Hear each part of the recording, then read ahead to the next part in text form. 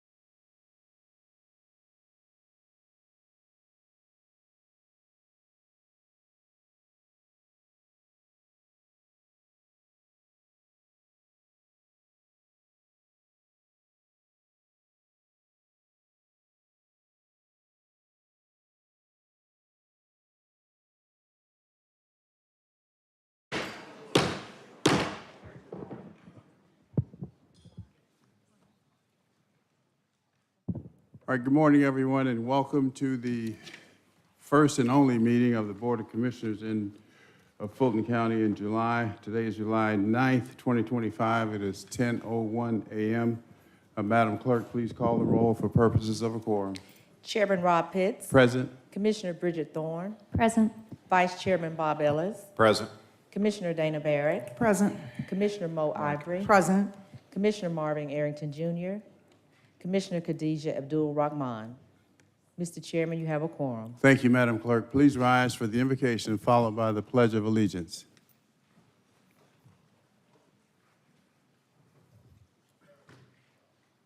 Let us pray. Almighty and gracious God, we give you thanks for this day, for your continued grace and mercy upon our lives. We pray now your peace and your power upon those who are present. Bless now our leaders, give them your direction and your vision. It is in your name we humbly pray. Amen. I pledge allegiance to the flag of the United States of America.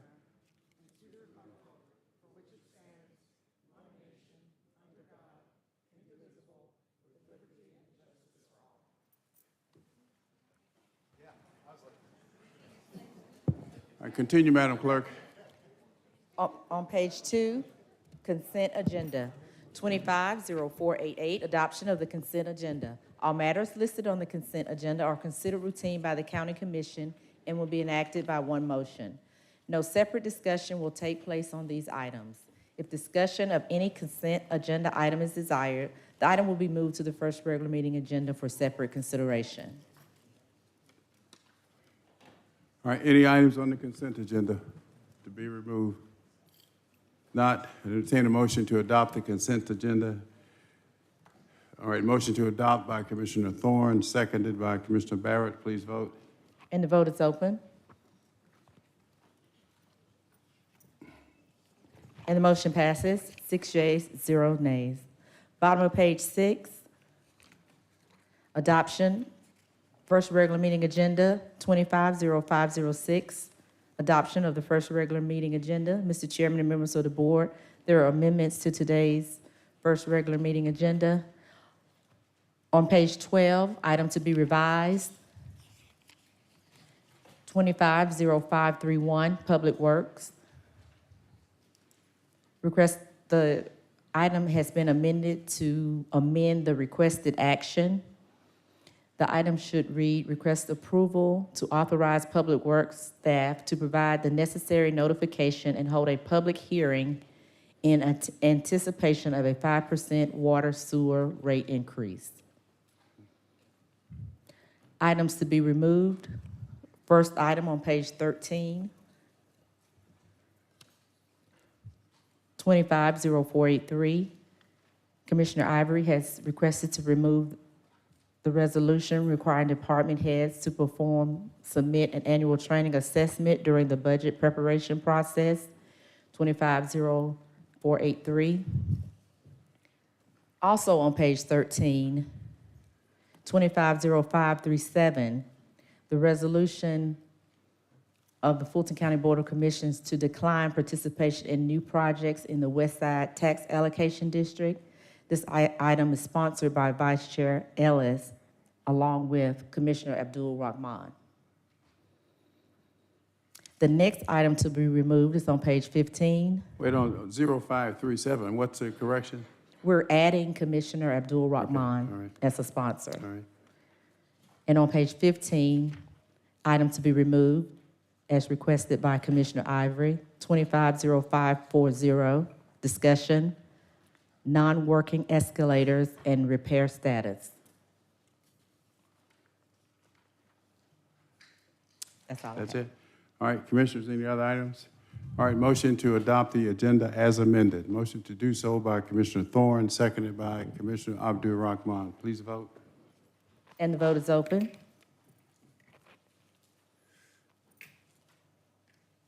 And the motion passes, 6 yeas, 0 nays. 250507, ratification of minutes. First regular meeting minutes, June 4th.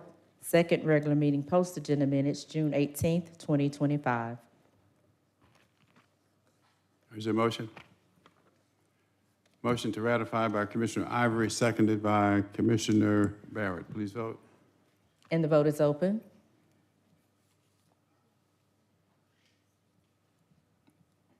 And the motion passes, 6 yeas, 0 nays. On page 7, 250508, presentation of proclamations and certificates. The first proclamation is recognizing Fulton County Police Department 50th Anniversary Appreciation Day, sponsored by Chairman Pitts with full board support.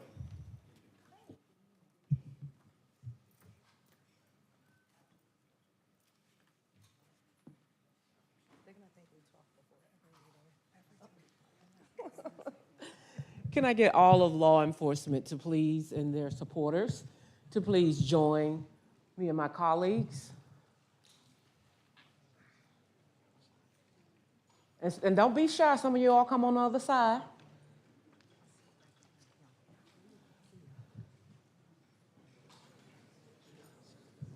Boy, don't y'all look good this morning. I feel so safe.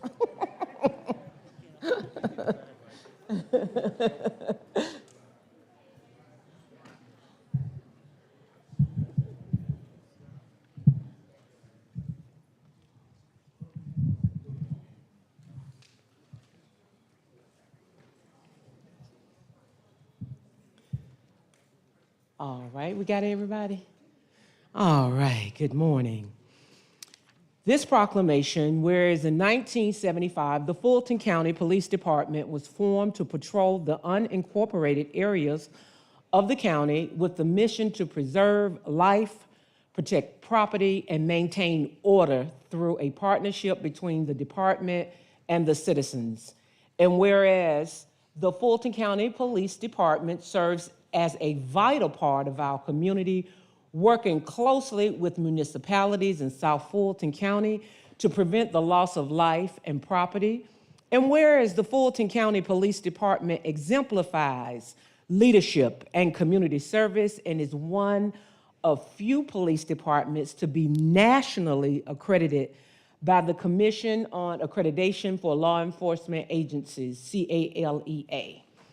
And whereas the Fulton County Police Department strongly embraces the philosophy of building partnerships with the community in all its daily operations and functions to proactively address the immediate conditions that give rise to the public safety issues such as crime, social disorder, and fear of crime as well.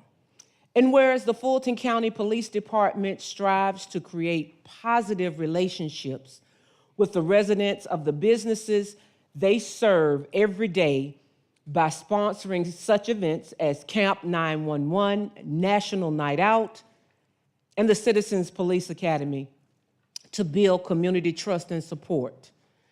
Now therefore be it resolved that the Board of Commissioners of Fulton County applauds the Fulton County Police Department for 50 years of tireless commitment and dedication to the residents of unincorporated South Fulton, and does hereby honor the department on Wednesday, July 9th, 2025, and proclaim it as Fulton County Police Department 50th Appreciation Day.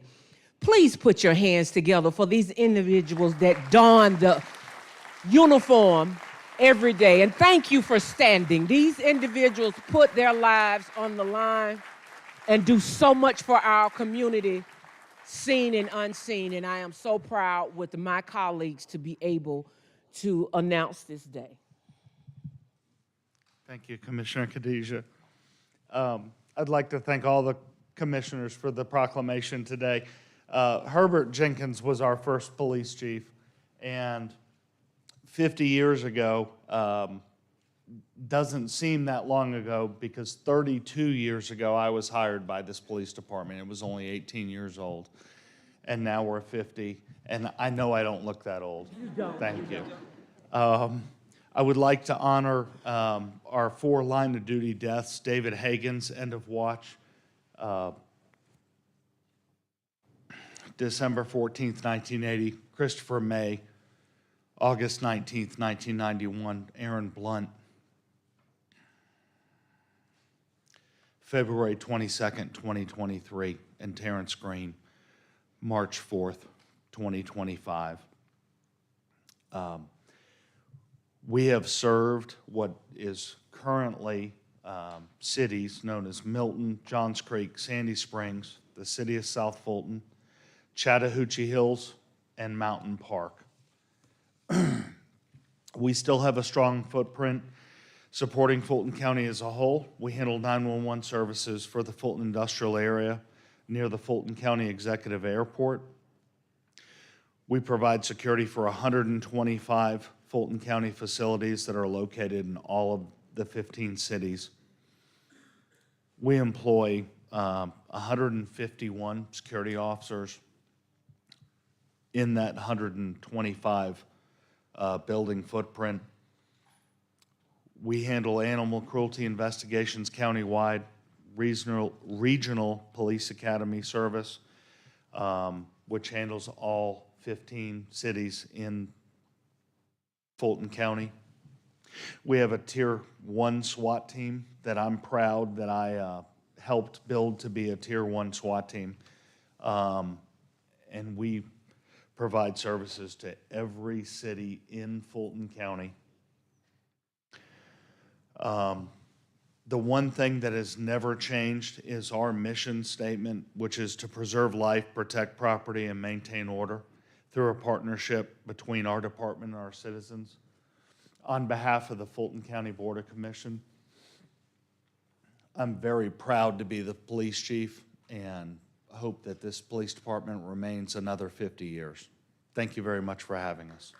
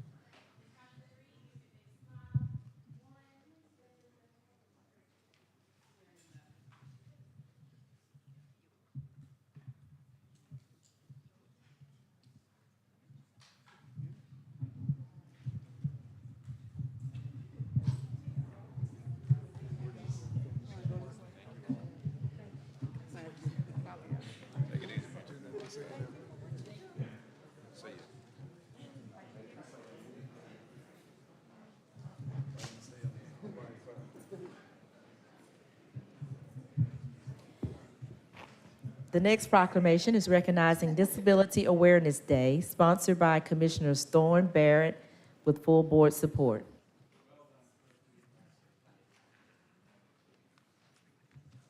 You gonna call everybody down? You gonna call everybody down? Yeah, do we have the Office of Diversity and Civil Rights Compliance coming down? I think they're coming down.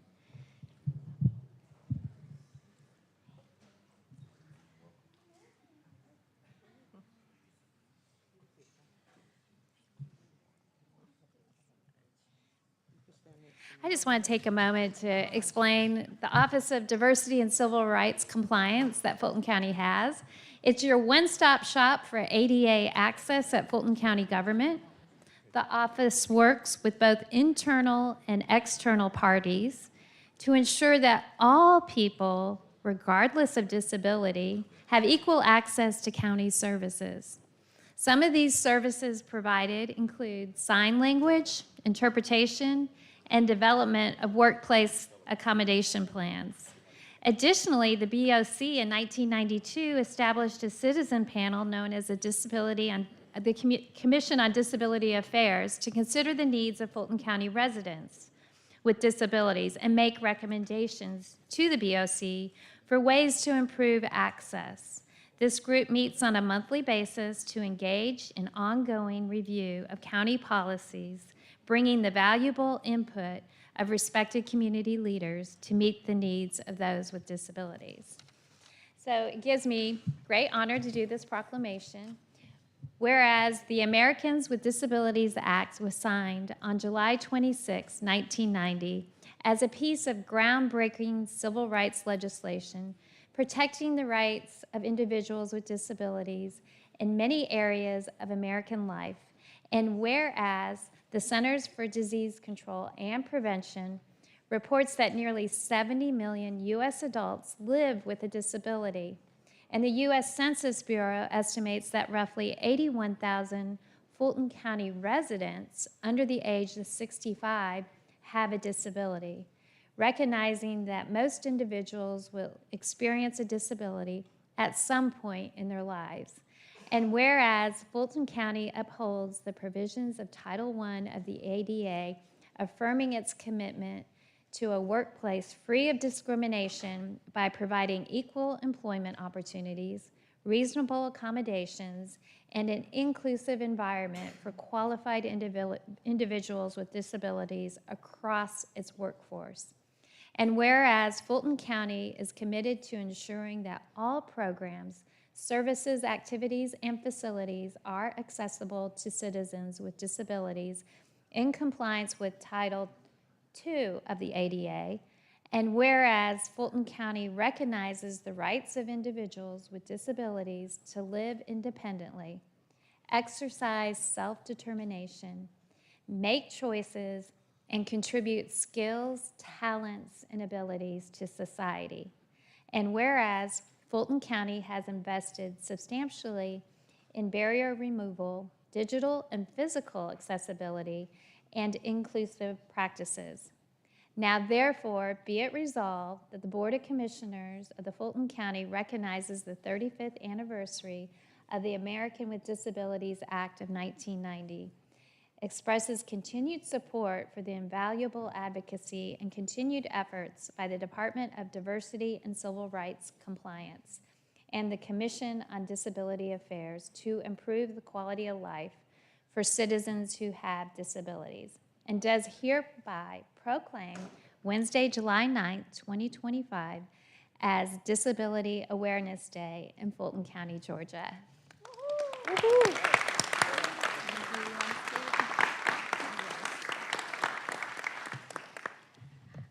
I want to first thank our sponsoring commissioners, Commissioner Thorne, Commissioner Barrett, and thank all of the Board of Commissioners for their support of our office and the Commission on Disability Affairs.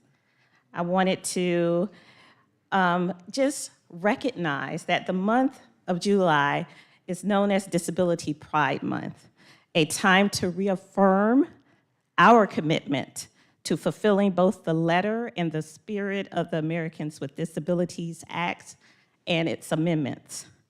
Disabilities are a natural part of the human experience and in no way diminish anyone's right to live independently, to enjoy self-determination, to make choices, to fully participate, and to contribute to society.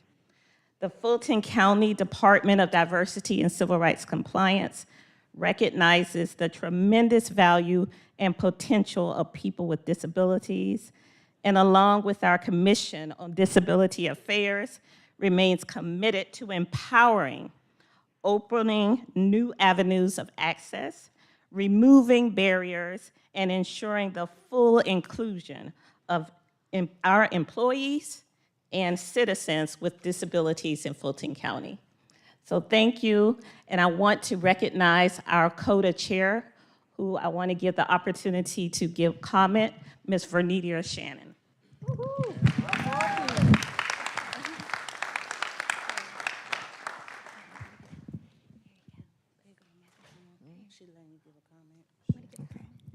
Thank you. We're so appreciative of everybody who is kind to people with disabilities at home and in the public. We're so glad that you're here today. Thank you for your honor. Commissioners, thank you for your honor. Appreciate it. And God bless all of you who continue to be advocates for the disability community. All right.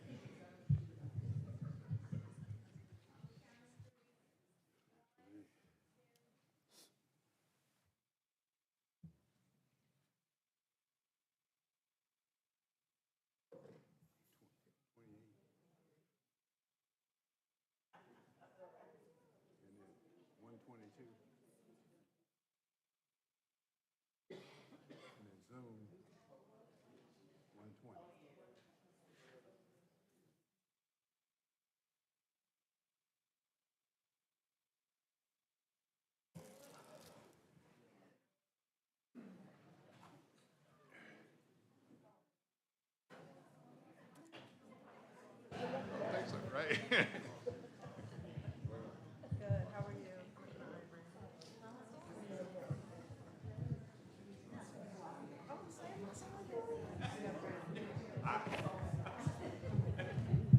The last proclamation is recognizing Amplify Your Music Youth Initiative Appreciation Day, sponsored by Commissioners Barrett and Ivory.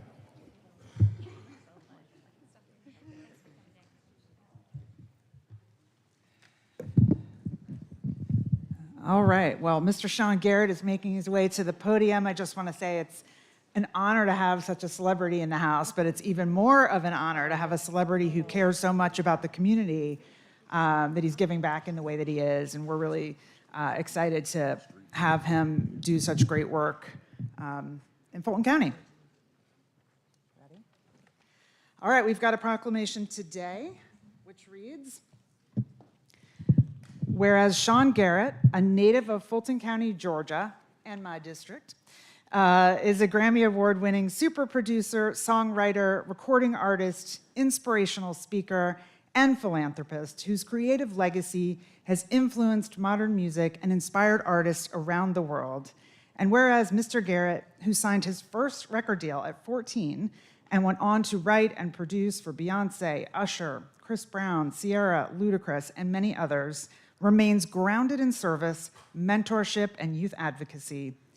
And whereas Mr. Garrett has used his platform to educate and empower aspiring creatives, speaking at respected institutions, including New York University, Berklee College of Music, and Georgia State University, where he encourages students to dream boldly and work with purpose.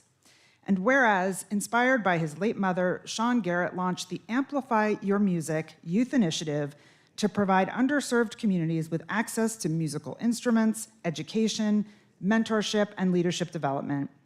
And whereas Amplify Your Music provides Atlanta and Fulton County middle school students with hands-on resources, encouragement, and pathways to explore their potential through music. And whereas Sean Garrett and Amplify Your Music are standing in the gap as funding for music and arts education continues to decline, and ensuring that the creative voices of Fulton County's younger citizens will be heard for generations to come. Now, therefore, be it resolved that the Fulton County Board of Commissioners recognizes Sean Garrett for his service to the community and his commitment to arts education and youth empowerment, and does hereby proclaim Wednesday, July 9th, 2025, as Amplify Your Music Appreciation Day in Fulton County, Georgia.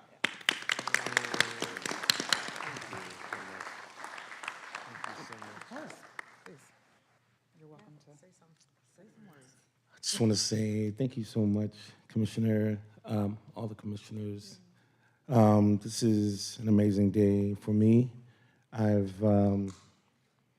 been so blessed to have had the opportunity to work with so many different amazing artists. And one of the things that was so important to me in school was the fact that I did have the ability to not only study, but have music. Music is something that has been really, really influential in my life, and it's keeping me out of trouble. But it's also inspired so many different people around the world. I just want to say thank you all so much, and I appreciate this opportunity. And thank you for your kids that are in school. Music is, I remember when I was in first grade, I really didn't get math, but in third grade, I became excellent at math. And music is numbers to me, so it's such an inspiring tool. So keep music in your life, keep music in your kids, and thank you all so much.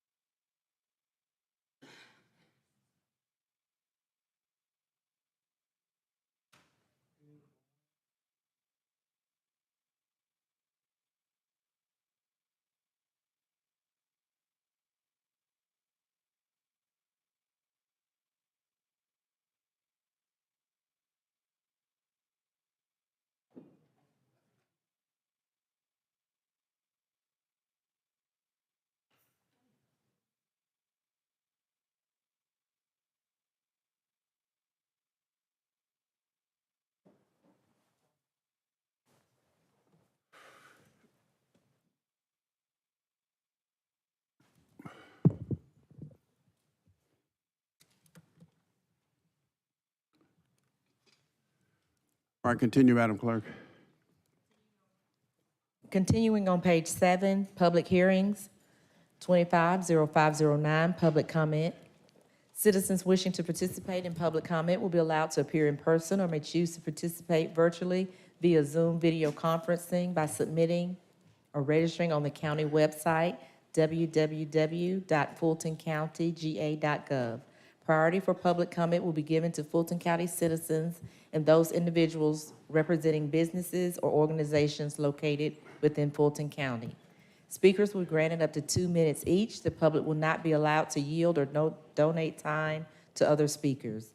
The public comment portion of the meeting will not exceed 60 minutes. In the event the 60-minute time limit is reached prior to public comments being completed, public comment will be suspended and the business portion of the BOC meeting will commence. Public comment will resume at the end of the meeting. Mr. Chairman and members of the board, we will start with the speakers in Assembly Hall. We have received 29 speaker cards. Will the first 6 speakers please come forward? Mayor John Bradbury, Jody Rachel, Janie Parrish, Eloisa Clemented, Kimberly McMichaels, and Leonard Adams. All right, speakers come forward. Again, when you have 15 seconds left of your 2 minutes. I'll say 15 seconds. That'll be your key to terminate, conclude your remarks, rather. We have 29 here for the general public hearing. We have another 22 for the public hearing on the budget, and we have 120 on Zoom. And what we normally do is hear from as many people as we can during budget time. Mr. Mayor. Mr. Chairman, thank you. I think I know most of you, not all. It's good to be with you. And I especially appreciate the proclamation for the Fulton County Police Department. And Commissioner Abdul Rahman, I think maybe a highlight was when you said during the photograph, do we need to tighten up? I think that is maybe the key phrase for the entire day, maybe for this entire process of looking at what are you going to charge the citizens of Fulton County and what we need to pay Fulton County for property taxes. So remember that. Do we need to tighten up? I think the answer is yes, please. I understand more than most how important it is that you fund the needs of your citizens.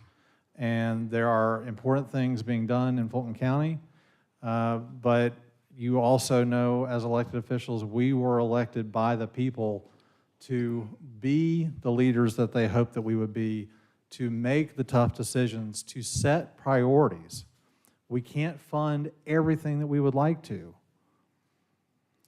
In Johns Creek, and I do have to brag a little bit while I'm here, we were just recently named by U.S. News and World Report as the best city to live in the United States, and that's something that all of us in Fulton County should be proud of. But we do that by living within our means. And every year, I submit a budget to the council built on the rollback rate. And we are able to make great success and gains and quality of life for the people of Johns Creek by doing what we can on less. And so please do what you can to hold yourselves to a higher standard, and please.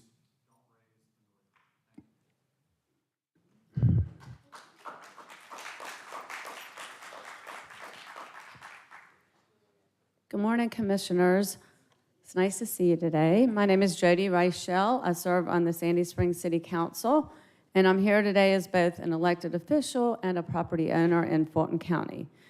The proposed tax increase, a jump from 8.87 to 9.87 mils, is not just a number on a paper. It's a 12.49% increase that will hit every homeowner, every landlord, and every tenant in this county. For many, it's the difference between stability and displacement.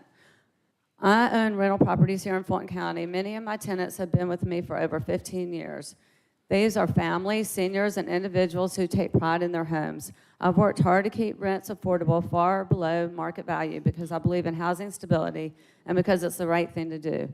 But this tax hike, it will force landlords like me to raise rents, and tenants like mine will have no choice but to leave. Where will they go? Fulton County already struggles with affordable quality housing. This will only make it worse. Meanwhile, in Sandy Springs, we've kept our millage rate steady since 2005. We've proven you can live within your means, prioritize wisely, and still deliver excellent services. That's leadership, that's stewardship.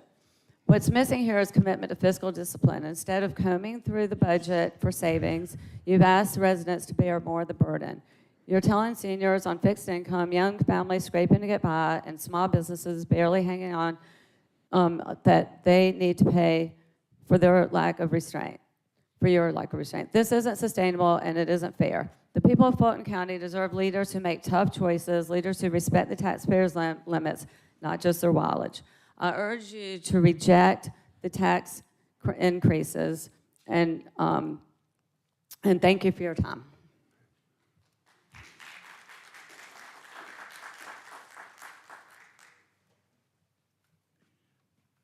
Good morning, Commissioners. My name is Jamie Parrish. I'm here on behalf of the Fulton taxpayers that you seem to forget. The seniors on fixed incomes, young families scraping by, and small business owners barely hanging on. This proposal, a jump from 887 to 987, is not just a tax increase, it's a gut punch to the very people keeping this county running. At 12.49% property tax hike, that's not modest, that's outrageous. And let's not sugarcoat it. If your property value goes up, which it will, the hike turns into 15%, 18% or more. That's hundreds of dollars pulled from kitchen tables across Fulton County. People are already stretched thin between rising mortgages, utilities, groceries, insurance, and now you want $80 million more? For what? We don't see $80 million worth of results around here. We see crumbling roads, we see crime issues, we see jail overcrowding and endless spending with no accountability. You didn't come to us with a plan to cut waste. You didn't scrub the budget. You didn't lead with reform. You went straight to taxpayers and demanded more, and we are tired of that. You say this is for the future, but what about today? What about grandparents trying to age in place without being taxed out of their homes? What about young couples scraping to buy their first home? What about the mom and pop shops already hit from every angle? This tax hike says one thing loud and clear. You think you know better how to spend our money than we do. But we're here to say no. Respect the people who elected you, respect their struggle, respect their limits, and vote no on this tone-deaf, reckless increase.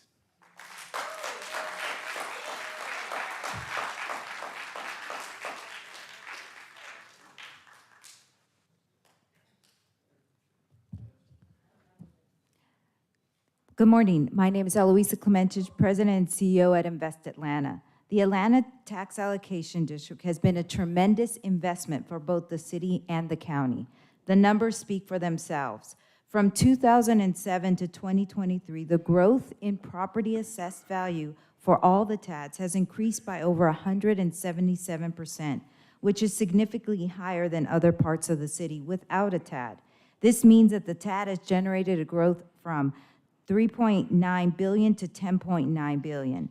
Additionally, areas just outside of the TAD, within a half-a-mile radius, which we refer to as a halo effect, the assessed property value has increased over 138%, growing from $15.8 billion to $37.7 billion. In comparison, other parts of the city have only seen a 98% increase in assessed property value, which means the halo areas of the city and the county have outpaced the rest of the city and county by 40% in growth. This growth translates into increased revenue for taxing jurisdictions as the halo effect funding goes immediately into the county's tax base. When discussing the return on investment, the TAD has proven to be a highly effective tool. Atlantic Station is a testament to the power of the TAD. Property values grew from $2 million in 1999 to over $843 million in 2024. This is a remarkable increase. TADs have produced over 2,200 housing units, of which 58% are affordable, the creation of $2.4 billion in total capital investment, and 2,200 direct new 15 jobs. seconds.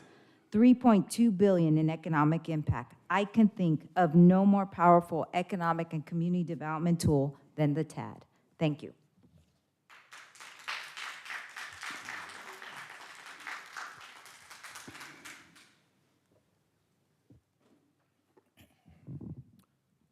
Good morning. I'm Leonard Adams, President and CEO of Quest Community Development Corporation in the west side of Atlanta. I'm also a resident of Vine City and a business owner. Today, I would like to, on behalf of Quest and the employees of Quest, I'd like to express our deep appreciation for the continued partnership between Fulton County and the Atlanta Development Authority through the Westside TAD District. We are equally compelled to convey the critical importance of maintaining this relationship to ensure the ongoing progress and revitalization of this historic Westside community. For over the last couple decades, Quest has been a committed steward of equitable development, working tirelessly to promote stable, affordable, and supportive housing to include services for the city's most vulnerable. With the use of the Westside TAD, we have developed over 400 units of supportive and affordable housing serving unhoused individuals, older adults, veterans, and low-income families. More recently, Quest has expanded its mission to include a for-sale homeownership model supported by the TAD resources that offer long-term residents the ability to build wealth and remain in their communities. Our model targets families at 80% AMI and provide a newly constructed single-family home to include an accessory dwelling unit in the rear of the home. We urge Fulton County Board of Commissioners not to support any proposal that would reduce or eliminate participation in new projects in the Westside TAD. Thank you. Next 6 speakers, please come forward. Caden Presley, Leonard Watkins, Perrin Bostic, Colette Haywood, Margie McLeod, and Charles Rambo.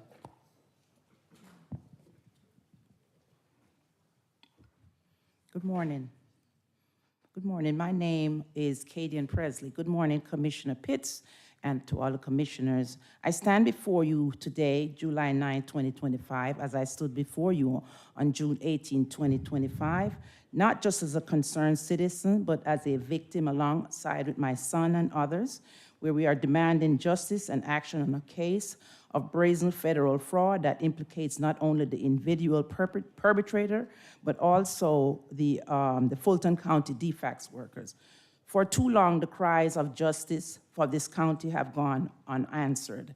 We have submitted evidence to you, and we have heard back nothing. This is not an isolated incident. The exact crime was committed in Michigan, and we have submitted all the evidence. While my son and I were busy working, our mails were destroyed, our surveillance cameras. There are 4 active warrants on this individual. I've submitted all that evidence. We have reported these crimes repeatedly to Sheriff Labatt's office, his second in command, DFACS, and we have personally spoken to Sheriff Labatt. I have personally spoken to him at his re-election breakfast. There is nothing that has been done. I've spoken to Michael O'Connor, who is your, I think, Deputy Chief in Staff, and also Ms. Sequoia Kirby from Mrs. Khadijah's office, and I have sent emails, there's no response. This is not just an individual criminal act. It is a profound failure of the system to protect citizens and taxpayers' dollars. Commissioner Pitts and all commissioners, this is my second urgent appeal. We demand an immediate, thorough investigation into this very serious matter. We urge that you expose those involved, including the DFACS workers. The integrity of Fulton County government and the trust of its citizens depend on your swift and decisive action. Thank you.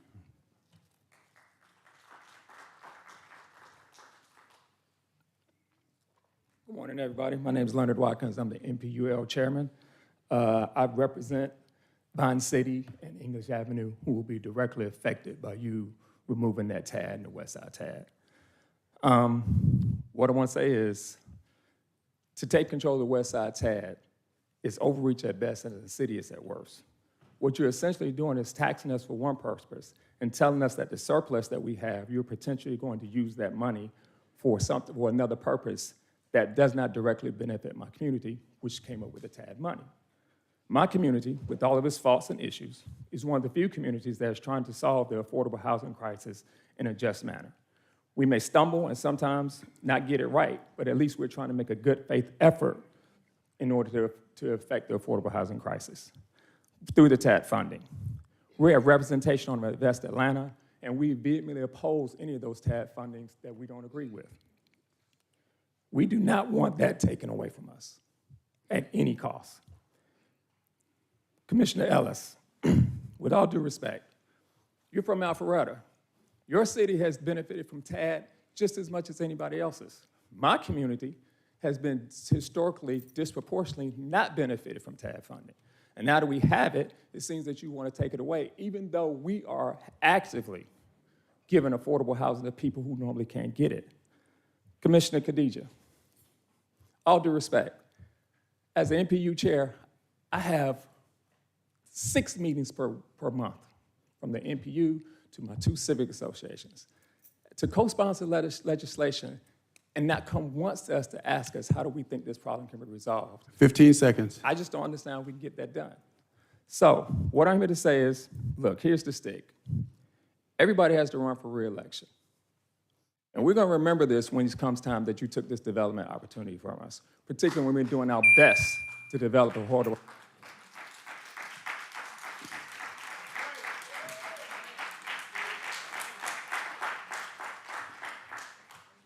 Good morning, Commissioners. My name is Perrin Bostic, and I'm a Fulton County resident, and I'm here today in strong opposition to the proposed resolution that would jeopardize funding for Westside TAD projects.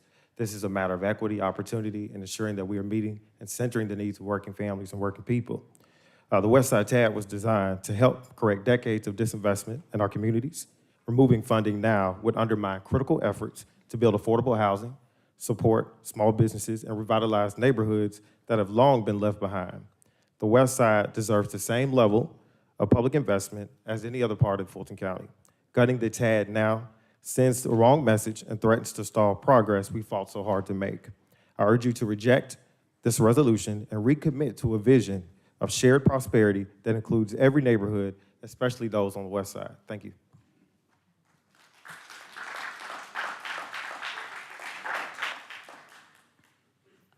Good morning. My name is Colette Haywood, and I am an advisory board member for the Westside TAD.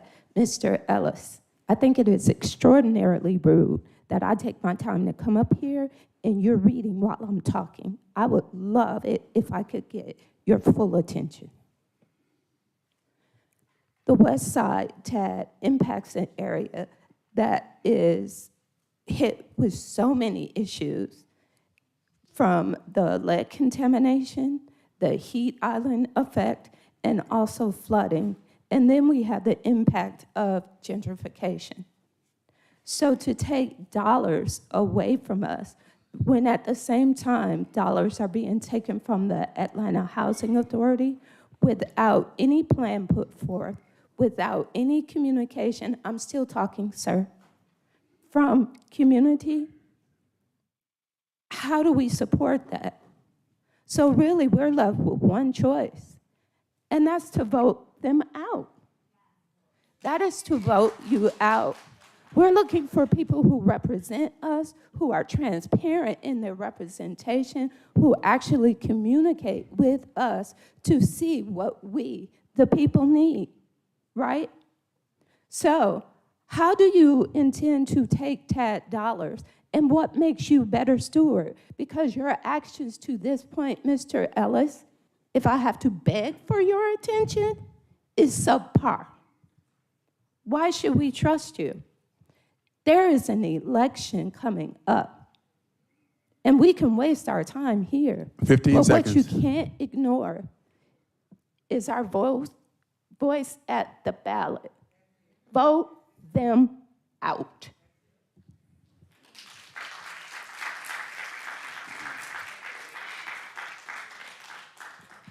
Good afternoon.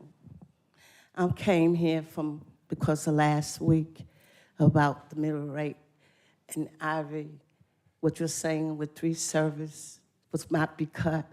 I don't want history to repeat itself because HIV and a veteran, I'm a veteran also, but HIV is very important that we need these programs because I was a foster parent.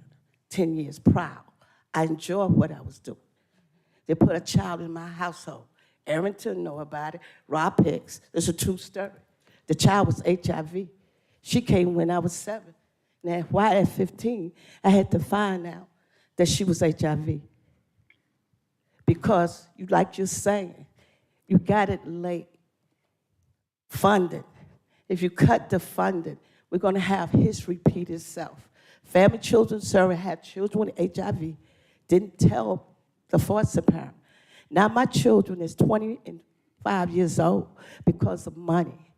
Please don't repeat the history again.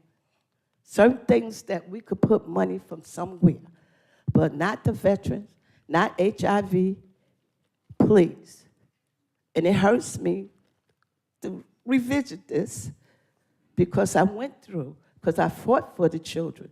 I had family children with the Capitol. That nobody could do this again.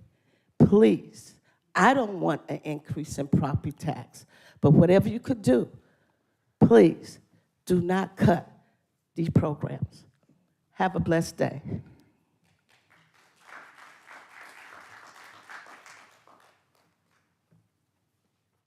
Good morning. My name is Kimberly McMichael. I serve in Atlanta as the presiding elder of 22 African Methodist Episcopal Church congregations. Many of my churches are here in this area. My region extends from this region, Fulton County, all the way up to the city of Dalton. I represent 22 voting congregations and their families, many of which are mega churches. We are now representing Cosmopolitan African Methodist Episcopal Church, which is a major part of this conversation today. We have worked tirelessly to do everything in our power to partner with the city of Atlanta and communities to connect church to communities to resolve real issues. And here we were, thinking that we had finally made some headway, only to find out that the rug has been pulled or is being threatened to be pulled out from under people who do not deserve to be dishonored, disrespected, mistreated, ignored, and left by the wayside. I have here a letter from the pastor who was unfortunately untimely called out of town prior to this meeting. But she says, "Dear Commissioners, I write on behalf of Cosmopolitan African Methodist Episcopal Church, a long-standing spiritual and community anchor in Vine City, to express our strong opposition to the proposed resolution 25-537, which recommends the withdrawal of funds from this project. Please, the Cosmopolitan Church vision is not about building buildings, but it's about building lives and people. Please reconsider, and please think before you act. God bless you."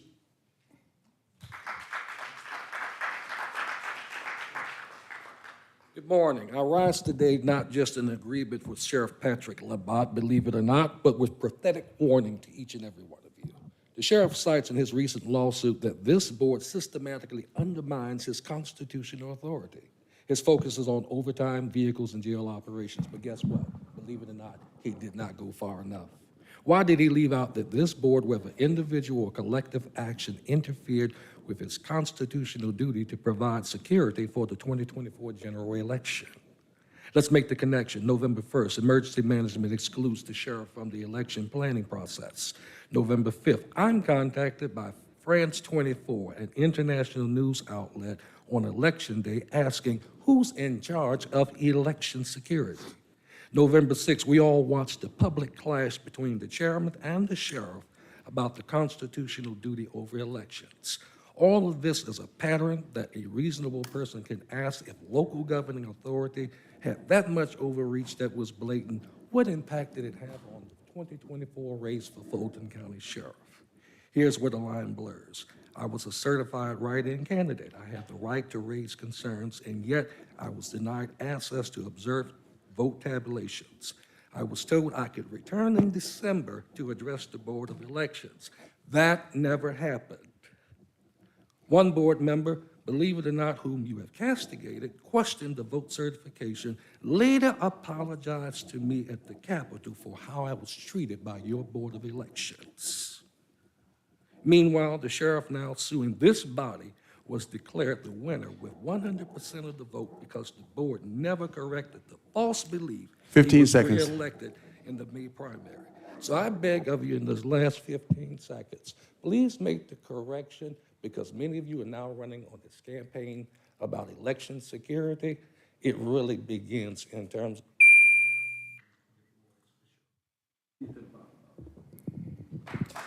Next 6 speakers, please come forward. Kelsey Bond, James Martin, Devin Barrington Ward, L.A. Pink, Demita Chapman, and Diana So.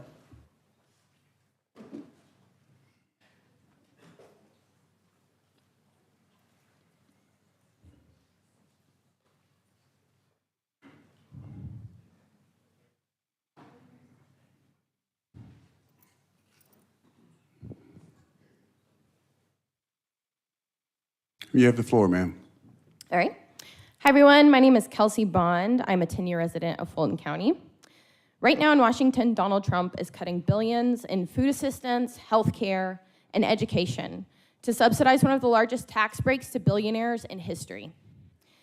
This will cause tens of millions of Americans to lose health insurance, SNAP benefits, and educational opportunities. In light of Trump's attacks on public services, our local governments need to do all they can locally to protect our most vulnerable residents. As the nation's capital of income inequality, we're already facing an affordable housing crisis, and workers are struggling to make ends meet. Trump's cuts will only exacerbate these problems. Unfortunately, Fulton County, much like Trump's administration, is no stranger to using working people's hard-earned cash to subsidize the ultra-rich. Right now, the City of Atlanta, Fulton County, and APS are losing out on up to $500 million a year to trophy commercial property owners whose buildings are routinely underassessed by the Fulton County Board of Assessors. Some of the most costly buildings in Atlanta are being valued at just 55% on average of what they're worth. Let's name a few. 725 Ponce, home to McKinsey and BlackRock, sold for $300 million, taxed as if it was just $100 million. The Google office in Midtown sold for $600 million, appraised for just $200 million. Ponce City Market, worth over $1 billion, appraised for less than $400 million. You get the picture. Costs right now are through the roof and already pushing longtime residents out of the city. How can the county, in good conscience, 15 raise seconds. costs for regular working people when billionaire property owners aren't even being asked to pay their fair share? We deserve a county government that puts working people first. Stop letting billionaires cheat on their taxes.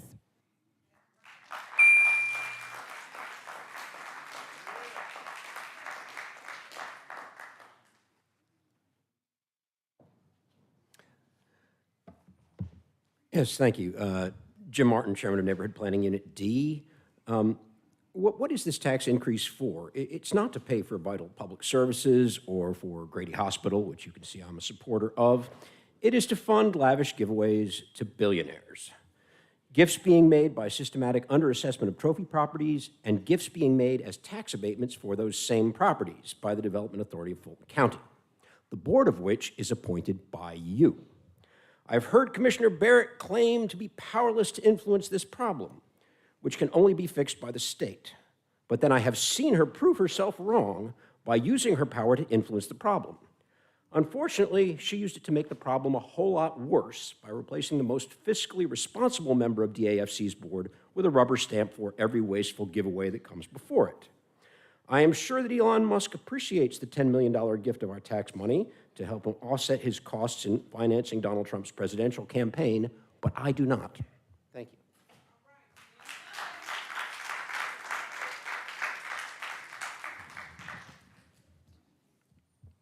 Devin Barrington Ward. Commissioners, let me ask y'all a really plain question. What part of We Ain't Got It do y'all not understand? A property tax increase when inflation is high as hell, when interest rates are brutal, when rent is through the roof, when wages can't even keep up with the cost of groceries is absolutely crazy. People are drowning, and instead of throwing us a lifeline, you're looking for our wallets. This can't be the same county that gave hundreds of millions of dollars in tax breaks to Microsoft and Elon Musk asking us for more money. Ain't no way. How are you asking us for more money and you're not making billionaires in this city pay what they owe? 1180 Peachtree Street sold for $465 million, but this county said it was only worth $193 million. Do the math. That's $272 million in additional value that did not get taxed. This is a scam. You are letting the rich not pay over $500 million in property taxes, but expecting homeowners, renters, small businesses, seniors on fixed incomes, and young families like mine that are just trying to stay afloat pay more. Hell no, we won't. This is class warfare, but it is a war that you all will lose. To Commissioners Arrington and Barrett, please stop using Labatt's crisis of leadership at the jail to justify building a new $2 billion jail.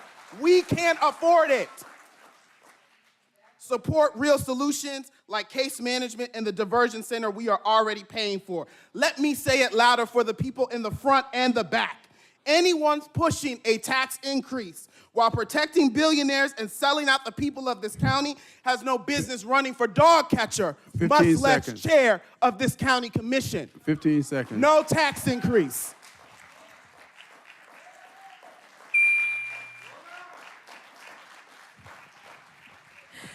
And y'all already know I don't come with a book nor a script, okay? Because we are dealing with political gangbangers. We already know that. We already know we have Ike Arrington, we got Barrett, and now we have Mo Ivy to thank, because they have been to the jail. Now, y'all can blame this on anybody that y'all want. Y'all could say Trump, y'all could say anything about anybody, Elon Musk, but when we really think about Fulton County, we have to blame it on our Board of Commissioners. We have to. You know why? Because y'all done visit the jail. Y'all know what it looked like. These are the same people that wanted Trump to be arrested by Funny Willis. All that money that was spent for there, and now y'all talking about taxes, all the money that's spent for your sheriff to go on luxury, hire his wife, jail, that's what they call April Moore, hire his son, her son, to now work and be a part of the corruption. Y'all got all this messed up. We tired. I'm tired of going to my elders in Grove Park and in other communities, hearing them complain, cry, and some of them sitting on the side right here where y'all put Shirley's, or what's her name? Shirley's name. Ain't no way you could have put my name on no street where homeless is laying at. Ain't no way.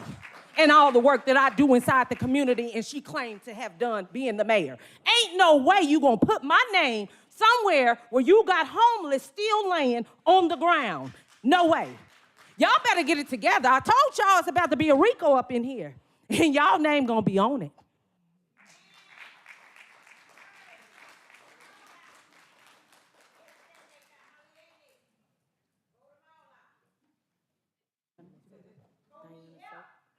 Good morning, everyone. My name is Diana So.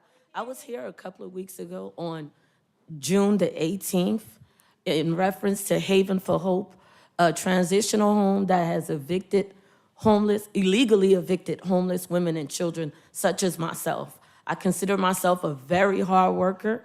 Number one, I want to thank Representative Alana Savage for District 3 for connecting me to Joshua Williams, who's actually helping me. There were several board members, representatives that said that they were going to help me because this woman illegally evicted me and several other mothers. So since June the 18th, this woman illegally evicted a 22-week-old pregnant woman trying to be reunited with her child. She does have a criminal background. Come to find out, Haven for Hope has been doing this since 2014. Rest in peace to Justina Harper. Justina was a mother of 4, coming out of a halfway house, ended up at Haven for Hope, and got pregnant with her 5th child. When she was pregnant with her 5th child at Haven for Hope, Tawana Allen gave her a very hard time. That is the executive director of Haven for Hope.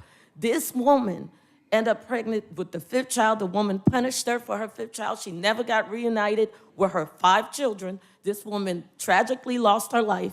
And guess what? Tawana Allen adopted her 5th baby. Why am I bringing this up? This is over a decade of taking advantage of women and children, homeless women and children.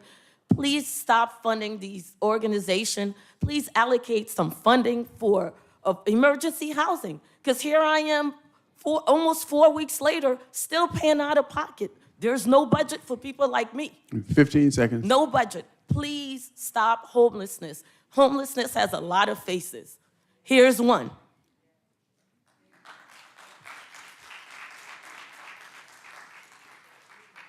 Good morning. My name is Demita Chapman. I'm a taxpayer, but I'm also here on behalf of the residents of Fulton County with my organization, Citizens for Excellent and Elected Leaders. What I'm going to ask the commissioners do to put a pause on that tax. I had a phone call from a homeowner, I say a resident, when the homeowner.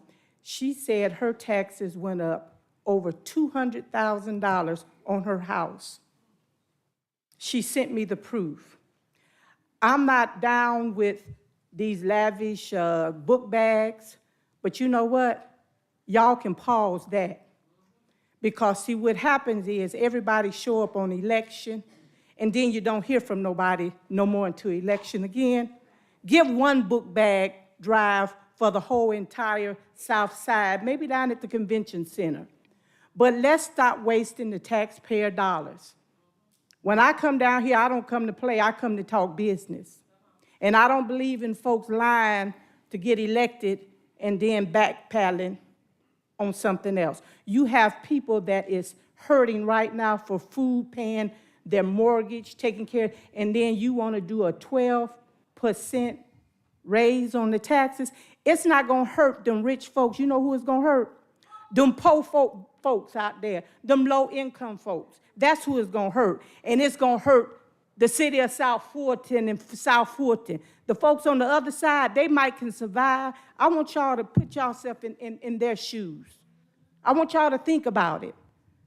You know, I'm tired of elected officials trying to be celebrities. Care about the people. Care about the people. And when you guys start showing me you care about the people, 15 seconds. Then I will stop addressing you. But until then, I'm going to hold you guys accountable. Thank you for your service. Next 6 speakers, please come forward. Valerie Weaver, Grace Roth, Dominique Grant, Steve Labovitz, Jeanne Simpkin Hollis, and Andrew Appleton.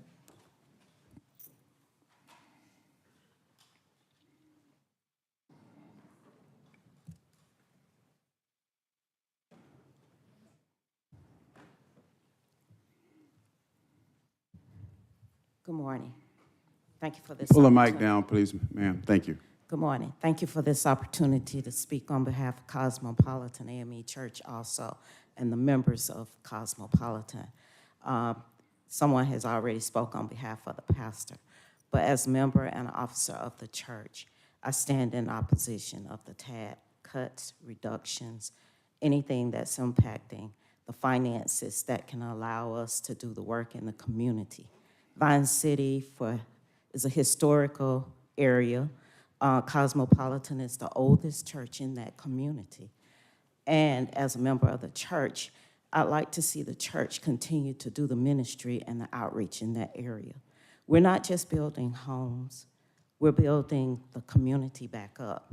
We're trying to build the people up. Our outreach is planned to grow the community. The community has been blighted for years. This is an opportunity with this funding to allow us to go forward.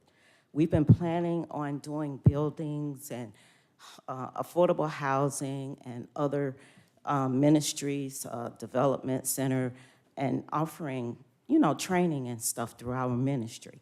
And this funding will allow us to create facilities that can facilitate these programs.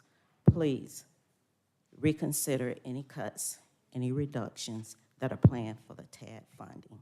Thank you so much.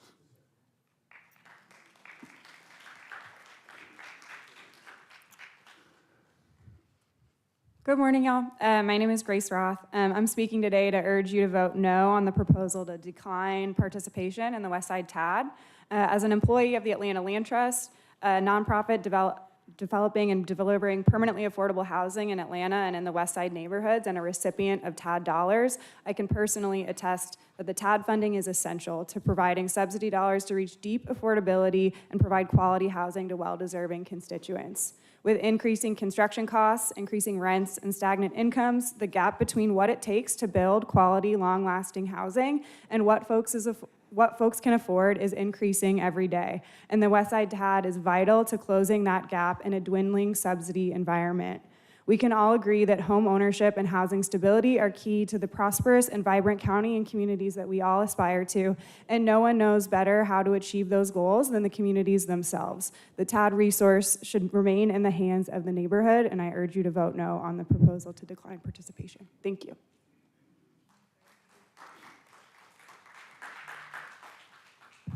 Good morning, y'all. Nice to see y'all again and again, as I say every time. I'm Dominique Grant. I'm the Campaign and Operations Manager with Women on the Rise, Georgia. I actually just had my 3-year anniversary. Pat. But that also means for the past 3 years, I've worked closely with communities across Fulton County who are directly impacted by the decisions that are made in this room, and y'all know this. As you discuss the possibility of raising taxes, I ask you to think about what you're truly asking our communities to fund. Public safety is not about more policing. It's about making sure unhoused people have places to go. It's about access to healthcare, mental health support, and the basic resources people need to survive and thrive. Right now, we are watching critical supports be gutted by a certain administration. I refuse to say his name. People are being left without the care that they need, and that is the real crisis. We already have a diversion center that we are constantly talking about here in Fulton County. That could be a life-giving resource if fully supported. But instead, although there is argument behind my statement, it is continued to be underutilized. And while we're still considering tax increases that could place even more burden on our most vulnerable citizens. And I have to name something that deeply, deeply concerns me. There are 2 commissioners that I will not say their names who have constantly betrayed the needs of their communities. People have come out and spoke against y'all repeatedly, especially today. But yet have the audacity to encourage another commissioner, and nobody is innocent, but to encourage another commissioner who is one of the few who has actually listened to leave their seat. That is not leadership. That is not a good thing for the community. That's political maneuvering at the expense of community trust. And when some of you were elected, we reached out to build with you. We showed up, we offered real solutions. Some of you didn't listen, but we are still here and we are still demanding care, not harm, be at the center of your decisions.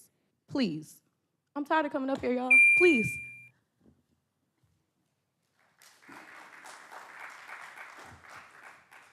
Hello, my name is Stephen Leibovitz, and I am here today to talk about the wastewater RFP that was canceled. We heard for the first time at the last meeting the only reason that this RFP was canceled was because the failure to comply with 36-60-15.1, and specifically the need to ask questions about environmental compliance, the 5-year look back. We think the interpretation is totally incorrect, but nevertheless, if that's a concern of yours, a simple cost-saving measure would simply be to ask for an Attorney General opinion.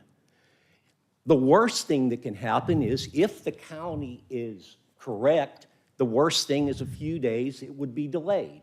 On the other hand, if our interpretation is correct, then the county, if our interpretation is correct, we would be better suited for future procurements to go forward with the right interpretation.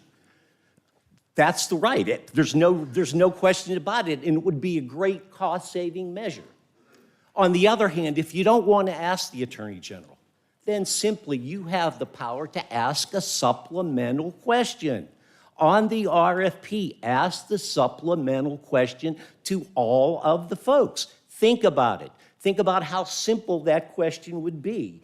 It would simply be seeking information over a 5-year period. If you don't do one of these things, you are wasting taxpayer money. We are listening here to how people are talking about it. 15 seconds. This is of 2 simple alternative solutions that we can rectify the mistakes that have been made. Please, please consider these alternatives. Thank you.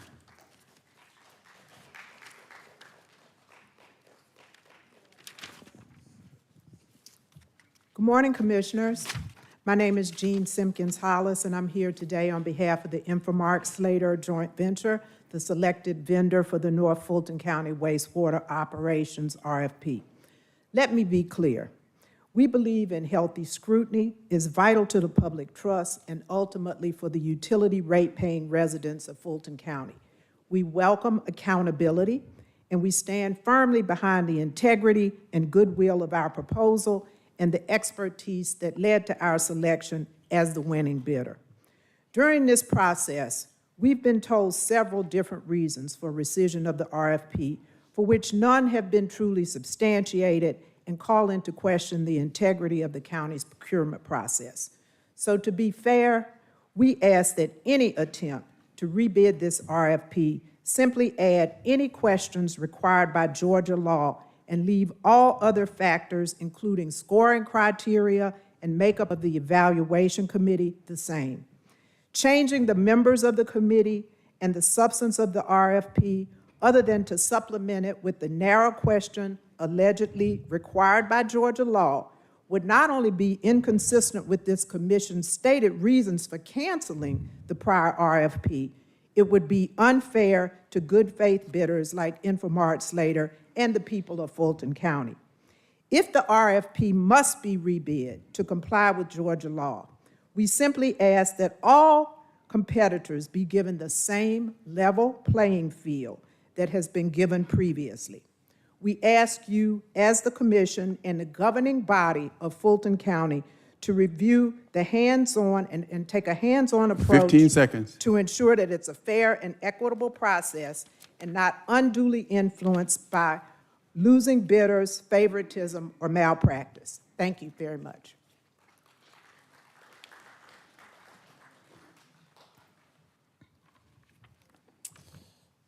Good morning, Commissioners. My name is Andy Appleton. I'm the president of Infomark and the executive director of Fulton County Wastewater Partners. And I'm here today on behalf of our employees whose lives are currently on hold while we resolve the RFP process for the wastewater treatment plant. In my more than 20 years of operating and maintaining water and wastewater utilities, this is the first time I've ever seen a procurement canceled after a winning firm has been identified and recommended by county staff. As Mr. Leibovich mentioned, we do believe there's a simple way to resolve this through a supplemental question that doesn't require the effort of going through an entire recompeting process, especially as all the firms have submitted proprietary information that's out in the public space now for each other to use. I am confident that if by Georgia law it does have to go through a procurement, we will win again. We won by a big enough margin that I'm not concerned that the results would be different.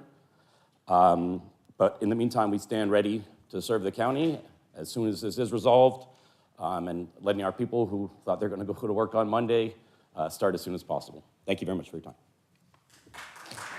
Last four speakers in Assembly Hall, please come forward. Amanda Green, Rachel Patton, Joseph Crawford, and Wale Oyega.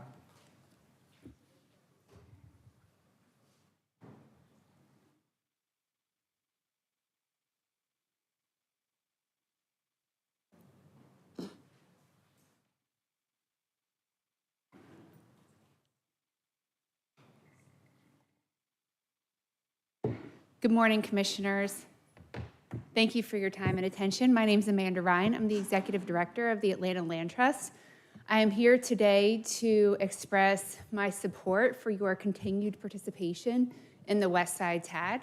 The Atlanta Land Trust is a nonprofit organization that works to create permanently affordable housing to support inclusive and equitable communities across the city of Atlanta and entirely within Fulton County. The Westside TAD is a critical funding source for us. We've used it for many of our projects in the past and hope to continue to use that resource in the future. In 2024, on average, we sold our homes for $130,000 below market value. The only way we're able to do that is with public investment. The tax allocation district program is the best source of public investment for our work across the city. We intentionally purchase properties within the tax allocation districts because that critical resource is there. In an environment today where very limited federal funding is at risk of being eliminated or reduced, it is critically important that we preserve the flexible local funding that we currently have in place to ensure that Fulton County and the city of Atlanta can remain a community that is accessible for all who choose to live here. Thank you.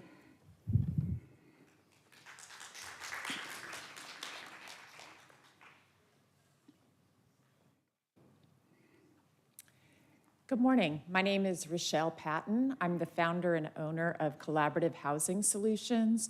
We're an affordable rental multifamily developer. I'm here today to also speak in support of you all continuing to fund the Westside TAD. We are a private developer that builds apartments for low-income families. We are partnering with the Cosmopolitan AME Church, who some members spoke earlier, and the main reason that we are able to provide affordable housing is because of the subsidies such as the Westside TAD. Really, that is what incents private developers to build affordable housing. We have to pay construction costs like any other developer, whether you're building affordable or market rate. However, where we're able to keep our rents low and serve the folks that really need it the most, including workforce housing, elderly, and working families, is through the subsidies such as the Westside TAD funds that help us provide rents at a very low income, a very low amount for 30 years. The reason, again, that we were called to this work is because we love the public-private partnership that our affordable rental housing community enjoys. We are a private developer with a mission heart. We love working with churches, including the Cosmopolitan AME Church, and we ask that you continue to fund the TAD funds for projects like ours, as well as many other developers who are considering developing in the Westside area. Without these funds, you will see a significant lack of affordable housing, and that's something that I think all of us agree 15 is seconds. vital. Thank you so much for your time, and I hope that you'll make the right choice. Thank you.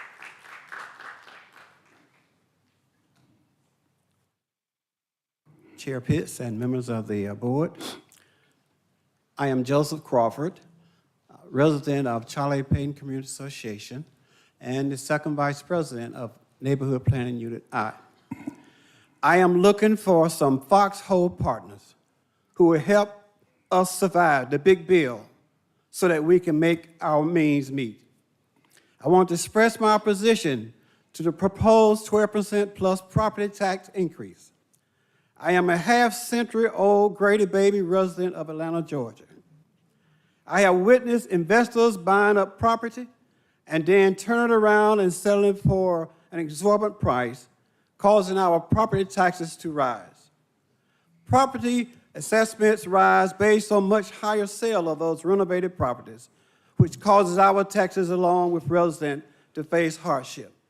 I'm asking you not to increase these property taxes because outsiders are building up properties and dictating how much taxes we will pay when they live in other geographical areas.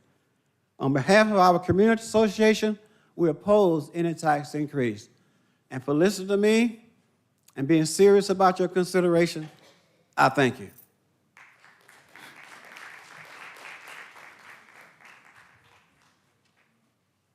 Good morning, Commissioners. I appreciate the time to be able to speak with you guys today.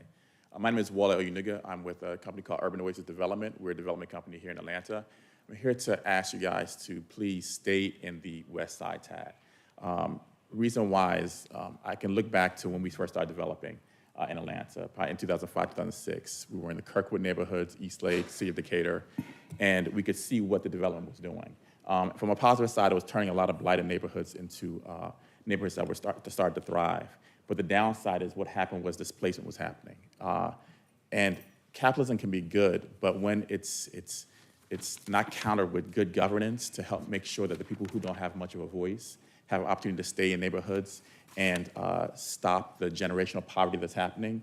And we don't have the opportunity to use this gentrification, which can be a bad word, but can actually be a good thing, as a tool to help get people out of poverty and make sure that they benefit from all the things that are happening.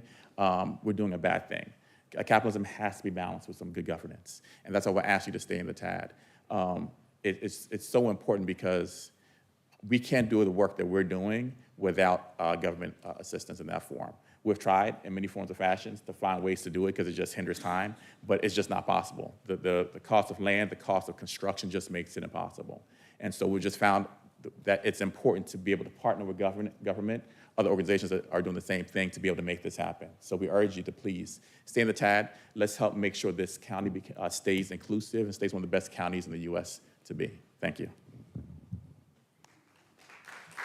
All right. That's it. In Assembly Hall, yes. Mr. Chair and members of the board, there are 126 speakers on Zoom. Okay, so we have 6 minutes remaining in the hour that we've allocated for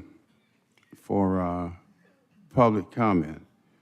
How many? 120? 126 times 2, that's 2 or 3 or 4 hours, isn't it, of Zoom. So we try to accommodate as many people as possible during budget time. So if we can ask the folk on Zoom to limit your comments to 1 minute, that will help us. And then if someone has said what you plan to say, please don't feel compelled to repeat it. We hear you. So we're trying to accommodate everyone, because there will be a public hearing on the budget after this and another public hearing at 6 o'clock. So point of order, Mr. Chair. Vice Chair, you want to be heard? Yeah, so I know a number of folks that have come down have spoken on the millage rate already, but we do have, as you've noted, we have an item 250511, which will follow after this, after our public comment period. And during that period of time, we have no time limit, as I understand it. That's correct. That's an opportunity for anybody to speak on this. I can't remember if we limit their time to 2 minutes or how that 2 works, minutes. but it's unlimited in terms of the certain number of people that could correct. speak. So if somebody is online to Zoom to speak on for the millage rate, they could wait to speak during the public hearing time. Is That's that correct. Okay, thank you. Okay, so again, if you are among, how many is it, 120, 126? If you plan to comment on the millage rate increase, the budget, we'll have a second public hearing immediately following the general public comment. So if you could wait, we would really, really appreciate it. All right, first speaker. Good morning, I'm Commissioners. sorry. Commissioner Abdul Rahman. Chairman, with all due respect, I'm going to ask that we as a body allow 30 more minutes for the Zoom speakers. After that 30 minutes, if they can be doing the public comment section for the millage rate, because you have individuals here that are waiting on an outcome as well. And they're waiting to hear what we're going to be doing today. And I think in a sense of fairness, if we can limit that particular time to no more than 30 minutes, if they can speak at the public comment section for the millage rate, I think that's a sense of fairness for everyone in the room. And so I put it out there that we do put a time limit, because there's no way in the world that we're going to be able to accommodate 100 people. However, some will see that they may be duplicitous, but others want their voice to be heard. And I'm just trying to find a way that we can stay within the time parameters, plus give equal opportunity. Okay, I'll take that under consideration. But typically, some fall off even if they've signed up for a Zoom, so I'll just monitor it. All Okay, right. thank you, First Chairman. speaker. Good morning, Commissioners. The first person to speak is Calvin Muldowney. Now, it's 11:27. All right. Good morning, Good morning, Commissioners. I'll be brief. Enough is enough. You want to raise the millage rate 100 basis points. In an emergency, approximately 40% of Americans cannot cobble together $400, and you want us to give you a $78 million rainy day fund? It's crazy. That's about it. Thank you. The next person to speak is Garland Favorito. Morning, Commissioners. You may remember back on September 15, 2021, the County District Attorney requested an extra $780,000 plus $5 million per year more in taxpayer funds to reduce a backlog of 224 unindicted murder cases. And after the board granted that important request, the DA then hired her boyfriend and paid him over $700,000. On January 20th, the DA began to use that extra $5 million to open a novel RICO election case and indict 18 of her political adversaries. The Georgia DA has no such authority to do that under Georgia law. That's the state election board.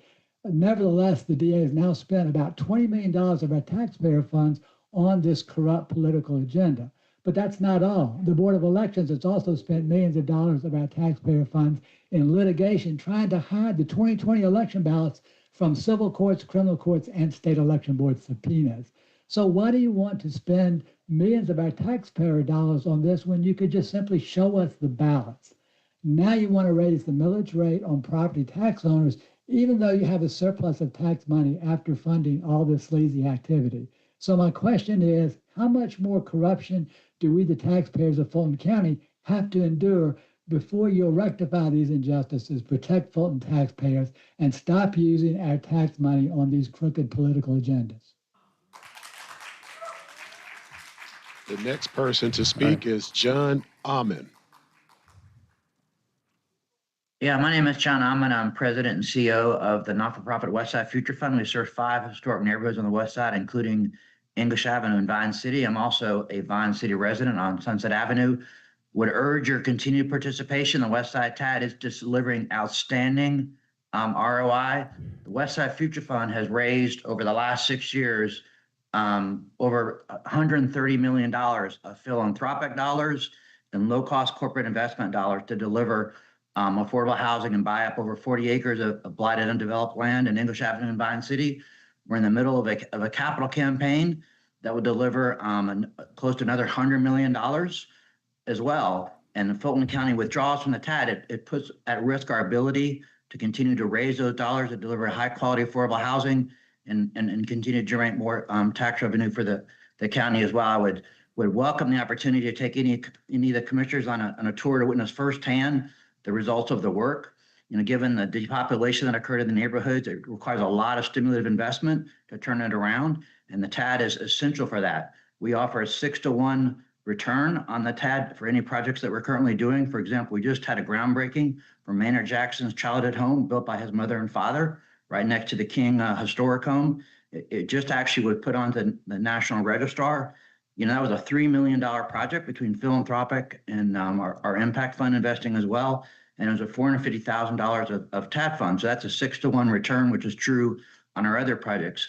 So we just urge continued participation in the return and would welcome the opportunity to show that ROI directly to any of the commissioners. Thank you. All right, again, if you would limit your remarks to about a minute, I'd really appreciate it. Next speaker. Next person to speak is Matt Ruenzak. Morning, commissioners. And Chairman Pitts, you seem to often want to limit the speaking opportunities, right, of residents. Well, you probably wouldn't have as many people giving public comment if this board didn't propose such an egregious tax increase.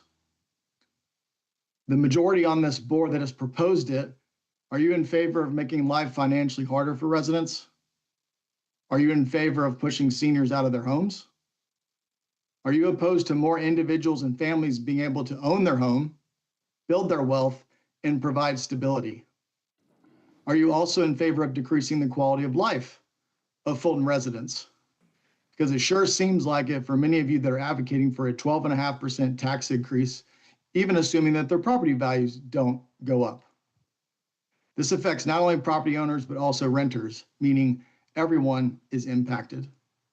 The county recommends a millage rate that would provide a $7 million surplus, but for some reason, many of you still want to take an additional $78 million from Fulton residents.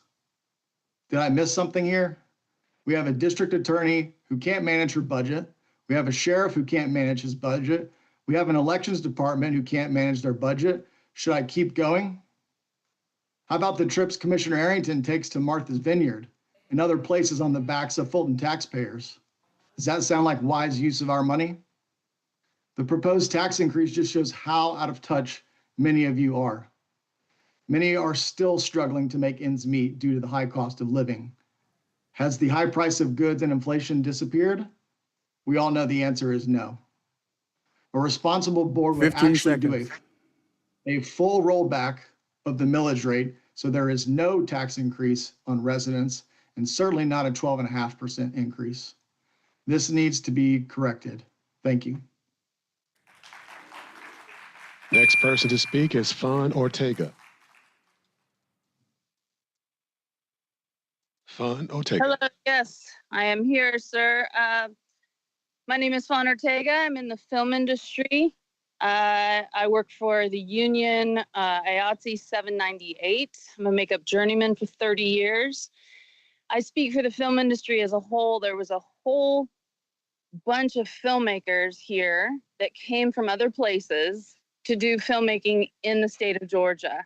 That is no longer happening since the COVID-19. We're on the back of a strike.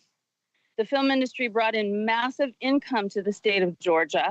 A lot of studios were built. Those studios are now in a bubble and they are going bankrupt. The film industry has been taken over by AI, and it's in the budget bill to allow the use of this AI. It's crippled filmmakers in a lot of ways in and around the state of Georgia.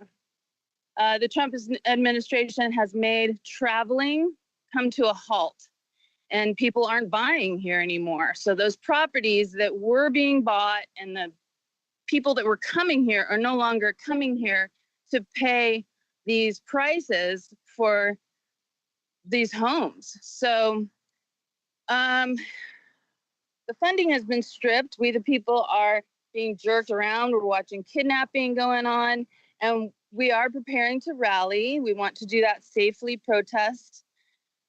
The money that was here is just not here anymore. So if you believe that the FIFA World Cup will be here, that's a purpose of bringing unification around the world, peace around the world, and this is just not our America anymore. All right, Atlanta 15 seconds. There was 100% tariff on the film industry. It's not and it's not enough work for filmmakers here anymore. We are going broke. We cannot afford anymore. We are watching, we're writing, and we are preparing to document this unprecedented time. Thank you, ma'am. Thank you. Next person to speak is Charles. Once again, if your comments are about the budget, we have a budget public hearing, a tax increase, millage rate increase, public hearing immediately following this public hearing. And I appreciate your comments during this period of time on topics other than the millage rate increase. Next speaker. Next person to speak is Charles Krieger. Hello, thank you for taking my call. I have a question, or more of a suggestion. When tax rates go up, taxpayers are forced to look at their budgets, see what they can afford, see what they can't afford. I suggest that the government undertake the same examination of their books. You have this amount of money, figure out how you wish to spend it. Coming to us and asking for more and more money is not doable, okay? We can't go to somebody else when you guys raise our taxes and say, hey, I need more money. We have the money we have. You have the money you have. Every single person who came up with a story about their project, they're fabulous, they're wonderful, they're great. Your job is to figure out which of those you're going to spend our money on. Not come to us and ask us for more and more of our money. You have money from our taxes already. Use it wisely, figure out what you like and what you don't like, or what you can spend money on and what you cannot, which is exactly what taxpayers have to do every single day. Thank you. Next person to speak is Ping Young. Okay, I'm a resident and taxpayer in North Fulton. I heard the comments about like South Fulton, they have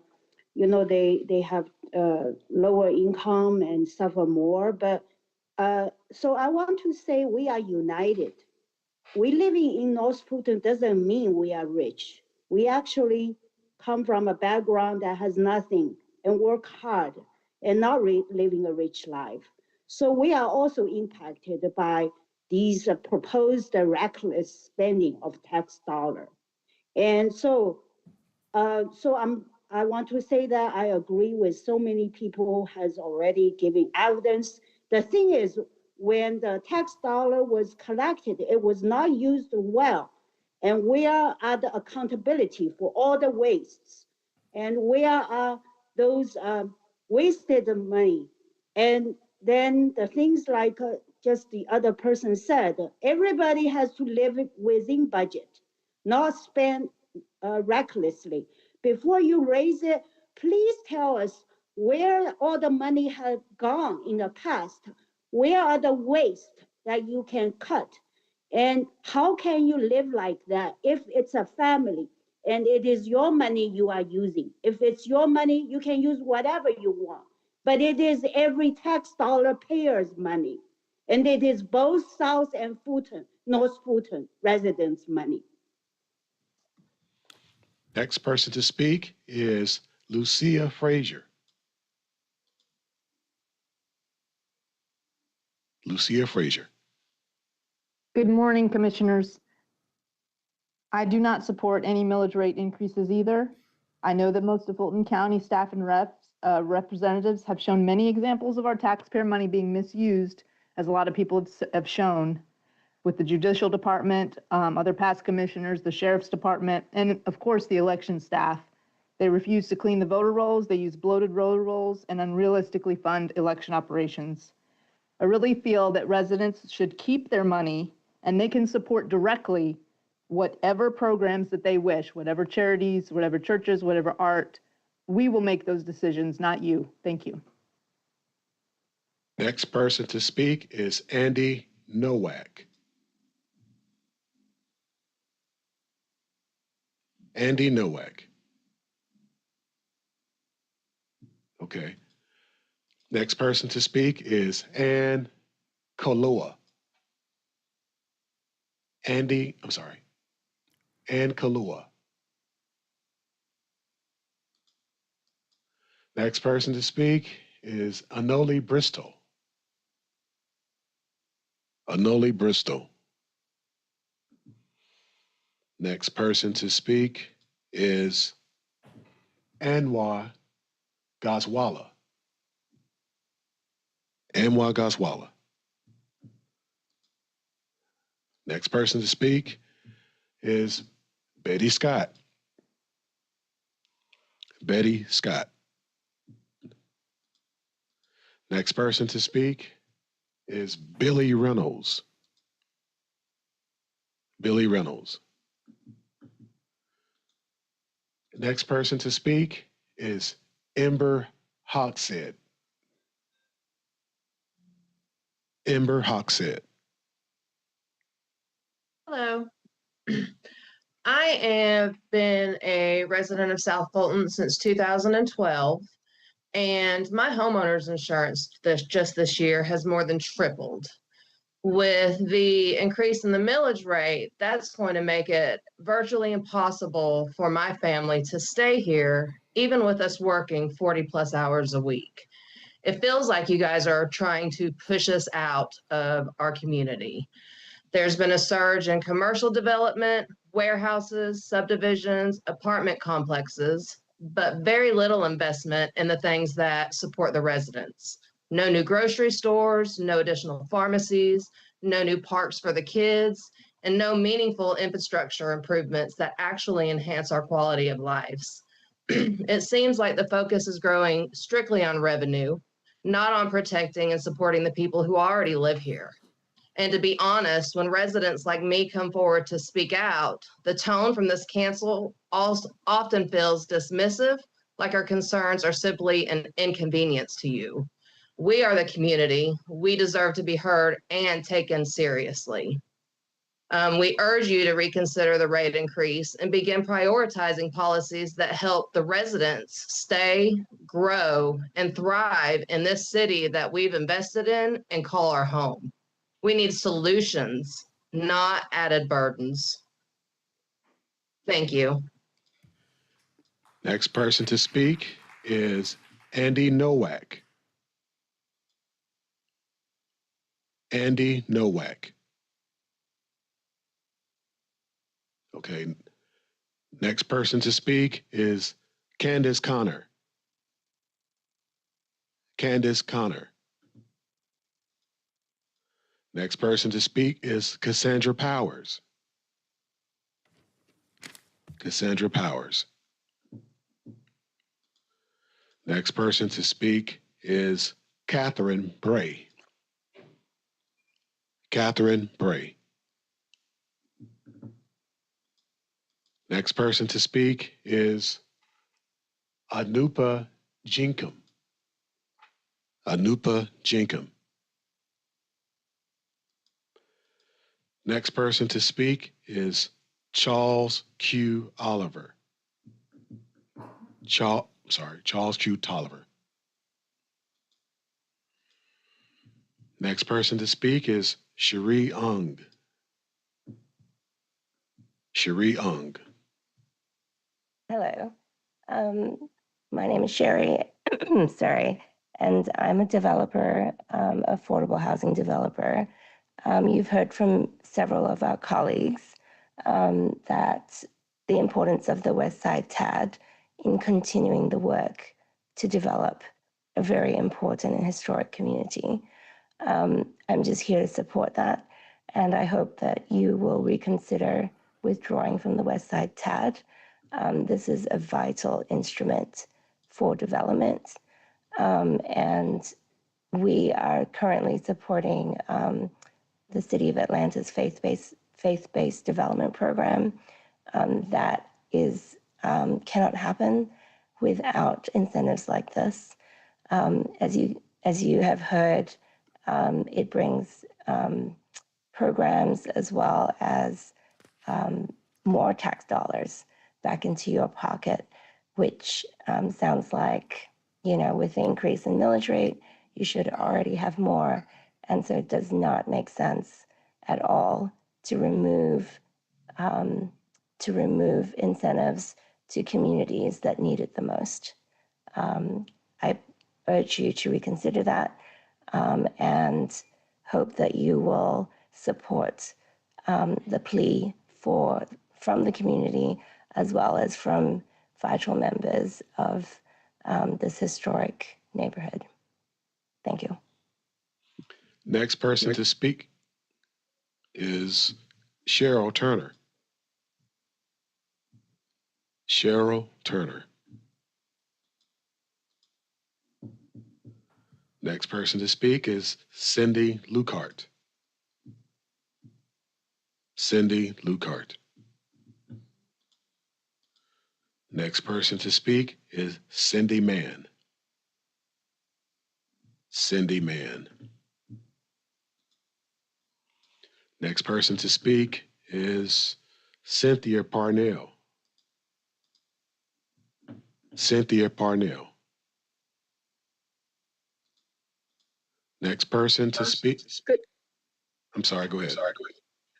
Please excuse me. Good morning, everyone, and thank you for the opportunity to speak. I just wanted to come before you as the pastor of Cosmopolitan AME Church, as we have representation there, but just wanted to speak on behalf of Cosmopolitan AME Church as the pastor to truly consider our project and what we are doing as we seek to build people better. And as we do so, we will need, and it is essential that we actually move with the TAD funds to use them in good stewardship towards people. And so Presiding Elder McMichael has spoken and others have spoken, but I thank you for the opportunity to truly, truly consider and truly think about the vote in that it will be impactful in so many ways. And I thank you for your time and attention. Next person to speak is Jessica Johnson. Jessica Johnson. Oh, sorry, I'm unmuting. Yes. As I'm listening, it sounds like there are two somewhat related issues, the TAD being for affordable housing, and then this millage rate that is essentially going to take a lot of people out of their homes and create a bigger issue within affordable housing. So let's start with the millage rate. I, for one, am a single mom. I have worked and lived here for 20 years. I have purchased my own home by myself. I am managing just fine, but everything keeps getting more and more expensive. This is starting to feel very much like California, where single women that are in the working force and are managing life just fine are going to be the first to be displaced. And then we have more issues on the other end where the affordable housing, like the housing is not protected. We do not feel protected. 12% is wild to anyone.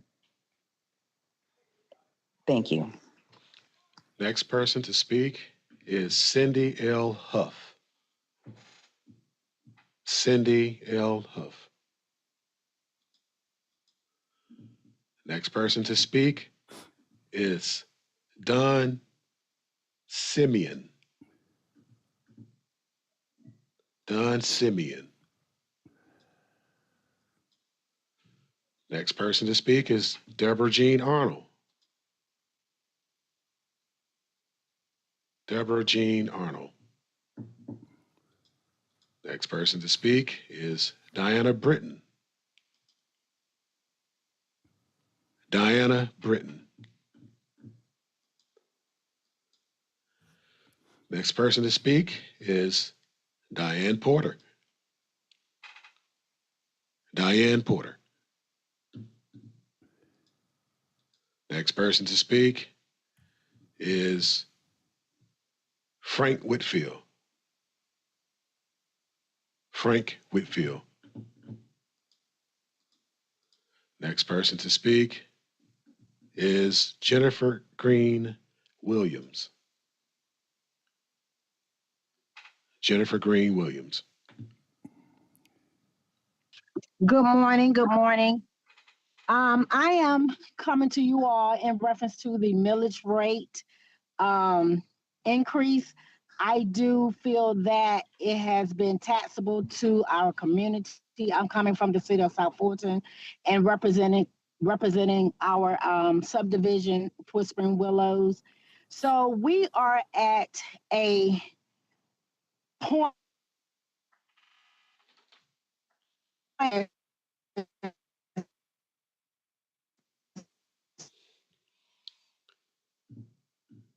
Okay, she's breaking up, so I'm gonna skip.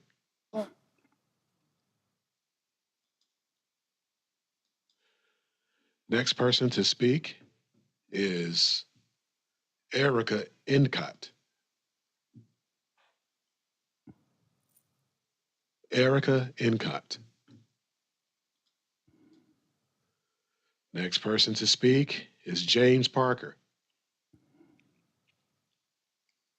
James Parker.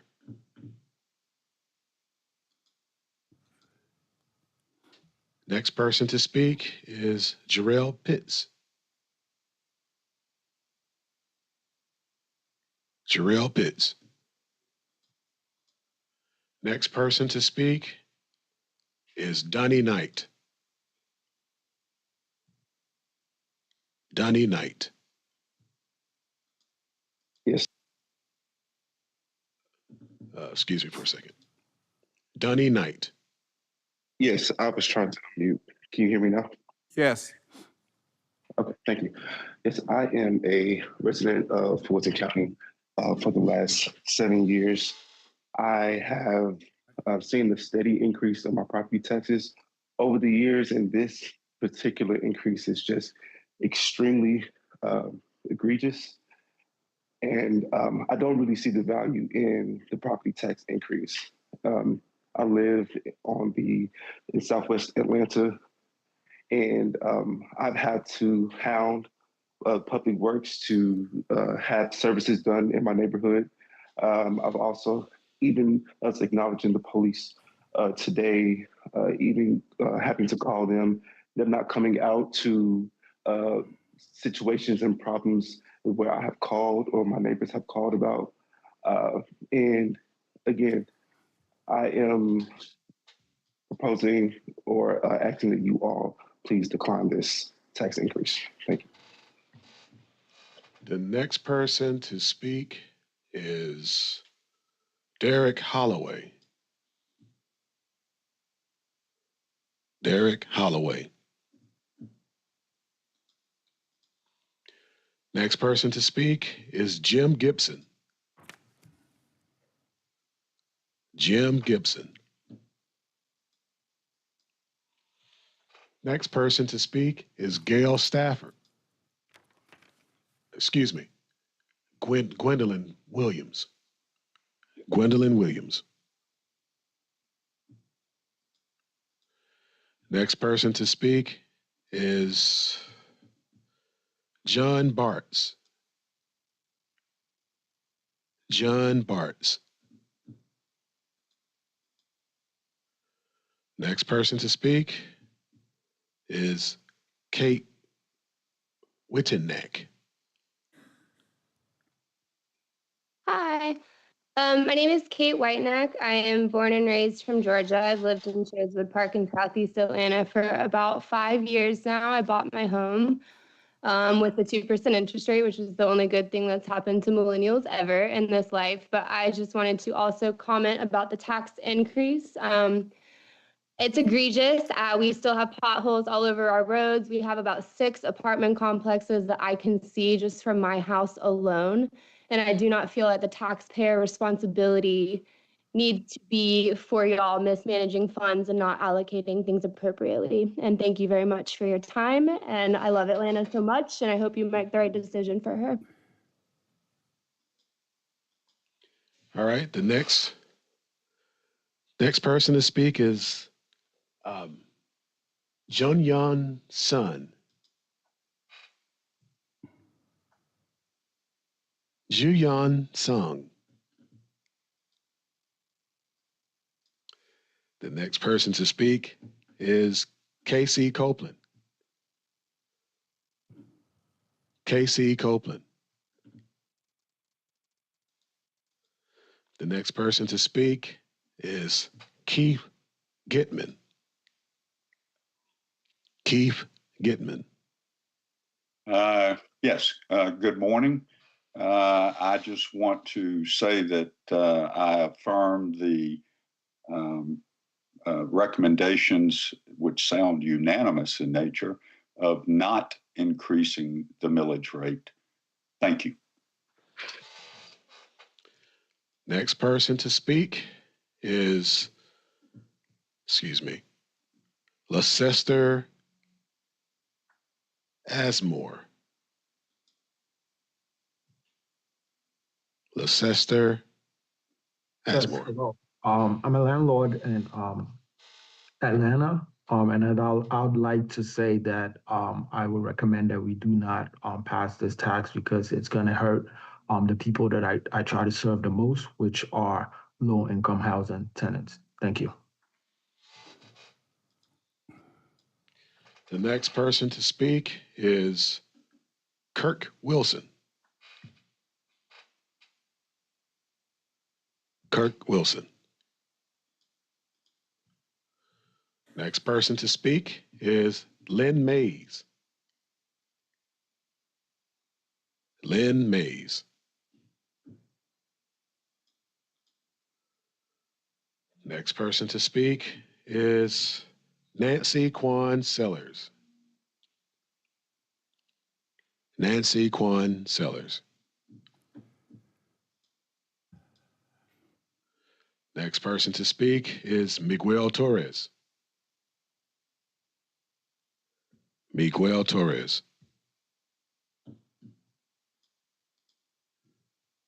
Next person to speak is Megan Bowen.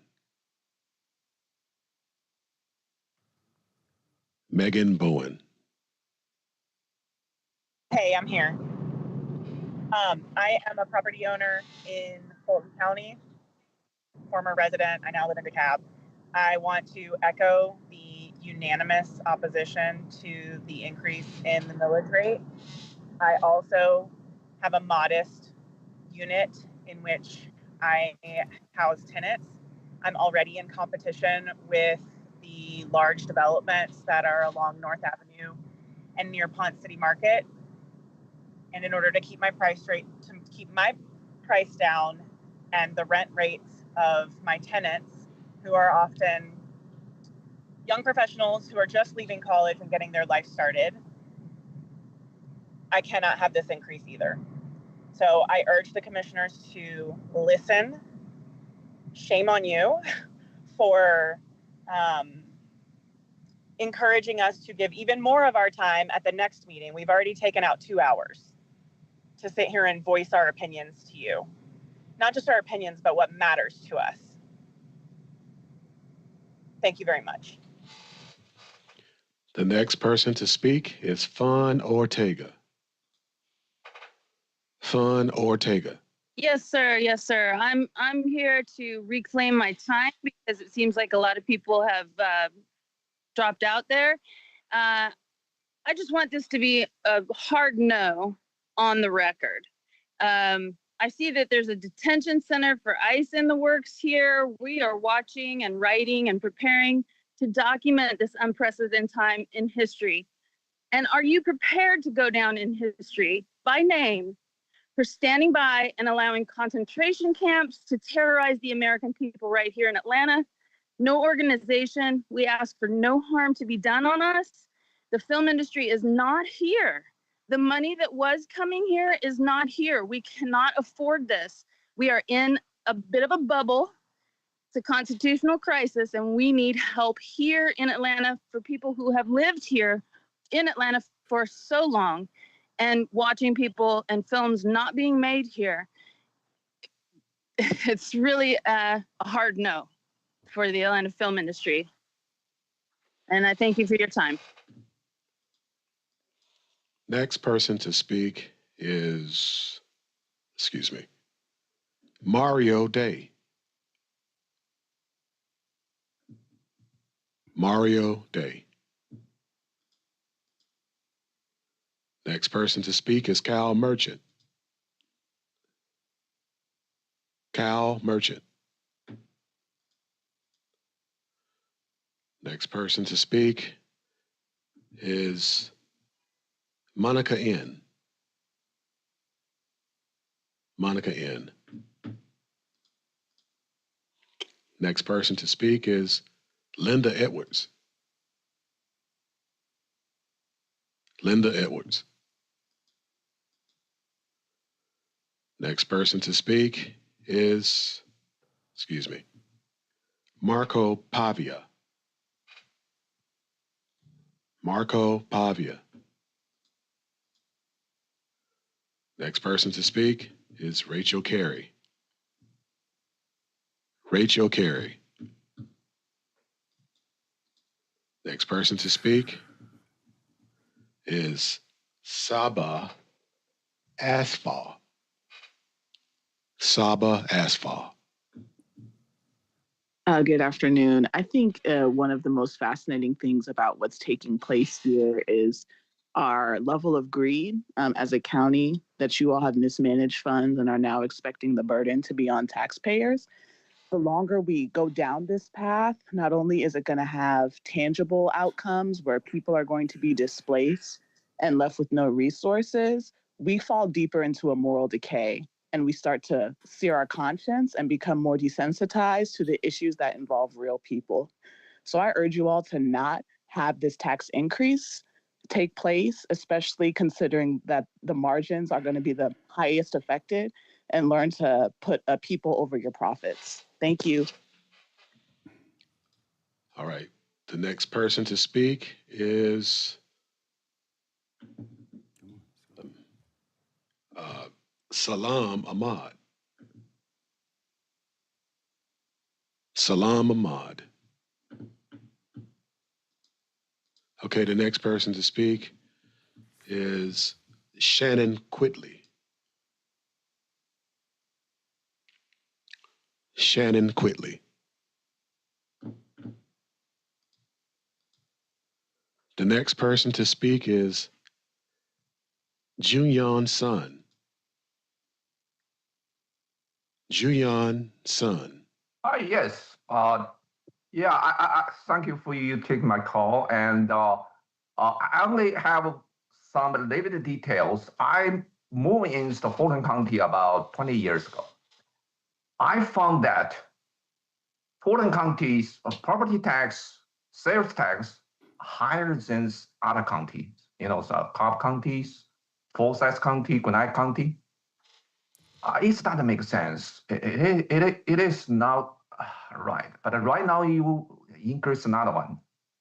I don't know if it makes sense. You know, so like a Forsyth County just across the street, we are 20% more than both counties, the property tax. It seems not right. And also it's waste money. A lot of people's concerned about the waste money. The one, I'm not Democrats, I'm not a Republicans. I don't want to involve too much political. And Fulton County's some case, Donald Trump case, they spend more money that doesn't make sense. It doesn't make sense. So I just want to sure our taxpayer monies is used the right way. And that's what I want that. Please concerned about that, really concerned about that. It is Fulton County, it is not much better than other county, but we spend more money, property tax and sales tax. That's not right. Thank you. The next person to speak is Diane Porter. Diane Porter. Hi, my daughter and her husband and our grandchildren moved here from California to escape the taxes there. My husband and I are from Massachusetts, and we decided to move down here to be with them because we could not afford to live up in Massachusetts. So I ask that you do not increase this millage rate, as it will put a burden not only on us and our family, but every other citizen in Fulton County. People get voted into government and they appoint people to these boards and commissions, and they seem to have no trouble spending other people's money. That's all I have to say. Thank you. Next person to speak is Aditya Mitra. Aditya Mitra.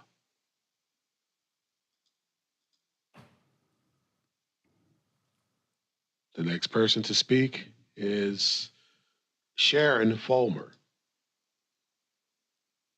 Sharon Fulmer.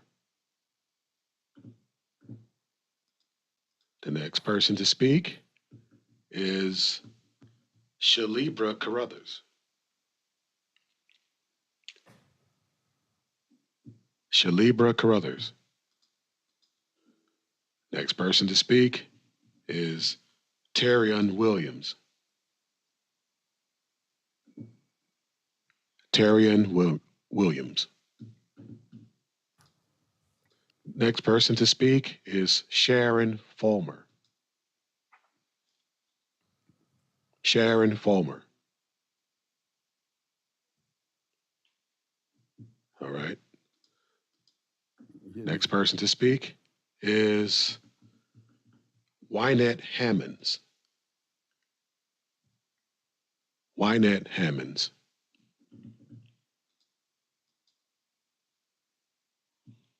And I believe this concludes the Zoom public comments. Thank you, sir. That's 72. All right, what's next? Continue, Madam Clerk. Continuing on page 7 under public hearings, 250510, police, alcoholic beverages license, request public hearing and approval for the license application submitted by LG Drinks LLC, doing business as Crispy Cool for the manufacturer of distilled spirits at 3700 Wendell Drive, Suite 21, Atlanta, Georgia. All right, I'll open the public hearing on this item. Anyone in the here to speak on this item? The manufacturer of distilled spirits, Wendell Drive. Anyone in the audience to speak for or against? I will close the public hearing. All right, is there a motion? Motion to approve. Is there a second? All right, properly moved and second. Let's vote, please. Motion to approve by Commissioner Abdul-Rahman. Okay, by Commissioner Ivory, seconded by Commissioner Thorne. Let's vote, please. And the vote is open. And the motion passes, 6 yeas, 0 nays. 250511, finance, fiscal year 2025 general fund millage rate public hearing. Mr. Chairman and members of the board, we have received 23 speaker cards here in Assembly Hall. All right, this is open the public hearing on the millage rate. You have speakers signed up? Yes. 23?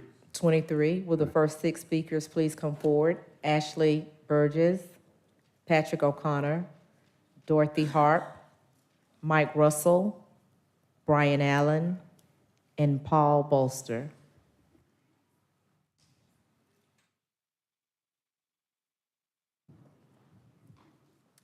Hello, greetings. My name is Ashley Maltbia Burgess, and I stand before you as a homeowner in Fulton County, as well as a business owner. I had the opportunity to receive the commercial down payment assistance from Invest Atlanta to purchase my office, where I've been able to create 8 jobs within the last year. And I might not be a Google or a Microsoft, but I am, doing what I came here to do. When I relocated from Howard University to Atlanta, the dream was real for me. Atlanta is the promised land. And now my office is located on the west side of Atlanta within the TAD. So I have it twofold. On one side, you want to take that away. And on the other side, my property taxes are getting so high that it's going to be hard for me to hold on to the property that you guys have, allowed me to get through the commercial down payment assistance program. So I just ask that you consider people like me who came here for the dream, who are making it real, and vote no on increasing the property taxes and also allow the Westside TAD to continue.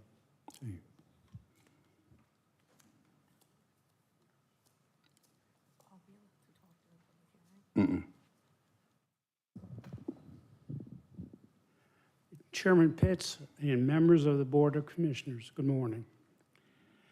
My name is Patrick O'Connor, a 3-decade proud Fulton County resident. I am here to suggest a politically acceptable millage rate to all of the board members and the citizens of Fulton County. I recommend a 4% increase in the 2025 millage rate and a 3% increase in the 2026 millage rate. This is less than 2% inflation adjusted. The realities of the budget are the need for increases to the judicial system budget. I recommend the board instruct the county manager to have the finance department and IT department work on a request for a proposal. This would be for the best updated technologies, training, and staffing requirements for the justice system, and also effects on the jail population.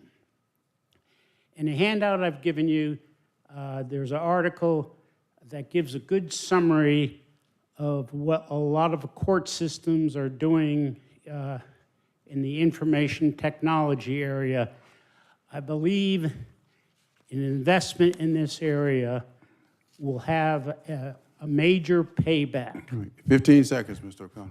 Fulton County must enhance and correct what's going on in the judicial system if we're to stop the massive increase with the people in the.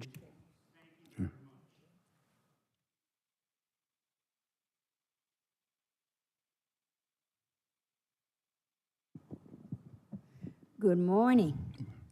Boker Tov. That's Hebrew. That still means good morning. My name is Dorothy Harp. I'm a resident of Fulton County, city of Atlanta. In the city of Atlanta, we have a lot of problems in my area. We have potholes about as big as my head. We called in, no one never seen to come. Okay, it take them maybe about 6 months and then they finally show up. But the millage rate is what I'm here for. We do not need an increase in the millage rate. That's gonna knock the seniors like myself out of my home. I've been living in that house 40 years and I'm sick of paying Fulton County property tax. I think we should abolish property tax for seniors 65 and up. Me, myself, I'm 75 years old. I'm on a fixed income, and every doggone year, property tax going up, and it's just a hardship on us seniors. At 65, we should abolish property tax for seniors.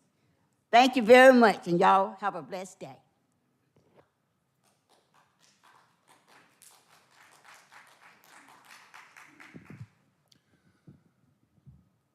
My name is Mike Russell. I'm a resident of Fulton County, the city of Atlanta. The first thing I want to talk about real briefly is the TAD.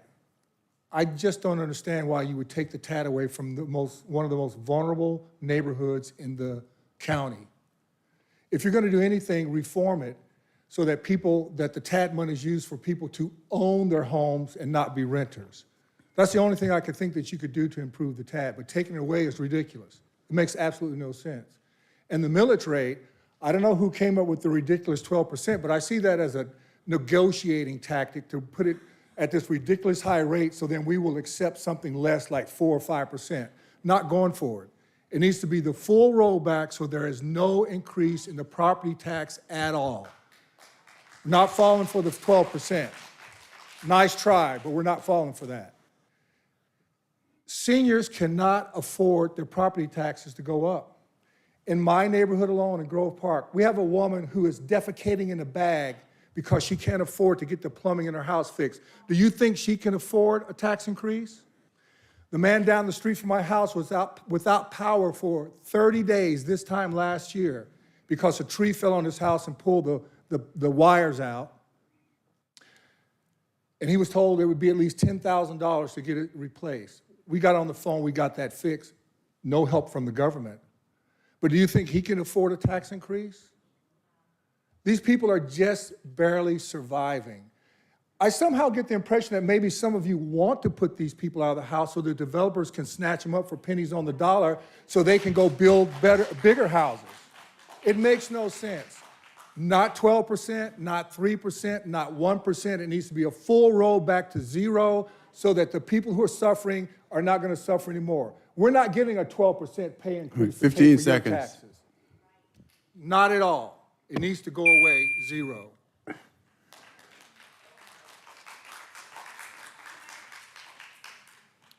Hello, I'm Brian Allen, Vice Chair of the Libertarian Party of Fulton County, and I'm here to speak against the proposed millage rate increase.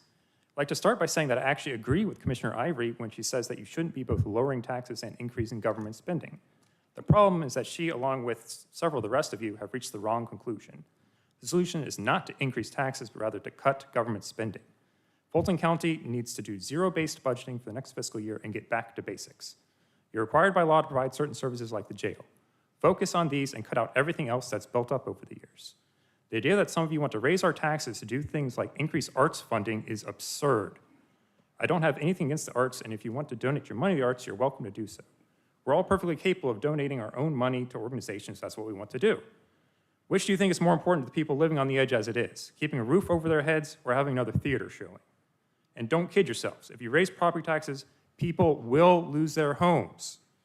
The fundamental problem is you literally cannot know how to spend our money in accordance with our preferences better than we do. The 7 of you do not know better than over 1 million Fulton residents. There's a reason why central planning doesn't work, but markets do. We are perfectly capable of spending our own money for the services that we want. By raising taxes, you necessarily divert funds away from our demonstrated preferences. For the past few years now, I've come down here saying you need to cut out the favors to the special interests and put the general welfare first. What you're proposing now is the opposite of that, siphoning the wealth of the general public to give to special interests. You should actually be lowering the millage rate, but at the very least, accept the recommendation of your own staff and don't raise it. I would be happy to help with the budgeting process any way that I can. Thank you for your time and attention.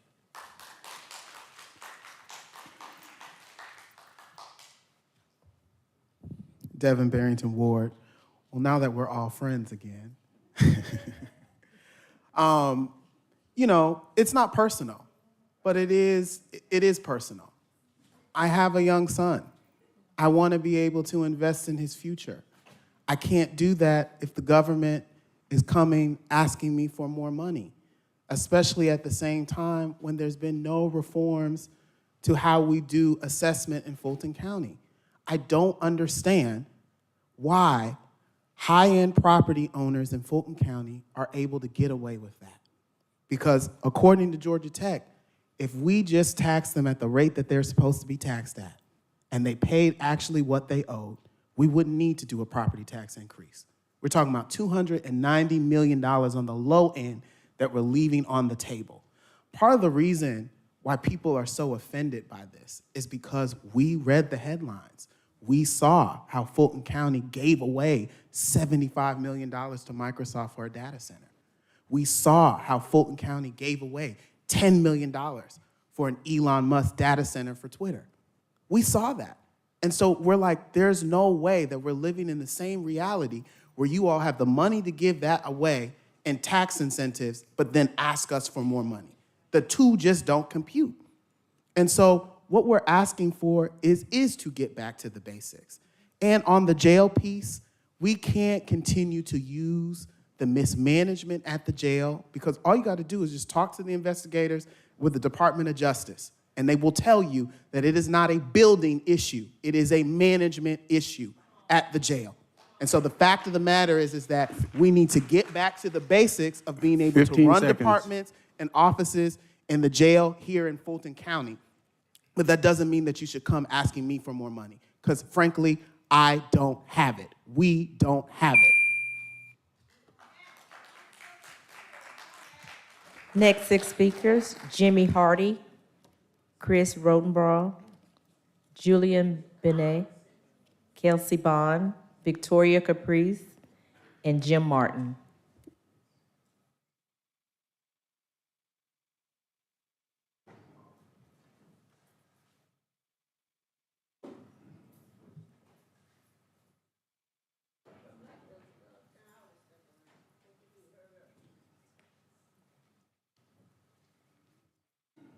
Thank you. Yes, Jim Martin again. I believe the speakers before me left. They were a bit intimidated by the list of online speakers, but had intended to speak to you about the systematic underassessment or underappraisal of properties in the county. They had a fairly long laundry list of those properties. I do not have that. I intend to speak to you once again about the wasteful giveaways by your development authority. I spoke about that earlier, and I thought perhaps you would like some specific examples. Quite often, the Development Authority gives away money to projects that are already well underway and require no incentive because they will obviously be completed anyway. 2 examples of this in my own MPU are Tilford Yard and Westside Village. The Development Authority swept $30 million out the door on those deals. Also, the Development Authority likes to subsidize projects or incentivize projects that are nominally complete. DC Tech Communities, not long ago, $4 million swept out the door for absolutely nothing. The Development Authority is even willing to subsidize projects that were completed decades earlier, as if some sort of time machine were involved in the rationale. A great example of that, Bank of America Tower, 20 years after it was built, received an incentive in order to continue existing. Then, of course, there are the projects that predictably failed to generate any of the alleged public benefits they were going to, such as the tax revenue from the Glenwood Kroger. The Campanile building in Midtown is a classic example of all of these problems. Dewberry Capital is receiving a tax subsidy for maintaining a vacant, blighted hulk in Midtown where they destroyed 200 jobs. This absurd subsidy began long after the site was initially developed and before it became blighted.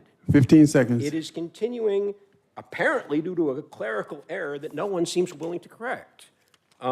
If all this is going on, do you really need more tax revenue from the rest of us? Next 6 speakers, please come forward. Charles Rambo, L.A. Pink, Demita Chapman, Diana So, Rhonda Sells, and Glenn Wrightson.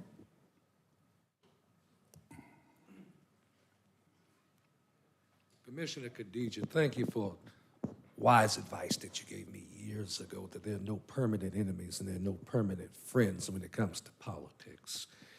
And in my comment towards this millage rate, Commissioner Pitts, I don't want you to go into this election with people blaming you for the reasons that the jail is going under.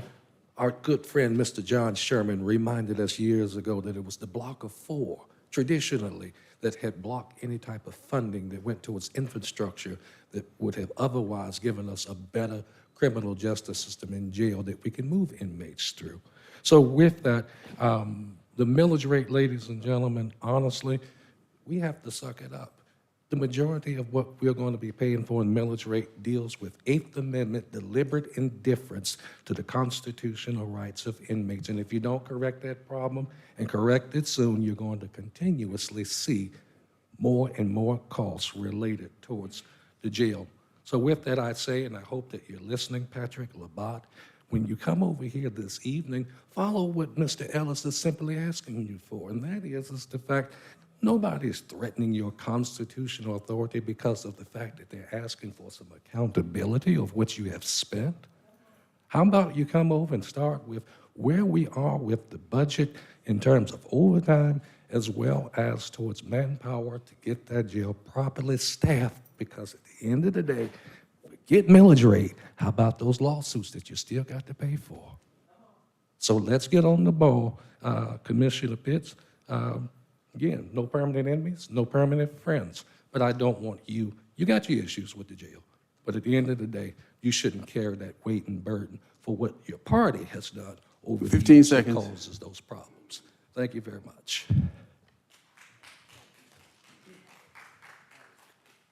He always gives y'all a pill to swallow, and somehow y'all don't get it down.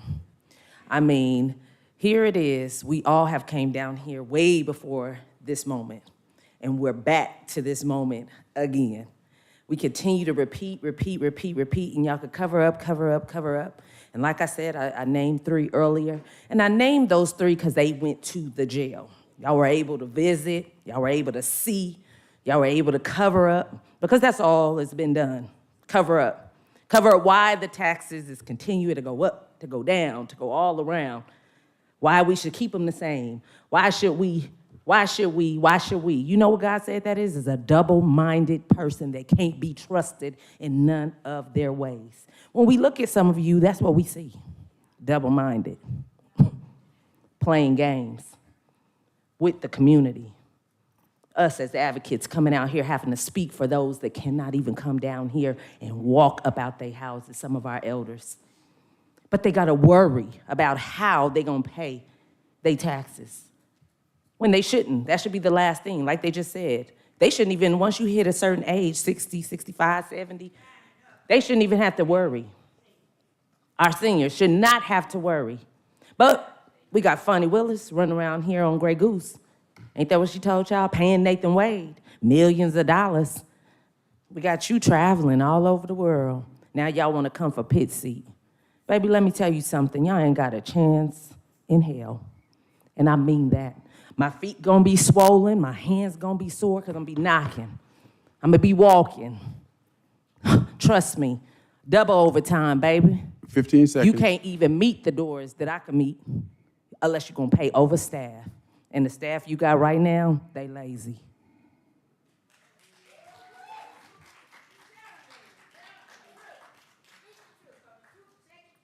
Hello, I'm back.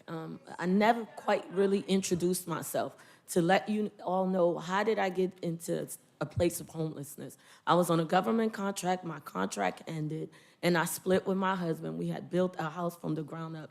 He backed out of the contract, and I'm here in Georgia rebuilding my life and went to this housing program called Haven for Hope. This person illegally evicted me. I came before your board last month. I felt so hopeful because it was 3 representatives that came to my aid. I'm thinking, oh yeah, surely they have a budget for emergency housing. They're gonna help me. Not a handout, but a hand up. Unfortunately, I've been knocking on every door. As I stated, Joshua Williams was able to help me because of Alana Savage to actually help me with the Secretary of State to place a complaint. But I'm trying to figure out, why is there no emergency housing budget? I'm hearing that taxes are gonna be increased, but why is there no budget for emergencies, for people like me, hard workers? Because life does happen and unpredictable things does happen. Why is there no housing? Why am I being turned in every direction? And this board, I know that this board is powerful. If you guys are powerful enough to increase taxes 12%, affordable housing should be available for people like me and other helpless mothers. Because there's a lot of foundations that are just taking money and there's no accountability. I'm just asking the board, please, please, at least have a budget for affordable housing.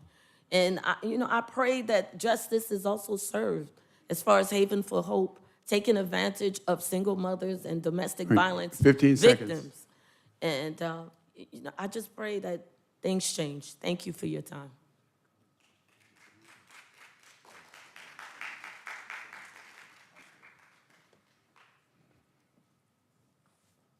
Hello, Glenn Wrightson here, longtime Atlanta, Fulton County resident. Have run for mayor of Atlanta several times, and had I been elected, I presume you'd listen more to what I have to say. One thing is you should have the public, that's the public comments here in person precede any computer remote comments. When the taxes go up, the payments are made with after-tax dollars. You say, oh, the taxes are going up $200.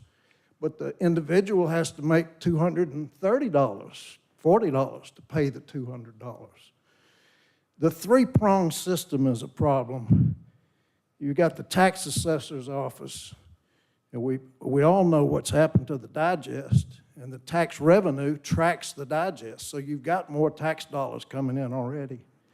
And then you've got the rate that you set, and then you've got the tax collector, and he'll sell the property on the courthouse steps where the tax is not paid. And there's no pressure release valve. You lose your property if you don't pay the property taxes. The taxes contribute to higher taxes contribute to homelessness and high rent, and rentals don't get the homestead exemption. There should be a balance and we should correct the imbalance between the assessment of commercial and residential before any tax increase. And we should eliminate or reduce or eliminate any overlapping 15 seconds, sir. Any overlapping services that are provided before there's any tax increase. Thank you.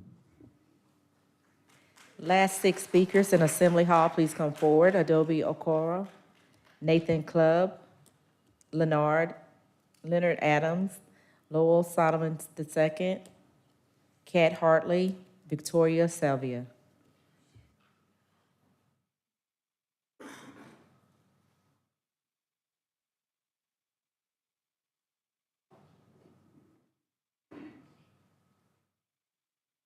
Hello, my name is Kat Hartley. Why is more government revenue treated like it's automatic, like it's owed to y'all? I'm here because Fulton County is collecting $120 million more than last year. That's not just from rising property values, you're also raising the millage rate. So people are being taxed on higher values and at a higher rate. Meanwhile, wages aren't keeping up. Essentials like rent, utilities, food, and insurance are already costing more. Most people I know are cutting back, and so the government should too. And to be clear, my concern isn't just about this year's rate, it's about the entire system. I believe this constant taxation, especially through property taxes, is fundamentally wrong. Property tax is not freedom, it is government rent. You can spend 30 years paying off your home, but if you miss a tax bill, the government can still take it. That is not ownership, that is coercion, that is control, and has no place in a free society.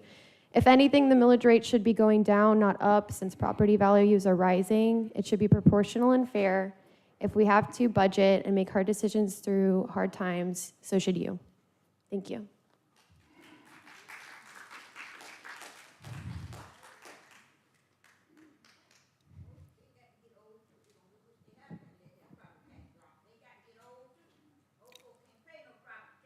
You have the floor, ma'am. Okay, thank you. Hi, my name is Victoria Salvia, and I live in District 4. So basically, just wanted to reiterate Commissioner Mo Ivory of District 4, along with the support of Dana Barrett over here, and Marvin Arrington, and Khadija Abdur Rahman. These are the people who have proposed this property tax.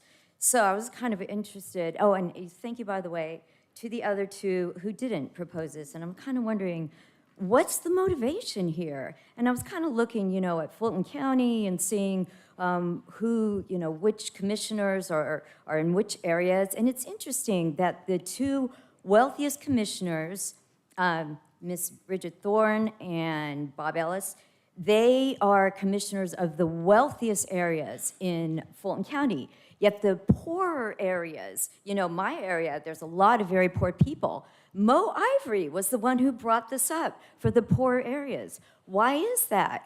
And yet, you guys and then I looked at your bios, you know, on the website about, oh, equality and community service and, oh, empowerment of the people and all that kind of stuff. Yet you want to just rob your own people who put you in office even more. Let's just face it, any kind of taxation is theft. You just want to, you know, it's just there's no difference between the old days when the serfs needed to pay the kings to even live on their land. If we don't pay whatever you guys are proposing, then we, out of coercion, duress, and even violence, we get robbed of our own property. The government will 15 seize our seconds. property. How is that different from slavery? It's actually no different from slavery. You guys are acting as kings in the form of government, and you want to steal even more money from us.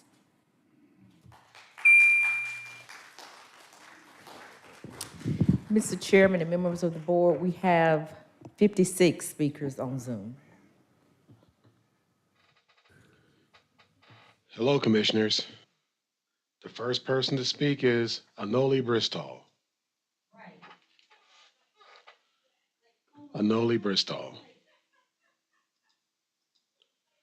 Next person to speak is Anwar Goswala. Anwar Goswala. Next person to speak is Betty Scott. Betty Scott. Next person to speak is Brenda Mayweather. Brenda Mayweather. Next person to speak is Candace Connor. Candace Connor. Next person to speak is Cindy L. Huff. Cindy L. Huff. Next person to speak is Cassandra Powers. Cassandra Powers. Next person to speak is Charles Q. Tobler. Charles Q. Tobler. Next person to speak is Cynthia Purnell McDonald. Cynthia Purnell McDonald. Next person to speak is Don Simeon. Don Simeon. Next person to speak is Don Jean Arnold. I'm sorry, Deborah Jean Arnold. Deborah Jean Arnold. Next person to speak is Derek Holloway. Derek Holloway. Next person to speak is Diana Britton. Diana Britton. Next person to speak is Donnie Knight. Donnie Knight. Next person to speak is Ember Hogshead. Ember Hogshead.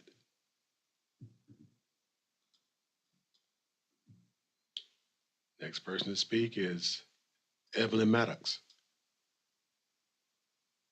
Evelyn Maddox. Next person to speak is Frank Whitfield. Frank Whitfield. Next person to speak is Jalise Williams.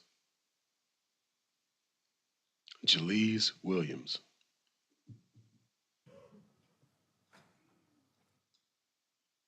The next person to speak is Anwar Goswala.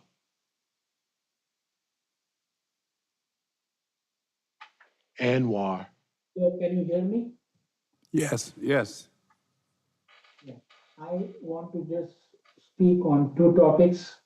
One is the increase in the price of the property, the value of the property. Now, in our subdivision, people spend 100 to 200,000 upgrading the property, and therefore they are getting more value. Now, our houses, which I'm staying in Fulton County, North Fulton County, is the same. We have never done any upgradation, but we have to pay taxes because somebody else has spent 200,000 and his property has appraised 300,000. Whereas our property is the same. So that increase in the value is not justified. That is one point. The second point is that the millage rate is an arbitrary number just because you want to increase the taxes, you increase the millage rate. And then we have to pay the millage rate not only at the old price, but at the new price. So these are the two objections what I am trying to raise, that one should not value the property as it has been sold, because many properties are the same or lower than the existing one, and the millage rate should not increase, but on the contrary, I would request you all to decrease it, because it is just the same. I'm a senior citizen living in Fulton, North Fulton County for very close to 25 years. That is my objection. All right. The next person to speak is Gail Stafford. Gail Stafford. Next person to speak is, Jim Gibson.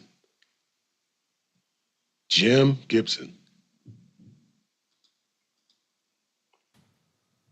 Next person to speak is LaTanya Harris. LaTanya Harris. Hello? Hello? Yes. Yes, This we can is hear she. you. Okay, great. I live in a neighborhood in Fulton County where we have just discovered that not only are our taxes going up, but we've discovered that we live in two separate neighborhoods. And then we have neighbors who are zoned as R4, which has made their taxes astronomically, I can't even say the word, extremely high for them. As far as I'm concerned, though, I do not agree with this millage rate increase. I think what it really is, and this is the word I want to say, what it really is systematic foreclosure for everybody. That's exactly what it is. You all are taking people's homes and then you're giving them to these investors. These investors pay for the taxes you can't pay. And then Mr. Ferdinand gets $1 for every house that he sells to these investors. And he's the highest paid person in that county, $380,000. And that is just not fair. So I hope you guys will vote to shoot down this millage rate increase. We cannot afford it, period. And thank you for your time. Next person to speak is Jonathan Oliver. Jonathan Oliver. Next person to speak is Lucia F. Lucia F. Next person to speak is Mark Armour. Mark Armour. Next person to speak is Nancy Kwan Sellers. Nancy Kwan Sellers. Hello, I'm here. Hello? Yes, go ahead, ma'am. We can hear you. Okay. I'm a native Atlantan. I was born in Crawford Lawn Hospital. I grew up in East Atlanta. I went to school at Georgia State. I'm in commercial real estate. And I recently went to a hearing for appeal on property tax that my family owns in Mechanicsville, which is across from the Atlanta Stadium, a former Atlanta Stadium. Anyway, I was told by the appraiser that the increase on the assessment was due to the fact that some of the residential homes that were built in the neighborhood were selling for over $500,000. First of all, comparable, this is vacant land, and this vacant land is like half the size of a regular lot in this neighborhood on Dodd Avenue. You know, and then I was asked by the appraiser, why didn't I build a home on that land? I said, well, first of all, I can't afford to build something on that land. The interest rates are too exorbitant to borrow any money to build. And the other thing is I don't have the money to pay for building a home.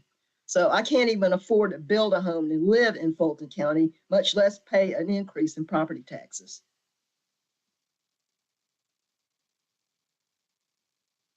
Okay. Thank you. The next person to speak is Jonathan Oliver. Jonathan Oliver. Okay, Jonathan Oliver. Okay, I continue. Next person to speak is Raisa Hunter. Raisa Hunter.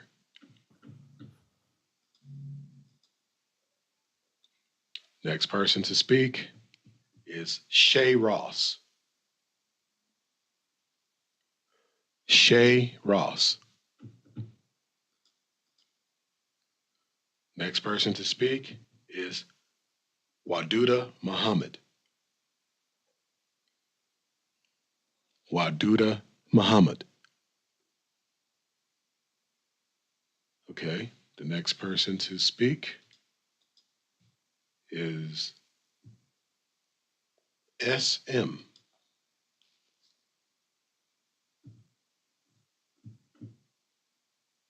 Okay, the next person to speak is Jonathan Oliver.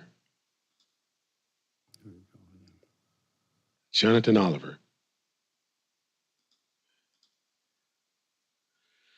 All right, and I do believe that is the last of the Zoom public comments.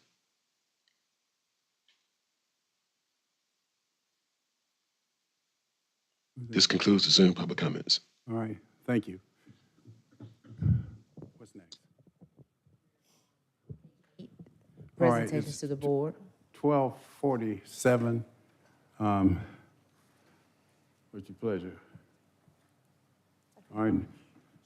All right, I'll entertain a motion to recess for lunch and executive session. We may take up items of real estate, litigation, and personnel. Need a motion. Motion to do so by Commissioner Barrett, seconded by Commissioner Ivory. Please vote.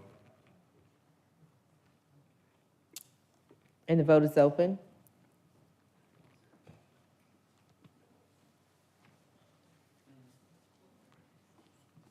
And the motion passes unanimously.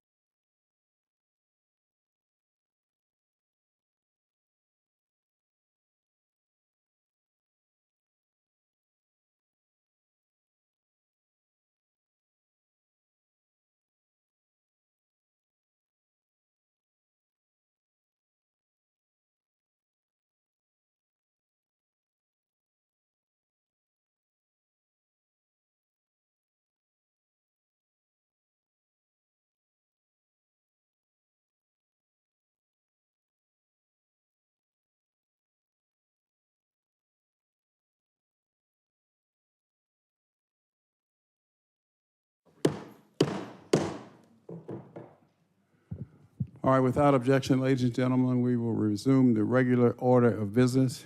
We can take up items from executive session. Madam County Attorney, are you ready? Yes, Mr. Chairman, thank you. Is there a motion to approve the request for representation in items 1, 2, 3, and 4 of the executive session agenda? There's a motion to approve by Commissioner Thorne, seconded by Commissioner Ivory. Please vote. And the vote is open. And the motion passes, 6 yeas, 0 nays.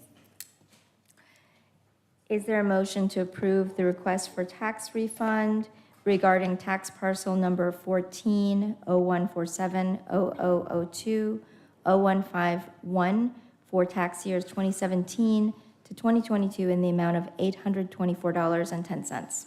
There's a motion to approve by Commissioner Ivory, seconded by Commissioner Abdul Rahman. And the vote is open.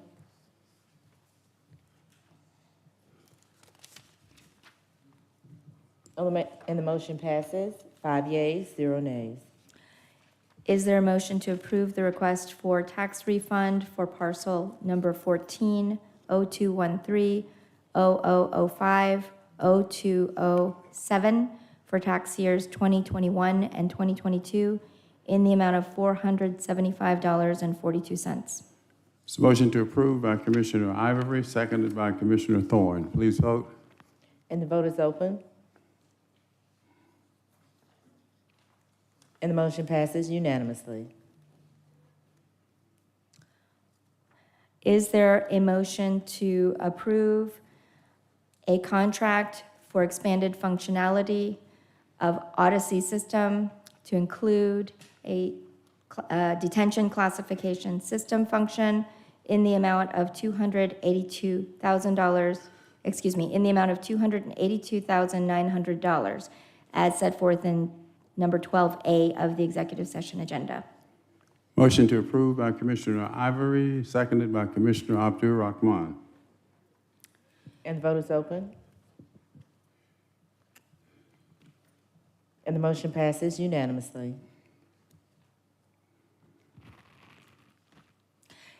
Is there a motion to approve a contract with EMSI for 6 months for data collection services in the amount of $244,724.60 as set forth in item 12B of the executive session agenda? Motion to approve by Commissioner Thorne, seconded by Commissioner Abdul Rahman. And the vote is open. And the motion passes unanimously.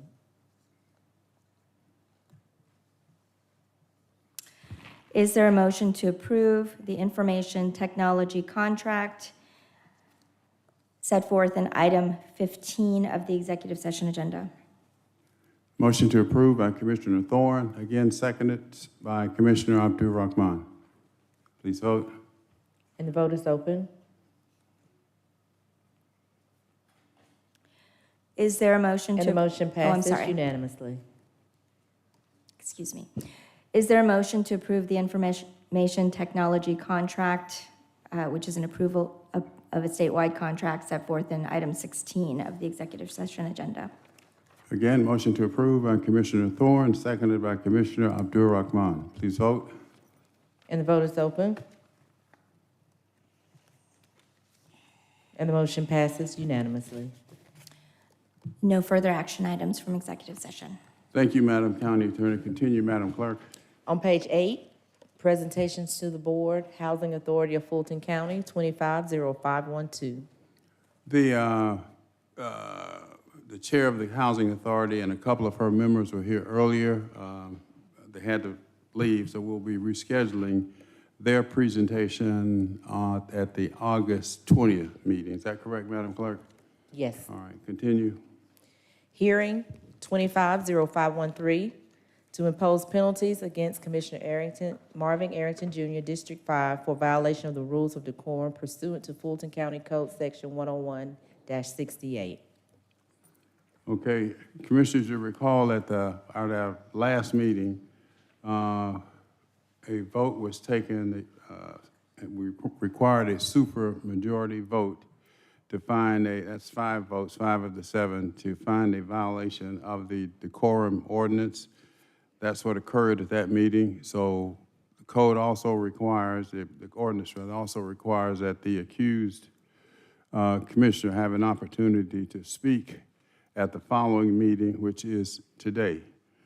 Following that, am I correct, Madam County Attorney? Yes, Mr. Chairman. Today is a hearing to provide an opportunity to respond to the charges. Okay, Commissioner Arrington, you have the floor, should you choose to do so. Thank you, Mr. Chair. I guess I'll first start off by apologizing for using the word that I used at the last meeting. I think that logistically we have a problem because what occurs or what occurred is someone else interrupted me without getting permission from you to speak. And so according to our rules, no one is supposed to speak nor interrupt someone until the chair has given them the authority to speak. And so the person that was speaking and interrupting me had not been given authority to speak by you. Nonetheless, I should not have said the word that I said, and so I apologize, but I think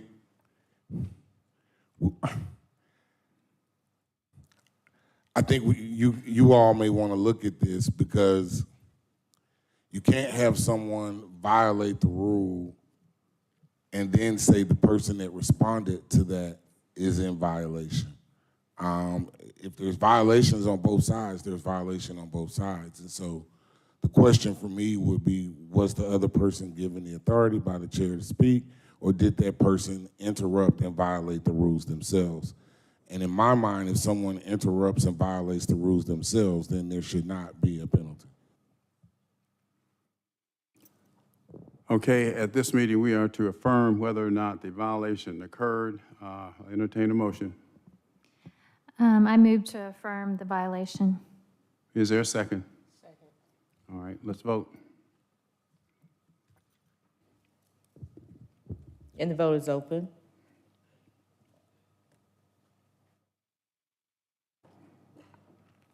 And the motion passes 5 yeas, 0 nays. Second phase would be to determine whether or not a penalty should be applied. What's your pleasure? Is there a motion regarding the penalty? I move to impose penalties of public reprimand and a $500 fine. All right, is there a second? All right, properly moved and seconded. Let's vote. And the vote is open.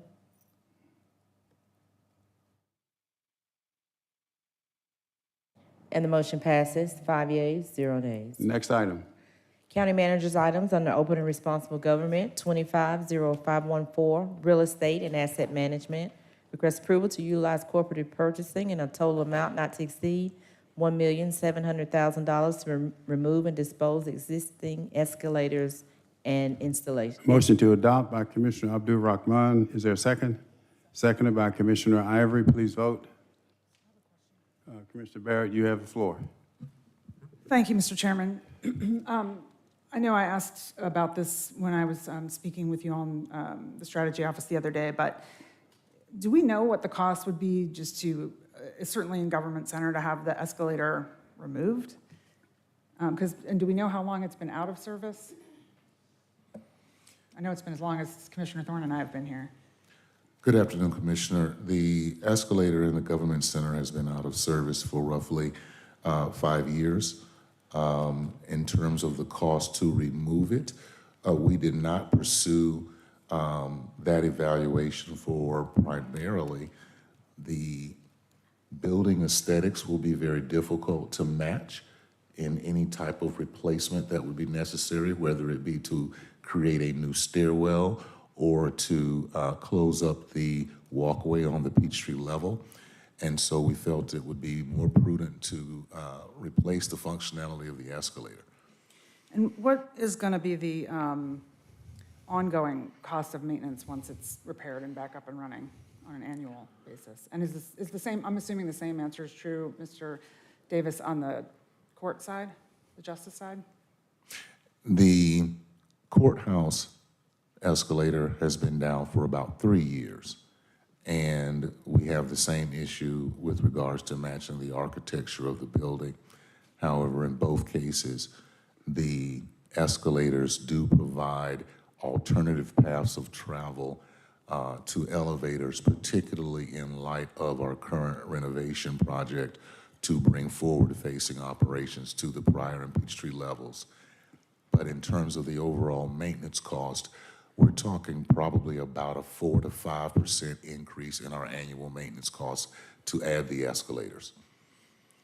And is this it's time sensitive that we approve this right now? Yes, ma'am. This particular work, much like many other things that real estate and asset management does, is highly sensitive to ever-changing market conditions.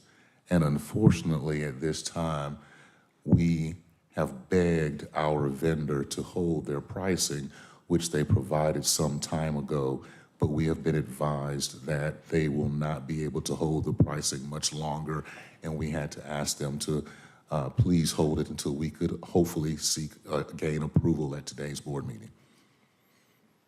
Okay, thank you. It just seems like a lot of money to spend right now when we're talking about looking every place to tighten our belt, and we have not had this equipment for multiple years and survived just fine without it. So I don't know, it feels sort of like not great timing to me, but. Motion on the floor is to adopt. Please vote. And the vote is open.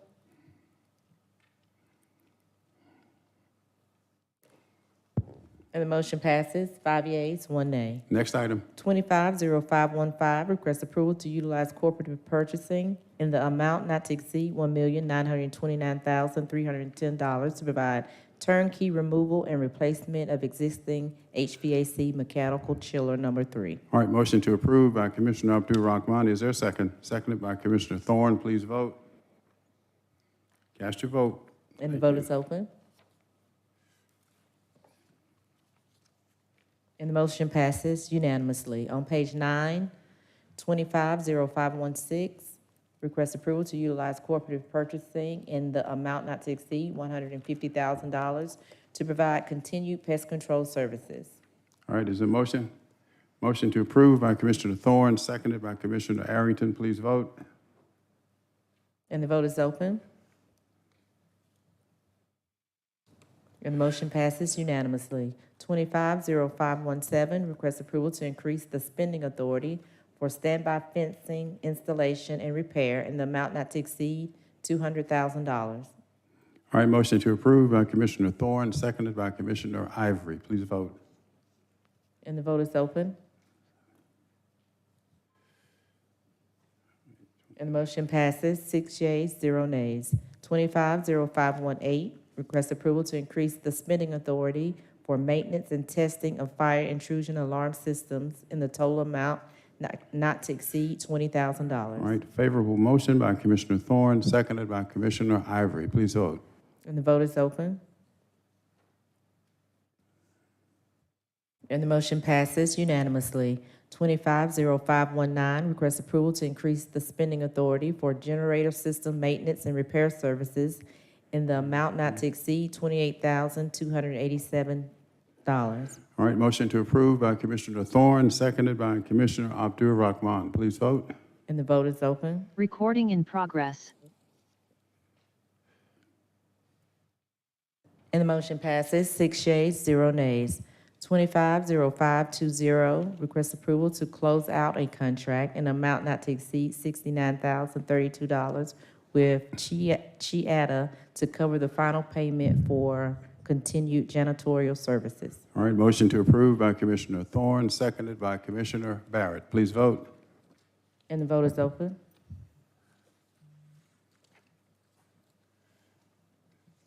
Motion passes, 6 yeas, 0 nays. 250521, Request approval to close out a contract in the total amount not to exceed $28,868 with American Facility Services to cover the final payment of continued janitorial services. We have a motion to approve by Commissioner Thorne, seconded by Commissioner Abdul Rahman. Please vote. And the vote is open.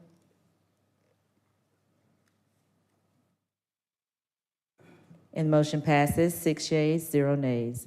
250522, request approval of the lowest responsible bidder in an amount not to exceed $112,900 to provide standby, on-site, and preventing full-service maintenance services for uninterrupted power supply systems. All right, favorable motion by Commissioner Thorne, seconded by Commissioner Abdul Rahman. Please vote. And the vote is open. And the motion passes, 6 yeas, 0 nays. 250523, request approval of the lowest responsible bidders in a total amount not to exceed $1,500,000 to provide office modular workstation system and free standalone furniture. Motion to approve by Commissioner Abdul Rahman, seconded by Commissioner Barrett. Please vote. And the vote is open. And the motion passes unanimously. 250524, request approval of statewide contracts in the total amount of $100,000 to provide tires, tubes, accessories, and repair services for Fulton County fleet vehicles. Is there a motion? Motion to approve by Commissioner Abdul Rahman, seconded by Commissioner Thorne. Let's vote. And the vote is open. And the motion passes, 6 yeas, 0 nays. On page 11, 250525, request approval of statewide contract in the amount not to exceed $505,000 to provide maintenance services for Fulton County Animal Services Facility. All right, a favorable motion by Commissioner Abdul Rahman, seconded by Commissioner Thorne. Please vote. And the vote is open. And the motion passes unanimously. 250526, request approval of a statewide contract in the amount not to exceed $266,311.16 to provide maintenance services for the county-owned facilities currently leased to the state of Georgia. All right, you have a favorable motion by Commissioner Thorne, seconded by Commissioner Barrett. Please vote. And the vote is open. And the motion passes unanimously with Commissioner Arrington. 250528, Information Technology, requests approval of a statewide contract in the amount of $3 million with AT&T Corporation to provide telecommunication services and products countywide. All right, motion to approve by Commissioner Thorne, seconded by Commissioner Barrett. Please vote. And the vote is open. And the motion passes unanimously. 250529, request approval of a statewide contract in an amount of $500,000 with Comcast Corporation to provide telecommunication services and products countywide.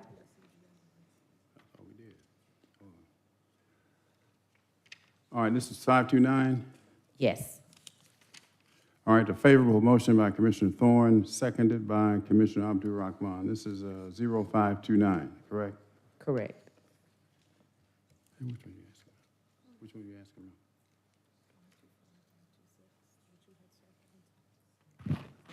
All right, on 525 and 526. Those are both approved, correct? No, I mean 526 and 527. 526. Maintenance area, okay. Yes. Do we do 527? Okay, we need to go back to 527. All right, 527. 526. You went from 525 to 528. 526 was approved, 527. What are you showing? We have 526. We need to do 527. Okay. All right, sound 527, please. 250527. Okay, after the open vote on 529 for Comcast, $500,000. We have a motion, and the vote is open on 529. And the motion passes 6 yeas, 0 nays. Now, back to 527. 250527, request approval of a statewide contract in amount not to exceed $428,860.50 to provide maintenance services for the Fulton County South Annex Jail. All right, there's a favorable motion by Commissioner Thorne, seconded by Commissioner Abdur Rahman. Please vote.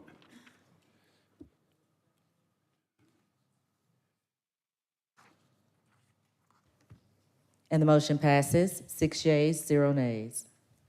On page 12, 250530, request approval to amend an existing contract in an amount not to exceed $110,000 to provide training for the CGI 4X Cloud upgrade. All right, a favorable motion by Commissioner Barrett, seconded by Commissioner Thorne. Please vote. And the vote is open. And the motion passes unanimously. Under Health and Human Services, 250531, Public Works, as amended, request approval to authorize Public Works staff to provide the necessary notification and hold a public hearing in anticipation of a 5% water and sewer rate increase for each of the next 2 years and for the other purposes which are necessary to complete the projects included in the 2025 Water Master Plan and Public Works Capital Improvement Program. All right, a motion on the floor is to approve by Commissioner Abdur Rahman, seconded by Vice Chair Ellis. Mr. Clark. Thank you, Commissioners and Chairman. We have a short presentation I want to run through really quickly. I'm going to be respectful of everybody's time. But over the last year, we have been spending quite a bit of resources from staff as well as consultant help. Terry Peters from my staff and Corky Welch from a company called GMC has been helping us do the rate study over the last year. Just to put everything in a little bit of context, the last time we did a major rate study was in 2017, and at that time, we recommended 9 years of 5% each year, and that has been put in place every year since 2017. Every 3 years, we do go back and revisit to make sure that those projections still seem reasonable. We never had to change anything through the last 9 years. So we don't have any planned increases or approved increases starting in 2026. So last year, we started the process of looking at our needs and came up with the rate study that I would like to present. Is the slides ready? There you go. Next slide, please. This is first just an introductory slide that kind of talks a little bit about the reasons why we do rate studies. I think most people on the commission understand how we try to be respectful of how we set the rates, making sure that they're equitable. We try to be extremely transparent in what we're using the money for. Water and sewer rates that are paid by our customers can only be used towards water and sewer projects. We can't use the money that are raised through the water and sewer fund into the general fund projects. Likewise, we can't take general fund and put it into water and sewer. So we are truly a pay-as-you-go type of utility for Fulton County. Next slide, please. There's 4 main parts to this rate study that I'll quickly go through. And it should be noted, the clerk read it when she sounded the item. We are not looking for approvals today for the 5%. All we are looking for is for you to understand what we've done over the last year and how we plan on going to the public and hold 2 public hearings. One will be up north, one will be down south. Provide this exact same presentation, get their feedback, and at the end of August or the first part of September, we'll come back with a formal recommendation of what the rate increase should be for the next few years. So this is the process that we've done through the last year. Next slide, please. As you can see, this is where our costs have been. We've been increasing our revenue by about 5% per year since 2021, which makes sense because we have been doing 5% increases in the rate, so therefore the revenue should be expected to also increase by 5%. Our actual expenses are on the right-hand side of each of those individual year graphs, and we've been averaging around 4 to 4.5% per year in actual costs. So we've been doing a very good job of keeping up with the actual cost to operate the water and sewer system. Next slide, please. This is where our prices have been over the last 10 years. Back in 2016, it was a base charge of $6.90 per customer. It's now up to $10 per customer. Next slide, please. And again, this kind of shows where we believe our expenses are going to continue over the next 10 years. We believe that it's still going to continue about 4% per year. So this kind of helps set the tone of what we need our rate structure to look like. Next slide, please. The other element that's important to keep in mind is making sure that we can pay our debts. We currently have 3 bonds, 2 that were issued in 2020 as part of the Big Creek project, and the 2013, which was what I recall is a more general operating bond that we needed back in 2013. The good news is the 2020B bonds will be paid off in 2035, and at that time, we actually reduce our annual debt payments to about $13 million per year. Right now, we are paying about $40 million per year to service those debts. Next slide, please. I think it's good to take a step back. Water and sewer is a little bit of a unique animal in Fulton County because not everybody in Fulton County receives the exact same service. Just the way how Atlanta grew and how Fulton County has served some of the areas that Atlanta was not going. We only provide drinking water to those customers who live north of the Chattahoochee River, with the exception of Mountain Park and the small, what I would call the traditional commercial core of the city of Roswell. But everybody else receives their water from Fulton County if you live north of the Chattahoochee River. If you live south of the Chattahoochee River, most of the residents get their water from the city of Atlanta.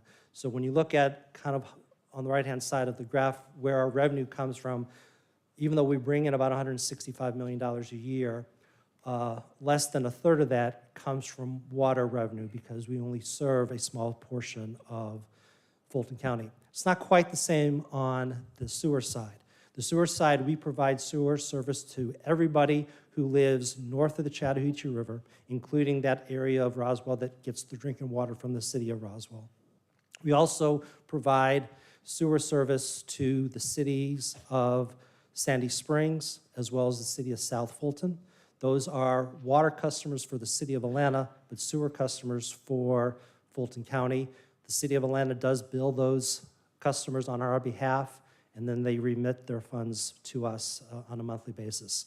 And then the remaining of the South Fulton municipal sewer, the remaining of the South Fulton municipalities have a hodgepodge of their own system. College Park, East Point, Palmetto, Union City, for instance, all have a portion of their city that is served by a utility that those cities have. They don't have any wastewater treatment capability, so they pass that wastewater to us to treat at our Camp Creek facility. So we charge those cities a wholesale rate. So that's when you look at what our revenue looks like, those are what the 4 main areas are. And so it is a little confusing at times, and I thought it was good to kind of spell it in that way. Next slide, please. So as part of the rate study, we actually looked at 3 different scenarios. The first scenario is if we do not do anything, basically no more rate increases. The second scenario was 5% for the next couple of years, and the third scenario was 6.5%.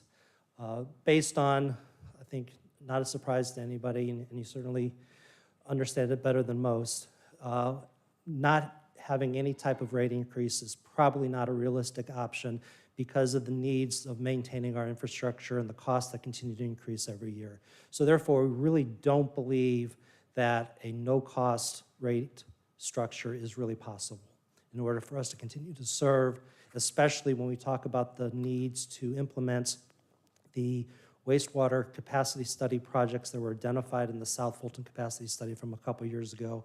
The primarily one is the the expansion of the Camp Creek wastewater treatment plants.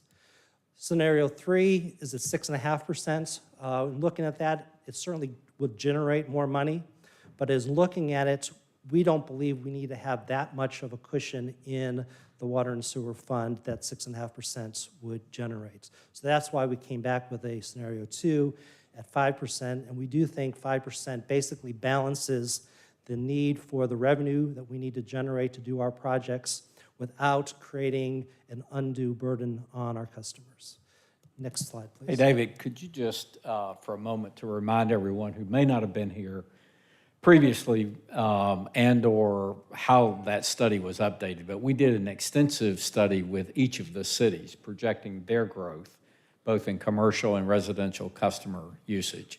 That led to the upgrades, of course, that many of you participated in at Big Creek, Little River before that. And when he references Camp Creek, it'll be a project of equal size to Big Creek. And I think not only have those projections held true, we've seen the cities exceeding those growth projections. And when we did them almost 10 years ago, there was a lot of conjecture about would there be as much growth in South Fulton as there is. In fact, that's the case. So not only is it, I think, an issue that we're doing the same thing consistently across the county, it's driven by explicit growth forecasts that are being realized. And that's the true basis for a 5% rate increase, which from looking, this one thing I know something about is managing public utilities. I do think it's striking the right balance between keeping up with the demand, but not, necessarily overbuilding, if that all makes sense. And a good example, to put it into some actual numbers, up until about 2020, Camp Creek, which is the only wastewater treatment plant in South Fulton, and not just for the city of South Fulton, but the entire region of South Fulton, would have somewhere between 16 and 18 million gallons a day of wastewater treatment coming into that plant. It's permitted to treat up to 24 million gallons a day, so we had plenty of capacity and everything seemed to be going well. Really, since COVID, coming out of COVID in 22 and 23, the amount of development that South Fulton has seen has really been very consistent with what the cities were projecting when we did the South Fulton capacity study in 2019 and 2020. So today we're actually seeing 21 to 22 million gallons a day of wastewater treatment. So if we don't get ahead of this and actually start the construction, or the design at least, of the Camp Creek facility in the next year or so, we might run into an area where we might have to start looking at some sort of kind of scaled back development approvals in order to make sure that we don't exceed our treatment capacity at the plant. And that's certainly we don't want to be in, and we certainly want to make sure we do everything we can to stay ahead of those types of demands. So that's what the 5% is really looking to do. And David, you may, without getting too technical, it's also a technological advance as well at Camp Creek. Yes. Which helps with the surrounding community. Camp Creek today is a traditional wastewater treatment plant, very similar to what Big Creek was until we did the Big Creek project a few years ago. We have all intention to move that to a membrane plant, just like Big Creek is, and that we would become one of the largest municipalities in all of America that has all of our wastewater treatment plants with membrane treatments, and membrane right now is the most advanced form of wastewater treatment of any type of treatment that's available. We can go on to the next slide. So this is an important slide. I want to spend a few seconds on it. Everybody wants to be competitive with our neighbors. And so on the left-hand side, you see what an average residential customer is charged based on current rates for a variety of metropolitan neighbors. Cobb County has always been traditionally one of the cheaper utilities, primarily because they sell so much of their water at a wholesale rate to a number of wholesale customers that we just don't have the luxury from Fulton County's perspective. But we have always been traditionally either the second or the third cheapest in the area, and you can kind of see as you go further to the right, City of Atlanta, I don't think is a surprise to anybody, is typically one of the more expensive utilities in Georgia. We also then started working with those individuals, and everybody is dealing with the exact same revenue needs, and so everybody is looking at increases in their water and sewer rates. DeKalb obviously has gotten a lot of press about their 10 for 10 program, which is 10% per year for the next 10 years. And so what we did is we kind of looked at what are the other increases that the other communities are looking, and how does Fulton County, if we do the 5%, how do we look in that? And we stay, I think, very competitive. We slightly get ahead of Gwinnett County, but Gwinnett County right now is also in the midst of looking at a rate study, so it's possible that they might be ahead of us at the end of the 2028 year. Next slide, please. And so, as we talked about, we're looking at a 5% rate for the next 2 years is what the recommendation we're going to take to the general public over the next month on. It does allow us to keep up with our annual costs, which are increasing by about 4% per year. It allows us to do about $40 million of capital projects each year, paid for with cash, and those are the infrastructure projects that we need to do to make sure that our infrastructure does not degrade or stop serving the public that it needs to do. And it also then sets up the stage for us to take out another bond in probably 27 and 29 into smaller bonds that would be used together to fund the Camp Creek expansion at the end of this decade. Last slide, please. And so, like I said, we're not looking for any official recommendation today. I wanted to make sure that the commissioners got a chance to see this presentation before we go out to the general public. We'll be doing 2 public hearings, as I talked about, one up north, one down south later this month in early August. We'll come back after those meetings to the board and actually present our recommendation, which probably will be 5%, but obviously we're going to listen to what the general public has to say during the public hearing. So with that, I would entertain any questions. All right, are there questions? Commissioner Ivory. Thank you so much for that presentation and also for taking the time to speak with me earlier. I just wanted to make sure that I understood the analysis. And you were saying that in order to get ahead of things before you're in a crisis or a demand that could happen with water and sewer rates, you're for the past 9 years, it has been a 5% increase each year, and that will end in 2026. So we need to do this in order to move forward after that. Is that right? It actually ends at the end of this year, 2025. And for so we need to it start for 2026. Correct. And you said that when you did the analysis, that a no cost rate structure, meaning not raising the rates, is not possible if you plan to continue to provide services, keep infrastructure strong, and meet financial obligations. I think that's a fair. That's a fair assessment of why there needs to be a rate hike, right? Yes, ma'am. Okay, and then our county manager said that in order to keep up with demand but not overbill, we need to do this 5%, and we've been doing that consistently. I think that's what you said, right? Yes, ma'am. Okay, I just wanted to make sure that we understood that the reason for these rate hikes were in order to raise the rate on water and sewer, that it was because we need to continue providing services to make sure our infrastructure is strong and to meet our financial obligations, not unlike any other reasons why we would need a rate hike. So thank you for that information. Commissioner Arrington. Thank you. How will these public meetings be advertised, or what methods will you use to inform the public about the Certainly, community we'll meetings? work through Jessica Corbett's in External Affairs to make those readily available. I would recommend that you also contact and work with the commissioners who are, because we can help get the word out about those as well. So if there's a flyer or something. I think that's a great idea. I'll work with your chiefs of staff. Thank you. All right, other comments or questions? If not, the motion on the floor by Commissioner Abdul Rahman is to adopt, seconded by Vice Chair Ellis. The vote is open. And the motion passes unanimously. 250532, request approval to extend an existing contract for operation and maintenance of Fulton County flow monitoring equipment in the amount of $566,873. All right, motion to approve by Commissioner Thorne. It is seconded by Commissioner Abdul Rahman. Please vote. And the vote is open. And the motion passes unanimously.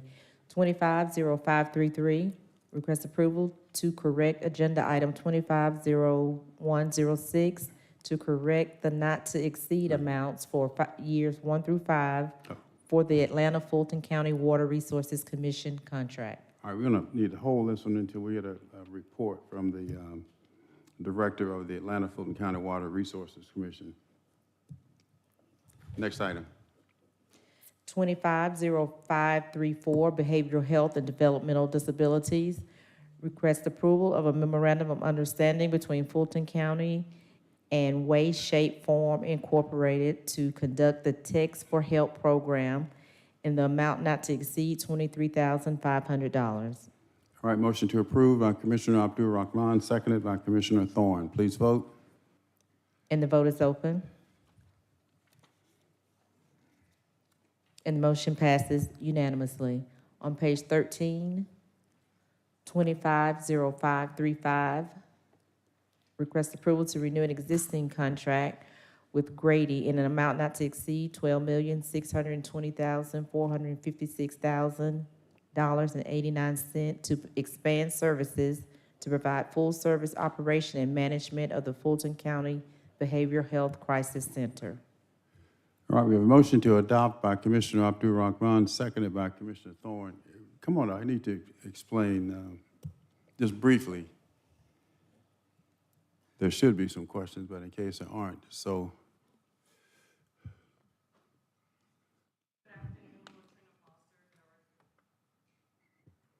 Thank you.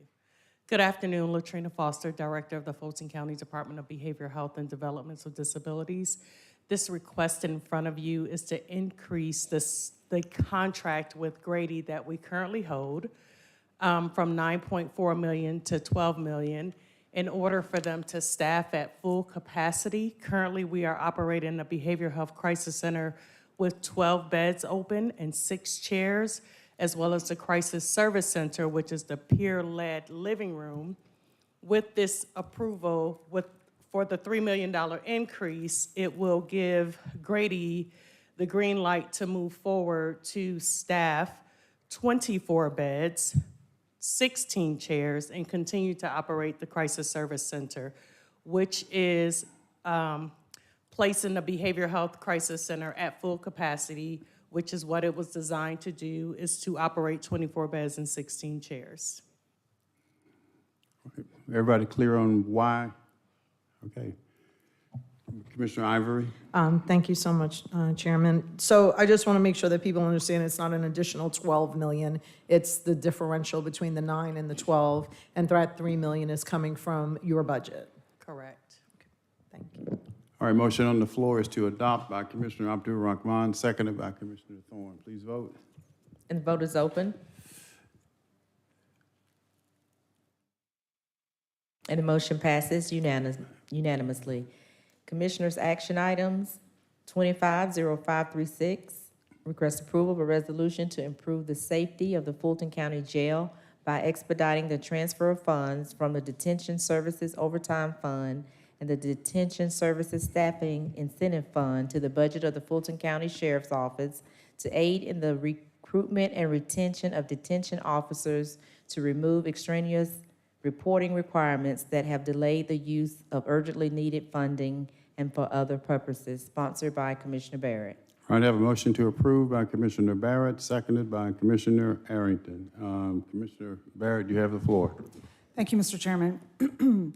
I will make this relatively brief. Back on May 7th, the board approved $6.4 million to address the staffing issues at the Fulton County Jail by providing much needed funds for overtime and incentives for hiring and retention. I am grateful to Vice Chair Ellis for bringing that legislation, and I was gratified to see the board get behind it. But it has been over 2 months now, and none of those funds have been made available to the sheriff's office. And we as a board should not be okay with this. Our jail, as everybody knows, is in crisis, and we need to be doing everything we can to help. You know, the consent decree specifically points out staffing shortages. And this is a way to at least start to address that. So this resolution just removes the red tape that has prevented that approved funding from being used for its intended purposes. As a reminder, the resolution we approved states that, and this is a quote, "In order to begin utilizing this funding each quarter, the sheriff must provide the BOC with a complete roster of the sheriff's office employees that includes specific job titles and an attestation as to whether each employee's full-time role is the provision of detention services in Fulton County jail facilities," unquote. The need for a complete roster sort of became extraneous after the changes that were made at the last meeting, at the meeting on May 7th, in which we agreed to sort of change the wording so that so that any employee providing detention services in the jail, regardless of their full-time assignment, would be eligible for that overtime. That sort of rendered that report extraneous. And sort of that complete roster is not really necessary to evaluate the use or effectiveness of the overtime fund or of the hiring and incentive fund, the $1 million fund, because we can simply get a summary report or a roster really from HR. So that would work just as well. So in any case, the primary goal of this legislation is just to remove the reporting requirements, to ask instead for some other reports to be provided, both from county management via HR, and as well as to request that the sheriff provide us with copies of all of the reports that he is mandated to provide under the consent decree, many of which are related to staffing, and move those funds so that they can start to be used. So it's really pretty simple. We should be proud of the fact that we put this $6.4 million up. Now let's get that money to work. That's it? It is. All right. Vice Chair Ellis. Thank you, Mr. Chair. So the total amount of this was $6.4 million? Is that correct? Yeah. I never knew that $6.4 million of taxpayer money could be viewed as extraneous. Extraneous. So let's say, somebody approached me and they said, well, I want you to invest $6.4 million in my organization. And I said, hey, I need a little bit more detail. I need to see pro forma financials. I need to understand what you're going to do with it. I need to understand how you're going to get results. Those are reasonable questions to ask. And I probably wouldn't commit my money to that if I didn't have that information. Or else I'd be a fool. And we know what happens with a fool and his money. So, have we received a specific plan in terms of how we would go about and do? We know we have provided funding over time, this board, on different occasions for specific recruiting efforts and that sort of stuff, right? And what we know is that we've made really no progress, despite significant more funding, in the number of detention officers that we have at our facilities. I'm not looking to relive this whole discussion. That's a fact. If we received a specific plan, and this is new money. This is not money in the sheriff's budget. So this is not we're controlling something that was in his budget. This would be to make an investment on top of that. But it required a plan of action to see that we were going to get some results before we committed the taxpayer funds. Have we received a specific plan in terms of how about we're going to go about recruiting and retention and get a different level of results? I don't believe we have we? No, sir, there's not a final plan. Okay, so that's pretty far from extraneous.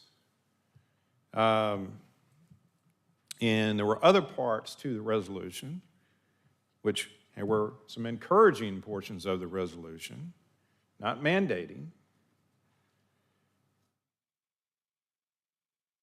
that the sheriff concentrate and reprioritize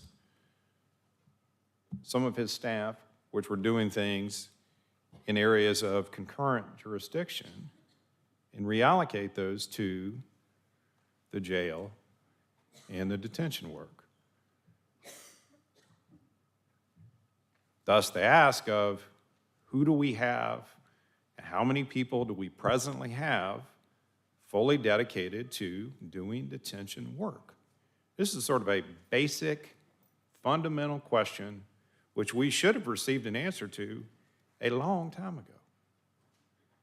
If I went to my boss and said, hey, I need X more funding to do this, and he said, what are you doing with all the people you got working for you right now? And I said, well, I just do with it what I want to do with them. I'm not going to provide you with any detail associated with that. So we're not his boss, but the taxpayers are. Taxpayers are all of our bosses. So this isn't extraneous information. These are pretty simple things. And if they were a priority, it seems like the person in charge of this operation would have gotten on the stick and got it to us a long time ago. We're not the obstacle in terms of being able to get this funding in process and working. These are simple, straightforward asks, and I'm going to actually offer up a substitute motion to file this. All right, substitute motion is to file. Is there a second? All right, promptly moved and seconded now. Any discussion on the substitute motion to file? Commissioner Arrington? What I will say is that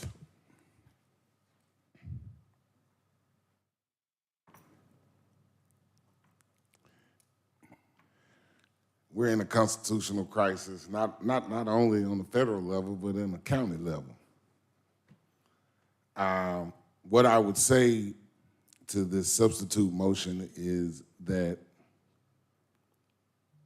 Commissioner Ellis, I understand your request for the information. I also understand that the sheriff takes the position that as a constitutional officer, he does not have to provide that information. What I would say to you is that it is an oxymoron for us to think that he can operate and run the jail without being able to pay the people that have to actually work it. And I wonder if you would consider maybe authorizing $2 million of the $6 million so that they can have money for operations, and maybe we can continue to work out the constitutional issues later. But they need money to pay people to run the jail. My understanding is that people have multiple duties. Some people have to do shifts at the jail. They have to do a shift serving process. The officers are not specifically signed in one place. So I don't know if it's possible to say, hey, who's assigned here or who's assigned there, because they have multiple duties. But I don't think the staff should be caught in the middle of the constitutional or become,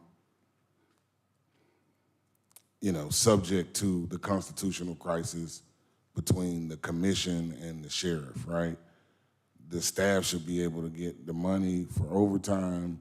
I understand your point. I understand where you are. I understand where the sheriff is. But we ought to be able to allocate some of this money so that overtime can be paid to staff. And I wonder if you're okay with that. $2 million of the $6 million. You can hold the other $4 million. Am I permitted to respond? Well, he's asking you, but your seconder would have to agree, first of all, that I don't think that's going to happen, but yeah, go ahead and respond. I don't want to interrupt the flow of. All right, Mr. Commissioner Barrett, you want to be heard? First of all, I just want to say that, to be clear, I did not say that the $6.4 million was extraneous. I said the report was extraneous. Now, I don't think us asking for oversight or reporting is extraneous. I don't think us looking at the roster to see if the money is being well spent, in the sense that we are getting more people into full-time positions in the jail, is extraneous. the specific requirement for the sheriff himself to produce a particular report in order to access these funds is unnecessary because we can get that reporting directly from HR. We don't need the sheriff to provide it. And so, you know, if he feels like he shouldn't provide it for some reason and we feel like he does, it's sort of a pointless argument because at the end of the day, we can get the data without him providing it and be able to make those decisions about whether the money is being used effectively. But we sort of have a choice here of, you know, acting combatively or acting collaboratively to solve our problem. And the problem is all of our problem, that the jail is understaffed. And, you know, we have a constitutional responsibility to provide a reasonable budget to the sheriff. We did not provide enough money for overtime. That is why you yourself, Vice Chair Ellis, brought this resolution to provide additional money for overtime. We were all in agreement that that should happen, and we passed that measure. So was that, if we were serious about that desire to provide overtime for the hardworking sworn officers who are doing very, very difficult work, then we would move forward. If you want to make changes or friendly amendments to what I'm asking or whatever, in how the money is meted out, that's fine. But to whole cloth file this is irresponsible. Anything else? Commissioner Barrett, strike that. Commissioner Thorne, the motion on the floor is to file. Yes, I'm just a little bit confused here. Like, why is it so hard for the sheriff to comply with the plan? And if I was investing in a company, 6.4 million, someone came to ask me, why is Commissioner Barrett presenting it and not the sheriff's office presenting? So that he would be here to answer the details as to why he cannot provide the plan, he cannot comply with submitting a roster. So for me, it's very, very hard to release this money. We've given him money for overtime in the past. He's proven not to spend money appropriately or what we gave him the money for. He doesn't want to participate in our purchasing requirements that we've had because of misspending. So I'm just really confused what the holdup is. If his staff is stuck in a crisis, it seems like he would be down here begging us to help his staff, or someone from his office would be here. That's what I'm just confused about. All right, Commissioner Ivory, again, the motion on the floor, properly made and seconded, is to file. Yes. Thank you, Mr. Chairman, for that clarification. I want to first say that our jail that has been found to be a humane crisis right now and an unconstitutional violation, which is why we're under a consent decree, is not a corporation. And so we should be careful to compare it to a corporation. With that, I wanted to ask the county manager, of that 6.4 million, is it true that we were going to give that out over quarters? That was over quarters, right? Yes, ma'am. Okay. And so the reporting requirement was for each quarter to report at each quarter interval? Or is it just one reporting requirement?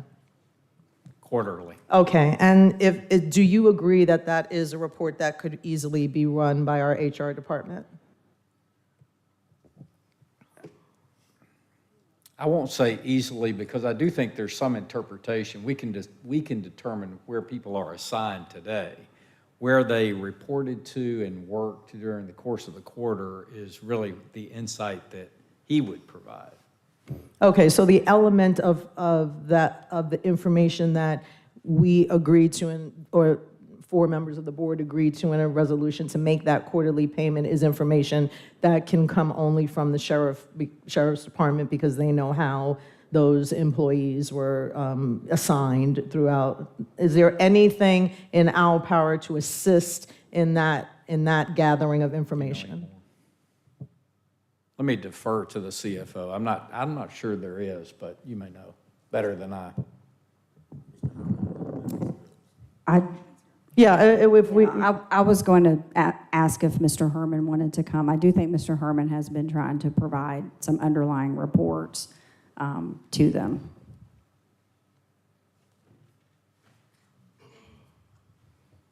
Good afternoon, Commissioners. I think, Commissioner Ivy, your question is whether or not HR could assist the sheriff. And the answer is yes. You know, we were working towards, we were in phase 2 of a cleanup process where we first had the sworn officers separated from the civilian staff so we could clearly identify who was entitled to what we considered JPay. And then phase 2 was to then also allocate the officers to the respective units within the jail operation. Right now, everyone is just categorized underneath the jail. Well, according to the sheriff's office, they have like 6 different jail operations, one at Grady, one jail in the court, the women's facility, and those different areas. So once the sheriff is willing to provide that information, we could truly clean up and then be able to report by work location where those individuals are. And then we're also working with our vendor, our Chronos vendor, our time clock vendor, to also be able to report on where the overtime was earned, when it was earned, and what time clock it was earned at, which is a very unique report, different than what we typically have available to us in the standard reporting system. have you been contacted by the sheriff's office to help assist with that report? Well, they can't assist us with that report. We get that report directly out of the Okay, I mean, to help, you said that HR can help with putting the whole entirety of the report together. Have you been contacted to help with putting that report together so that the sheriff's office can get their money? We have reached out to the sheriff's office, but the attestation has been the holdup.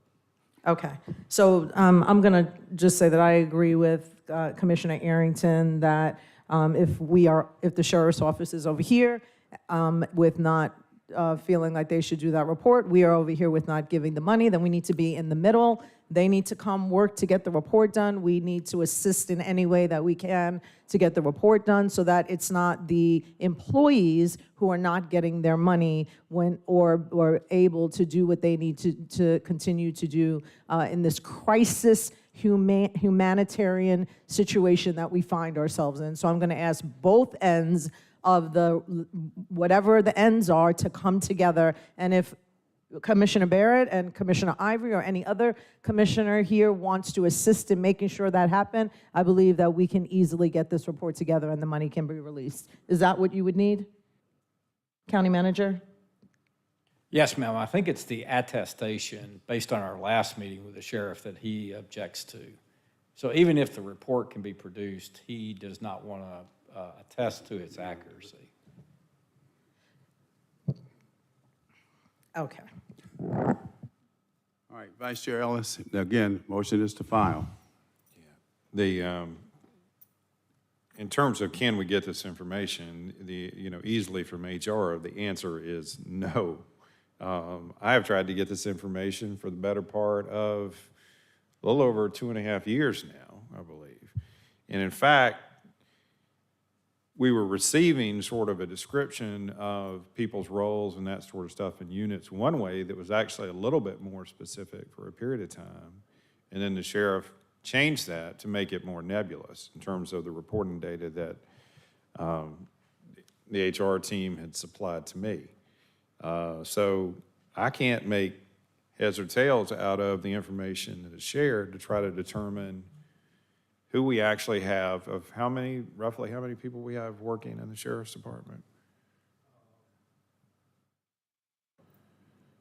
Uh, 822 active employees currently. Of the 822 people, which of these are actually doing full-time detention work? Because we know, and look, I've stated this, I don't know, going back like 4 years ago, I said the most important thing we can do is get more detention officers and people working in our detention facilities.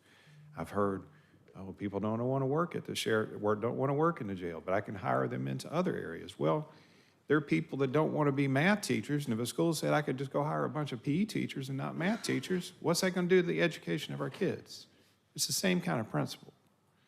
So, it requires that we sort of lean into this, and if we can't get clear information about who we actually have in here to be able to track to see, are we actually getting on a pathway that is sufficient staffing? We have no transparency into this.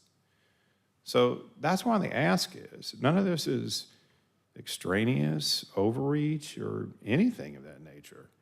I mean, I don't know what, there's nothing that, nobody's going to, get removed from office because they signed something that they sent to us or something like that. This is just basic reporting that would be expected in, whether it's a corporation or any organization, or any household for that matter.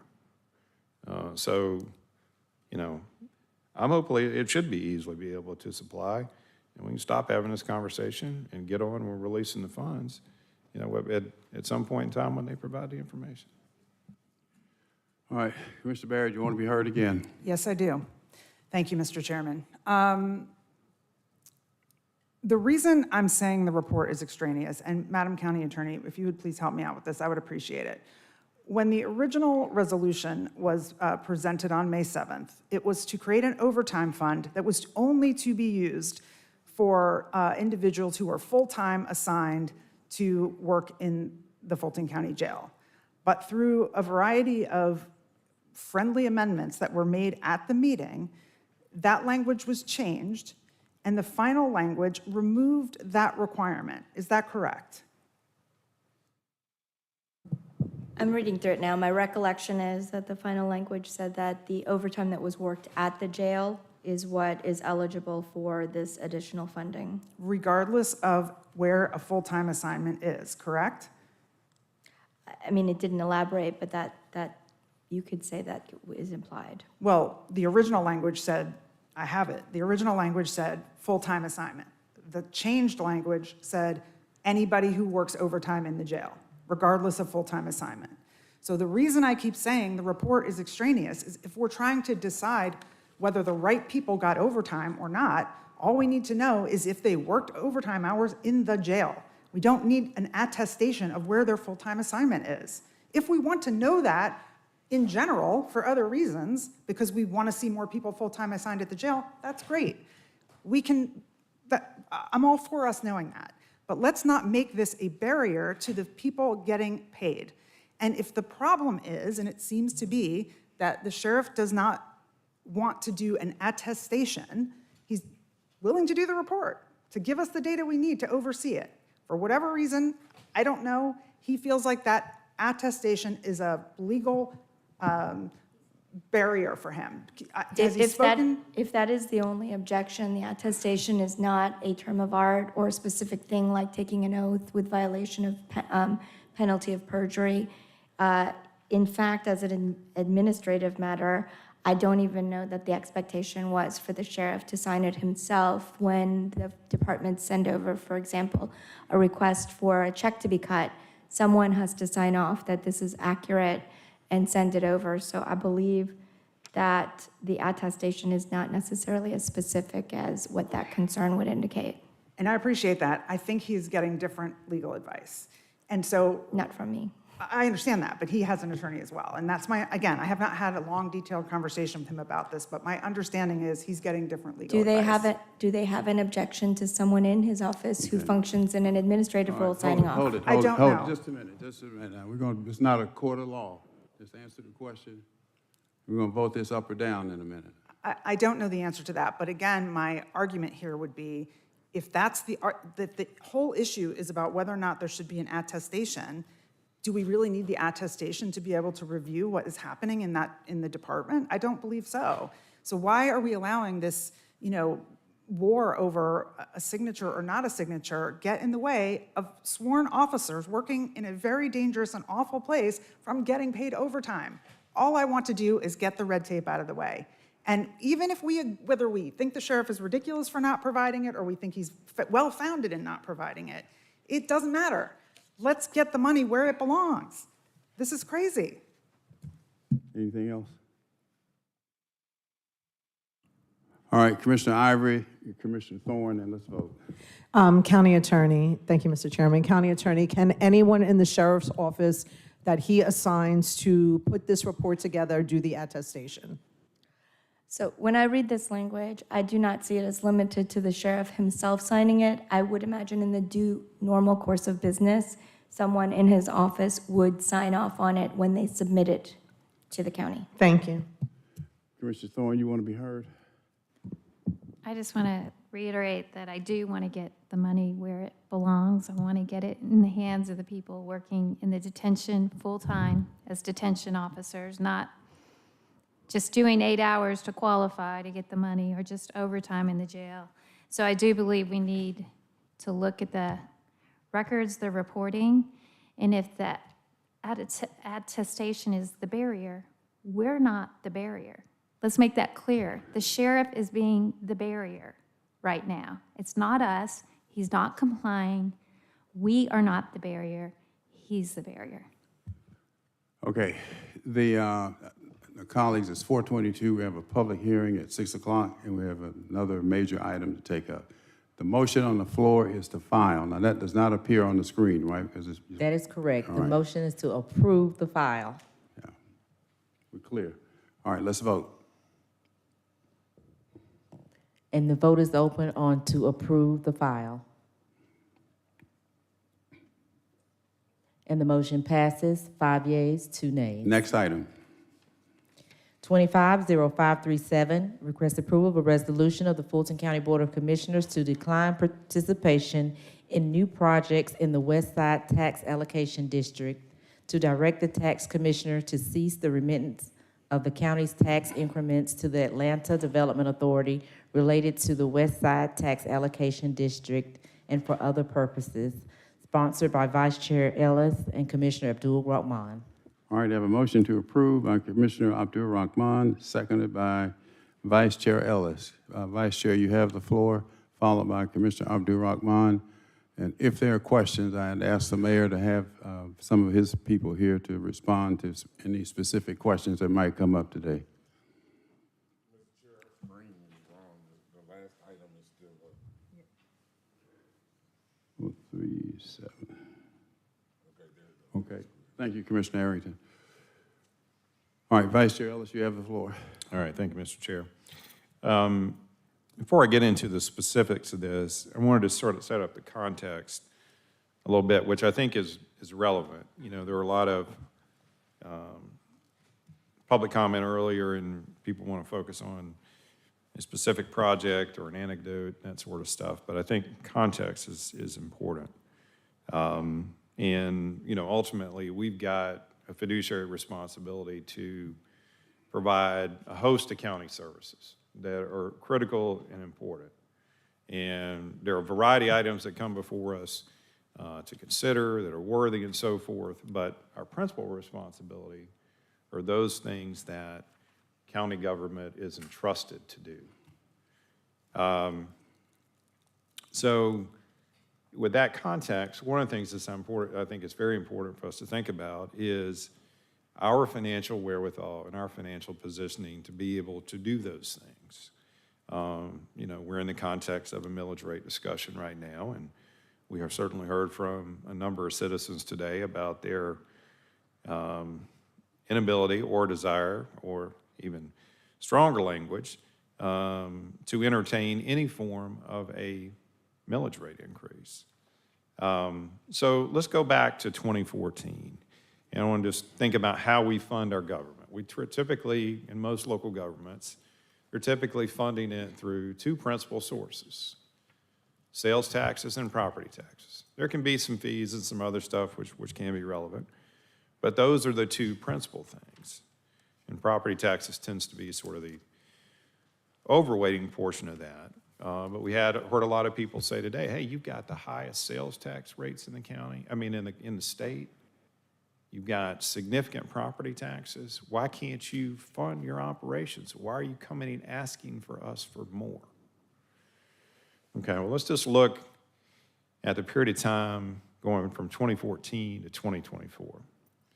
I could go back to 2005 and give you a number, which will be even more stark in nature.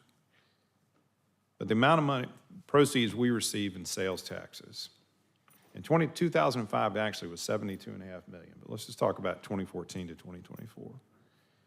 2014, it was $34.5 million.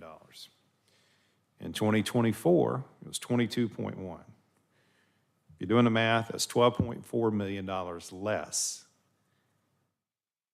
Okay? And a 35% decrease over that period of time. Now, many of our cities probably positioned the same way, but City of Atlanta, not talking about a decrease, but many of our cities are positioned similar to the way that the City of Atlanta's position related to sales taxes changed. In 2014, it was $99.7 million. In 2024, $151.6 million. Up 52%, we're down 35%.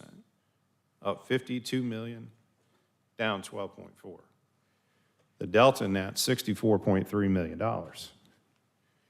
As an offset, or to fund as a percentage of funding our budgets in 2024, it's 2.5% is what we're offsetting, our funding our budget with from sales tax proceeds.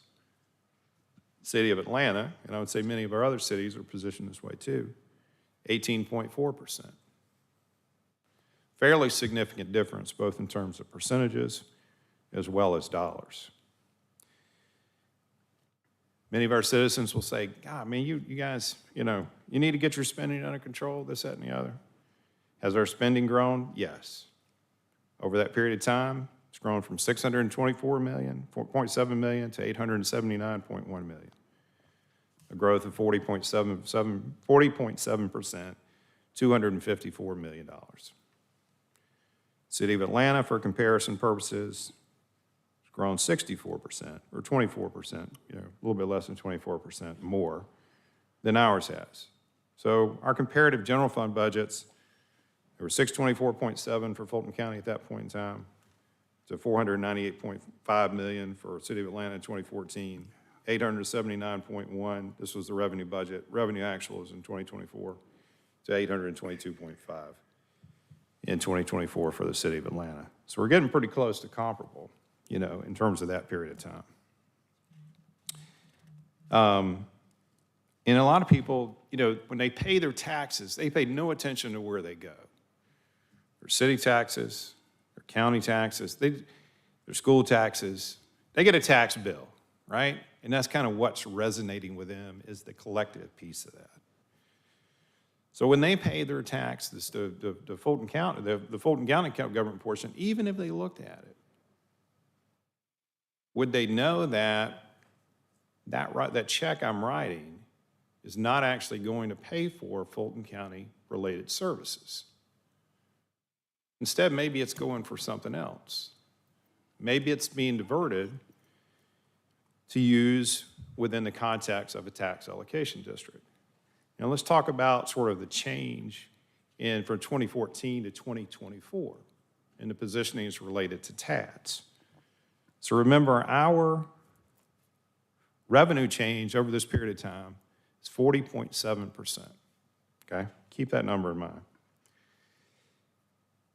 In 2014, the amount of general fund revenues that were being diverted from Fulton County for use in TADs were $18.865 million. At year-end 2024, it was $56.75 million. And I believe it's estimated, you're current in the budget right now, we've got $63.7 million allocated. Is that correct, Mr. CFO, Madam CFO?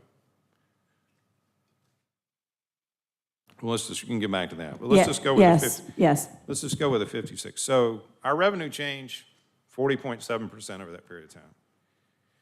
That tax allocation portion is up, just from 2014 to 2024, 297%. So there's a significant portion of funding that's being not floating into Fulton County government for purposes of providing general fund services. There's a significant differential in sales tax proceeds, which are not floating into Fulton County government for purposes of providing general fund services. So where does that burden rest on a disproportionate level to fund those services differently than it did in 2014, more significantly onto property taxpayers. Okay? We have a lot of things facing us today in terms of challenges and so forth.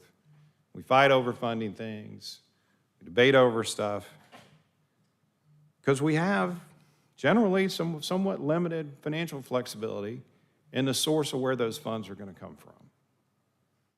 We've talked about trying to do something with sales taxes, not an opportunity. Talked about it with the legislature, talked about it through the lost proceeds negotiations, non-starter with our cities and with our legislators.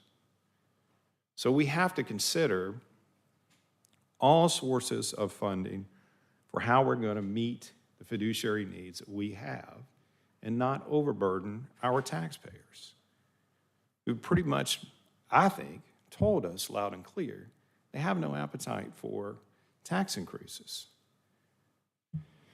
So that brings us to the Westside TAD resolution that's here before you today. A TAD that was established in 1998 and extended by resolution by Fulton County prior to, I don't know, were you on this board at that time, Mr. Chair? So prior to anybody's tenure on here except for the chairman. With that extension in 2008, it had a provision in it that said projects financed after 12/31/18 were subject to county approval, okay? So you'll all remember we had a series of projects which came before us back in the spring for approval, which we took up and we debated. And sort of in the context of the conversation we had on April 16, 2025, when there was a vote to approve the projects, there was a discussion about the financial position of the Westside TAD. The CFO at that point, or the CFO, I'm sorry if I mispronounced, is it Ms. Nino Chiappetta? Am I mispronouncing his name? Yes? Okay, all right. Indicated at that time that there was $41 million in cash that was uncommitted within the confines of the Westside TAD. The year-end 2024 financial statements of the Westside TAD also revealed that there are $59.6 million in debt obligations. So in that discussion we had, in terms of the reading of financial statements, et cetera, there is excess cash there to be able to pay off the obligations within the confines of the Westside TAD. So reflecting upon that, reflecting upon that we have been a more than substantive participant in TADs, and probably collectively over time may have funded more into these than the city of Atlanta, because if you remember, I told you what our budget was here, right, back in 2014 in the differential. So our allocation was probably even higher than the city of Atlanta's up until recent years. So this resolution, it does not remove us from any obligations that are already existing. All this is doing is this will go on the record and state that we are not going to participate in new projects and further obligate our increment into new projects.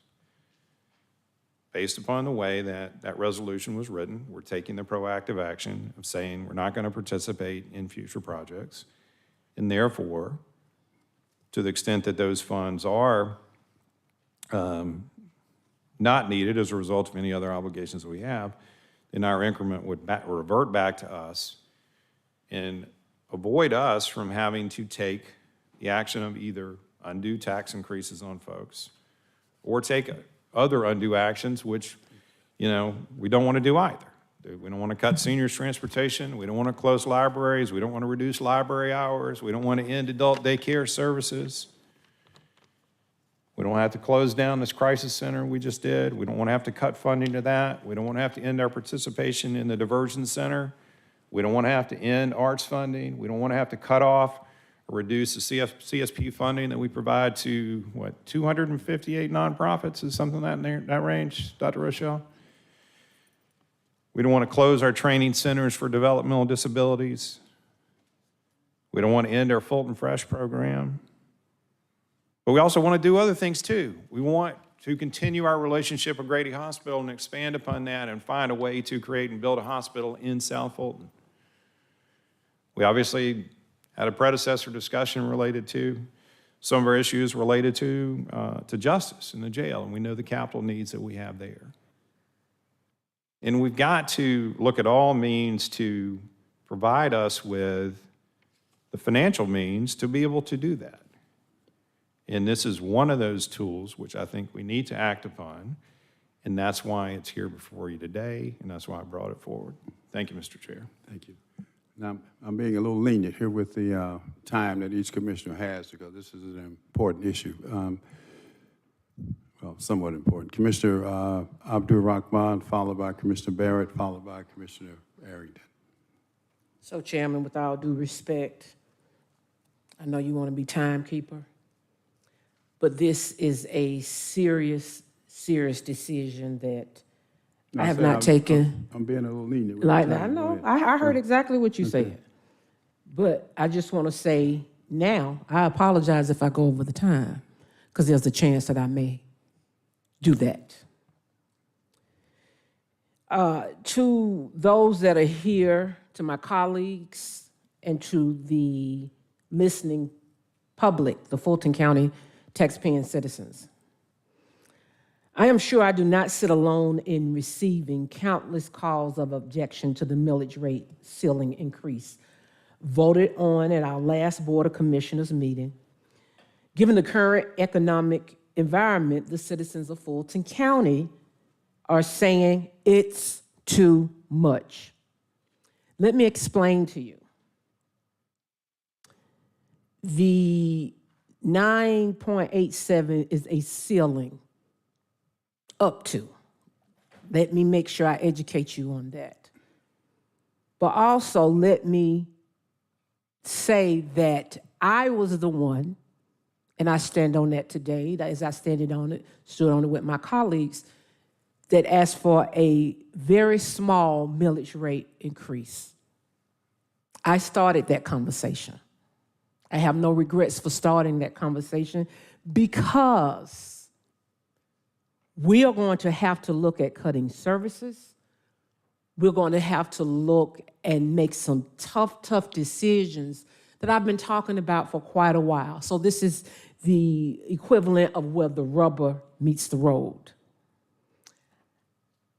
I agree with the public. This is why I want to state clearly and without reservation, as far as I'm concerned, there will not be a 1 mil property tax increase from me. If the Board of Commissioners put people before the politics, there doesn't have to be a tax increase at all. My vote was a strategic vote to keep the ball rolling. In the role as an elected legislator, you have to sometimes stand up and make a decision, come what may. It may not be a popular decision, it may not be a popular subject, but the conversation has to be had. So those of you that ask why did I vote to approve the higher tax ceiling, the simple answer is a strategic move in making sure that the conversation stayed in place, because we as legislators sitting here have decisions we have to make. And they're not always going to be popular decisions, but the decisions have to be made for the good of the Fulton County taxpaying citizen. There is no way that this county will need $78 million increase. I'm the first to say that.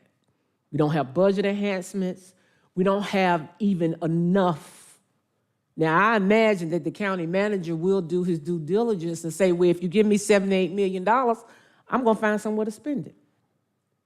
But that's not your decision for us to have the $78 million. That lies with us.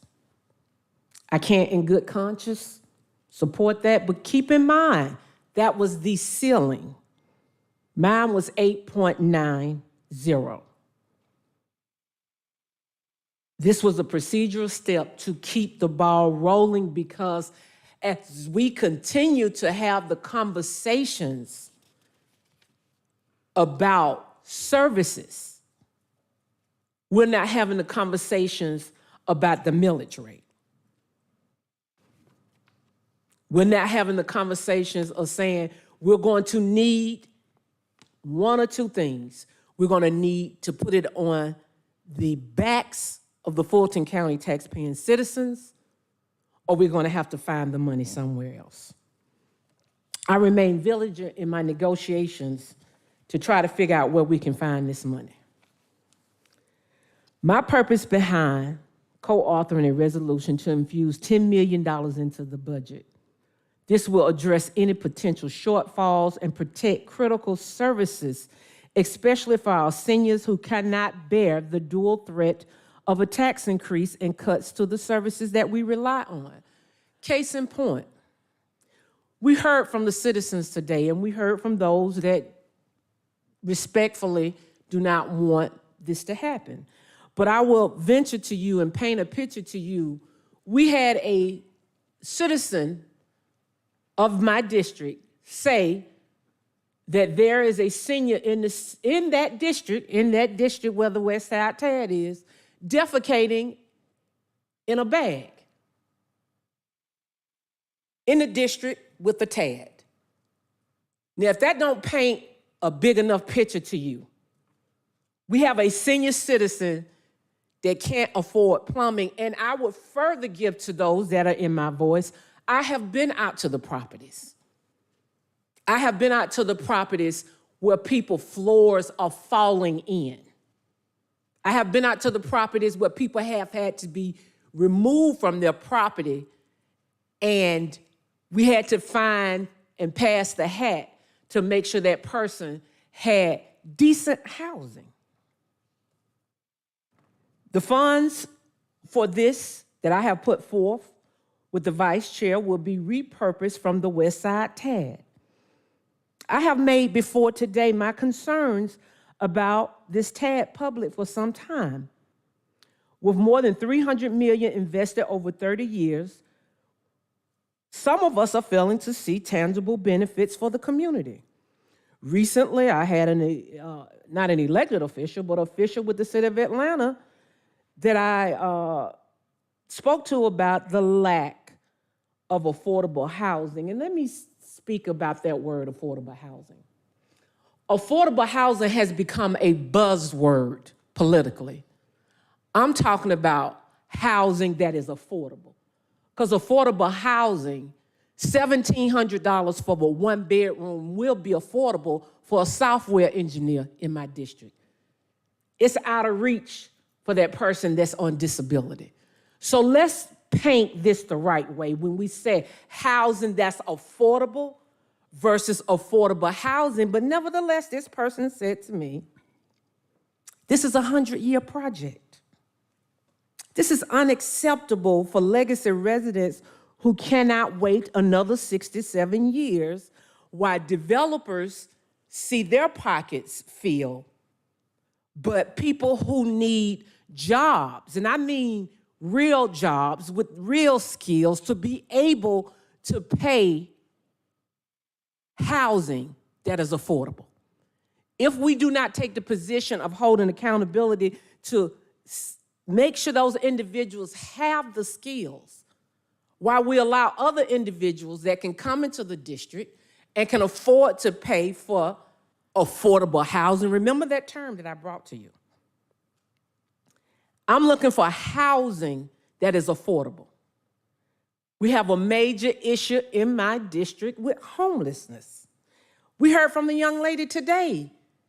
Homelessness, 5 children, homelessness, living in parks in my district, homelessness at the bus stop, homelessness laying on somebody else's couch, homelessness. A mother and her family is living in a car. How do I know? Because I'm out there with her and her kids. And if I can't do anything other than pay for a night's stay a safe night stay in a hotel, I'll do it. But as a legislator, I have to look at surplus funds. That's the conversation that nobody wants to have. Nobody is trying to get rid of the TADs. I'm not trying to get rid of the TADs. But here in this economic climate, where we're looking at decreasing services, where we're looking at our justice partners, I've already made the argument. Diversion Center, we're gonna have to put some individuals in place. Our justice partners are going to have to need more funding. We're not going to tell our seniors we're not going to provide transportation for them. We're not going to tell our individuals with the arts and culture, we've already slashed you in half. Good luck. I am a big supporter of arts and culture, but where is the money going to come? Is it going to come from the backs of the taxpaying citizens of Fulton County? Or is it going to come from us repurposing the $10 million investment? Key concerns from this community based on what I see and know. Rather than stabilizing the community, residents have told me that large-scale projects funded or incentivized by the TAD, including Mercedes-Benz Stadium and adjacent developments, have drastically inflated property values and taxes. That's a reality. This has put immense pressure on legacy homeowners and renters. Many who are elderly and on fixed incomes. Community leaders point to a surge in investor-owned properties and a loss of housing that's affordable. Remember that buzzword again, not affordable housing. That far outpaces the creation of new subsidized units. Let's speak, and please indulge me. I'm asking my colleagues, because this is something I'm fighting for. It's not going to be popular. People are going to be upset with me, but I wasn't sent here to be popular or to make everybody happy. Limited local job opportunities. A significant point of contention is the promise of employment. Employment was promised. While new businesses and construction projects have created jobs within the TAD boundaries, residents claim these opportunities are often not filled by the local workforce. Many of the jobs created are either in service industries with low wages and are oftentimes professional roles for which long-term residents may not have the required training or skill level, leaving the community to deal with the disruptions of development without reaping the economic rewards. I get it. Mega churches, I get it. Special interest groups, I get it. I understand that you all do not want us to repurpose this, but we have to work for the greater good, for the individuals that need the services, for the individuals that cannot bear, and we clearly know they cannot bear a millage rate increase, and that word again, surplus funding. Unaddressed homelessness. The issues of displacement and lack of economic opportunity in my district are directly linked to the area's ongoing struggle with homelessness. While the TAD's revitalization efforts aim to improve the quality of life, critics in my district argue that by displacing vulnerable residents without providing adequate support systems in place or deeply provide revenues of housing that's affordable, the problem is exacerbated rather than solved. The visible presence of unhoused individuals in the very neighborhoods undergoing massive redevelopment highlights a fundamental disconnect in the revitalization strategy. You can't continue to have homelessness surge in my district while saying, we're doing development, we're doing development, we're doing development. I will never, ever support that. Official bodies like Invest Atlanta and its nonprofit partner, the Westside Future Fund, have pointed to programs designed to mitigate these issues, such as down payment assistance, property tax relief for legacy residents, and the construction of new affordable housing. However, community feedback suggests to me that these efforts are insufficient to counteract the powerful market forces unleashed by the new development. Many residents find the programs difficult to access or feel they are simply a drop in the bucket compared to the scale of the need. The sentiment on the ground is clear. For many who call the Westside home, the TAD is seen less as a tool for community uplift and more as an engine of redevelopment that threatens to erase the very culture and people it was meant to serve. Once again, as I close, I am not targeting the TADs, but the reality here is Westside TAD has a verifiable surplus that can be better used to serve the public now. Our focus is singular, our reasoning is sound. This is precision, not provocation. By repurposing the funds that are already paid in taxes, we can opt out of an underperforming investment, protect vital services, and prevent a tax increase. Simply put, I must be the voice for those who don't attend the mega church. I must be the voice for the senior citizen, the homeless, the individuals who are legacy that are being overlooked. I must be the voice for the tax-paying citizens that say to me, no millage rate increase, but no services decrease. And so I say to you today, this is a workable solution to repurpose the funding to make sure that we do not have to cut services here, but more importantly, to make sure that Fulton County is the stewards of Fulton County taxpayer money. Thank you, Chairman. Thank you, Commissioner Abdul-Rahman. Commissioner Barrett, you have the floor. Thank you, thank you, Mr. Chairman. Because my colleagues made this a conversation about more than just the Westside TAD, I want to make a comment about the millage rate. Also, I agree with what you said, Commissioner Abdul-Rahman, about the reason we set a ceiling in the millage rate when we set that was to give ourselves some room because we did not have all the numbers, and we still do not have all the numbers for this year's expenses as related to the consent decree on our jail. So I also agree with you, Commissioner Abdul-Rahman, that a 1 mil increase is not, I think, where we will land, where we need to land. I think significantly lower, if at all, based on the numbers we get from county management, is where we will end up. So I want to just sort of second everything you said on that front. We needed that leeway because we really just don't know the numbers right now. So I understand that people are upset by that 1 mil increase, but that's very likely not where we will land.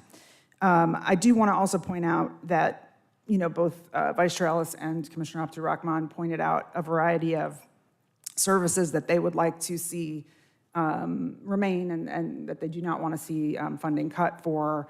And you know, I agree with all of that, but at the same time, we have historically, since 2016, lowered our millage rate. It was 10.45 in 2016, it was 10.38 in 2017, 10.2 in 2018, 9.89 in 2019, 9.78 in 2020, 9.33 in 2021, and then it's been flat at 8.87 for the last 3 years.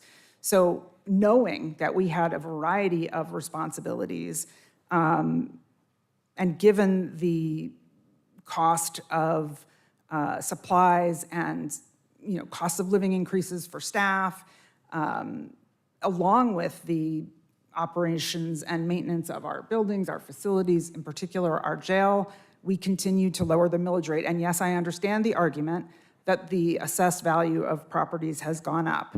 But we have been running for the last 3 years, and you can correct me if I'm wrong here, Mr. County Manager, at a rate in which our expenses, budget-wise, have exceeded our revenue. And that is not sustainable. Given all of that, I understand the inclination to want to try to find pots of money that we can apply so that we don't have to raise the millage rate to a level that's going to be painful for anybody. I think one of the things that happens with the Fulton County tax bill is that it's lumped, of course, in with the other two jurisdictions in any given area, Fulton County Schools or Atlanta Public Schools, along with City of Atlanta and ours. And ours is actually usually one of the smaller, it's usually the smallest of the three, or very close to the city. And it's the schools that have a significantly higher millage rate and make up a significantly higher percentage of the bill. And I say that only because I think for most citizens, they assume when they hear that the taxes are going up 12%, they assume it's the entire pot of money, all three jurisdictions together, but that is not accurate. It's the smallest portion.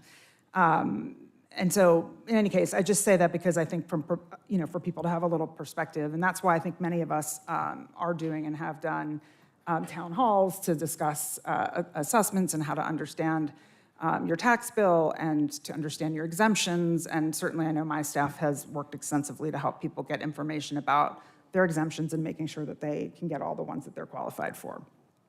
Now I want to move the conversation to affordable housing and say this. Whether you like the terminology or not, or the various different ways groups go about achieving affordable housing, it is one of the top issues in the country today. And it is abundantly clear that without some form of public-private partnership, the market will not provide affordable housing. That's what's happening in all these, either in an area where there is poverty, there will be no investment, or where there is some interest in something, and the Beltline, a natural, whatever it is, a natural resource, development will happen and it will be at market price, and it will be gentrification and people will be forced out. These types of projects that the Westside TAD, the whole point of it is to bring economic development to areas that would not otherwise be invested in. And the guardrails that are added to this effort by Invest Atlanta, whose board I sit on, are really unique in the world of the development authorities across the country. And I say this because we heard speakers today at public comment talking about the commercial property assessments and the advantages given to Microsoft and Elon Musk for data centers and property they already own and things like that. That's the Fulton County Development Authority that's giving those kinds of tax breaks. And there are no guardrails or requirements that they provide a certain number of jobs or that they provide affordable housing units. They give the incentive, they take their fee, and that's it. There is no community mindedness to it. And we're not talking about trying to influence the Fulton County Development Authority. We're not talking about trying to reform the Fulton County Development Authority. As it was pointed out, we all have board members there. But instead, we're sort of going after this low-hanging fruit, if you will. So, I think we make decisions every day that are difficult about what money we're going to spend. And I think we can all agree that every dollar matters. But we just approved $1.7 million for escalators that haven't been used and aren't really needed. They haven't been in service for over 5 years. And we just approved $1.7 million to pay for them, but denied earlier this year $1.7 million to arts organizations that needed that money. And now we're prepared to deny very specific things with this Westside TAD resolution. So let's get to that. there's two parts of this resolution. One is to, from here on out, reject any and all programs or projects being brought forward by the Westside TAD for funding. So I want to be clear. I know, there's a lot of conversation about whether we should talk about specific projects or not. I believe we should. There are, I believe, 6 current projects that have been approved by the Invest Atlanta board that are awaiting approval by this board. And they have not been brought before us yet, and it looks like if this resolution passes, they won't. But I want to be clear about what they are. One is a project in downtown Atlanta. It is 66 affordable units in an existing luxury apartment building. This is a very small investment to make luxury apartments available at an affordable rate. 66 units that would be converted to affordable housing in downtown at 60% of AMI. This is a $4 million investment by the TAD, I believe, and that means our share at 25% is $1 million. We have a project on English Avenue or in the English Avenue neighborhood that is 16 affordable units. It's being developed by a resident of English Avenue who wants nothing more than to help his neighborhood be better. This is not a big developer coming in from out of town. This is a local guy who lives in that neighborhood in English Avenue, trying to build 16 affordable units for his neighbors. Our share of that project, $250,000. But we would rather have an escalator. On again in English Avenue, 26 affordable units. The TAD investment is $2.5 million. The Fulton County investment, $625,000. This is a 3-story multifamily building in partnership with the Westside Future Fund. Interestingly, one of the, I didn't even bring up the project that I think the very first one I did bring it up, but I didn't say, the one that was the Cosmopolitan AME Church. These are exactly the kinds of partnerships and projects that the country and certainly the city needs to provide affordable housing. It's not just the government coming in and spending our money to build something. It's working in partnership with the land trust, with the churches, with philanthropy, with everybody to build a capital stack to make these investments that pay off tenfold in every way, the human side of it, but also the property tax side of it. Ultimately, everybody wins with these projects. And yet this is where we want to cut. One of the public commenters that you referred to, Commissioner Abdul-Rahman, was Mike Russell, who talked about his neighborhood and people struggling there and someone having to, didn't want to have to repeat the phrase, but defecate in a bag. He also talked about his sort of shock that we would consider not being a part of the Westside TAD for exactly that reason. And in fact, the one thing he said that he would change about the way the Westside TAD operates is that he would like to see more incentives for people to get into affordable homes that they could own. Well, the very last thing that we're rejecting here as an existing project is a $10 million fund that would allow Invest Atlanta to own property, to buy the land, to put it in land trusts so that people could get into homes that they would own for permanent affordability. That's one of the projects we're rejecting right now in the Westside TAD. So before we vote on this because we need more money in our coffers that we were not willing to cut any other way in our own budget, just keep in mind that we are keeping affordable housing from people who need it in this city, but we're gonna have an escalator, by God. Now, let's talk about the other part of this resolution, which is that we're going to, from here on out, stop paying our increment into the TAD. I have a lot of questions about our legal obligations here and what this might mean going forward. So I'm going to ask some of the folks that are in the room, because I think the numbers that Vice Chair Ellis stated about the bond debt that Invest Atlanta, or the TAD rather, owes, and how much funds are available to cover that are not accurate. So I know we've got a whole crew here.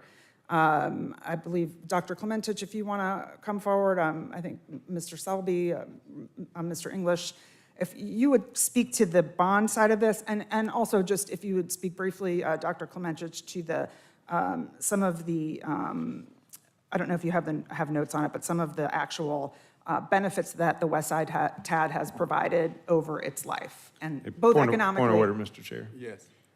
If you come up here and you provide an information that's different than what I supplied, that information came from your CFO and your financial statements. So don't just project it. Give us some hard documents that are evidence of it. Just want to be on that on the record. This is numbers straight from our discussion on April 16th of 2025. So if there are substantive changes to that, you know, what are we here today? Just a few months later, I'd like to see the specific hard information in the context of transparency as to what that is. Thank you. Dr. Eloisa Clementich, Invest Atlanta. I'll go back and look at the April presentation, Commissioner, just to ensure we're aligned. But the amount of the bonds that are outstanding right now are $281 million. Now, I'm thinking that, I'm not quite sure what document you're looking at, but perhaps you were looking at our debt service and other reserve amount, which is probably where you got the $35 million off of. But I'm looking at the audited financials that you supplied to me, and I think our CFO can also attest to the fact that that's what we reviewed, correct? Were your audited financials on the Westside Tax Allocation District? Yes, the most recent ones that they submitted. And in the April 14, that particular meeting, and your CFO notes $41 million of uncommitted cash, okay? Okay. So if there are things that are distinctly somehow different than that discussion today, you all need to be much more transparent and clear about your financial position of these individual tax allocation districts. right. If you don't have that hard data to share with us in the context of some sort of attested to statement by some auditors or somebody, then go back and get it and bring it to us. Okay, maybe that is the best thing in the conscious of time, but I do want to be clear that the amount of outstanding principal bond debt as of May 31st, 2025 is $281 million. And after all of the current projects that we have approved, there is $26 million that is available for cash available. So I will provide all the documents that you are needing so that we can see that. But if you have questions specifically about the bonds that we've issued, Doug Selby can run through those. I mean, not so, I mean, Point so I of order. get the information. I mean, you're the one that brought them up here. This is my resolution. I didn't ask for, somebody to come up and give a presentation on this.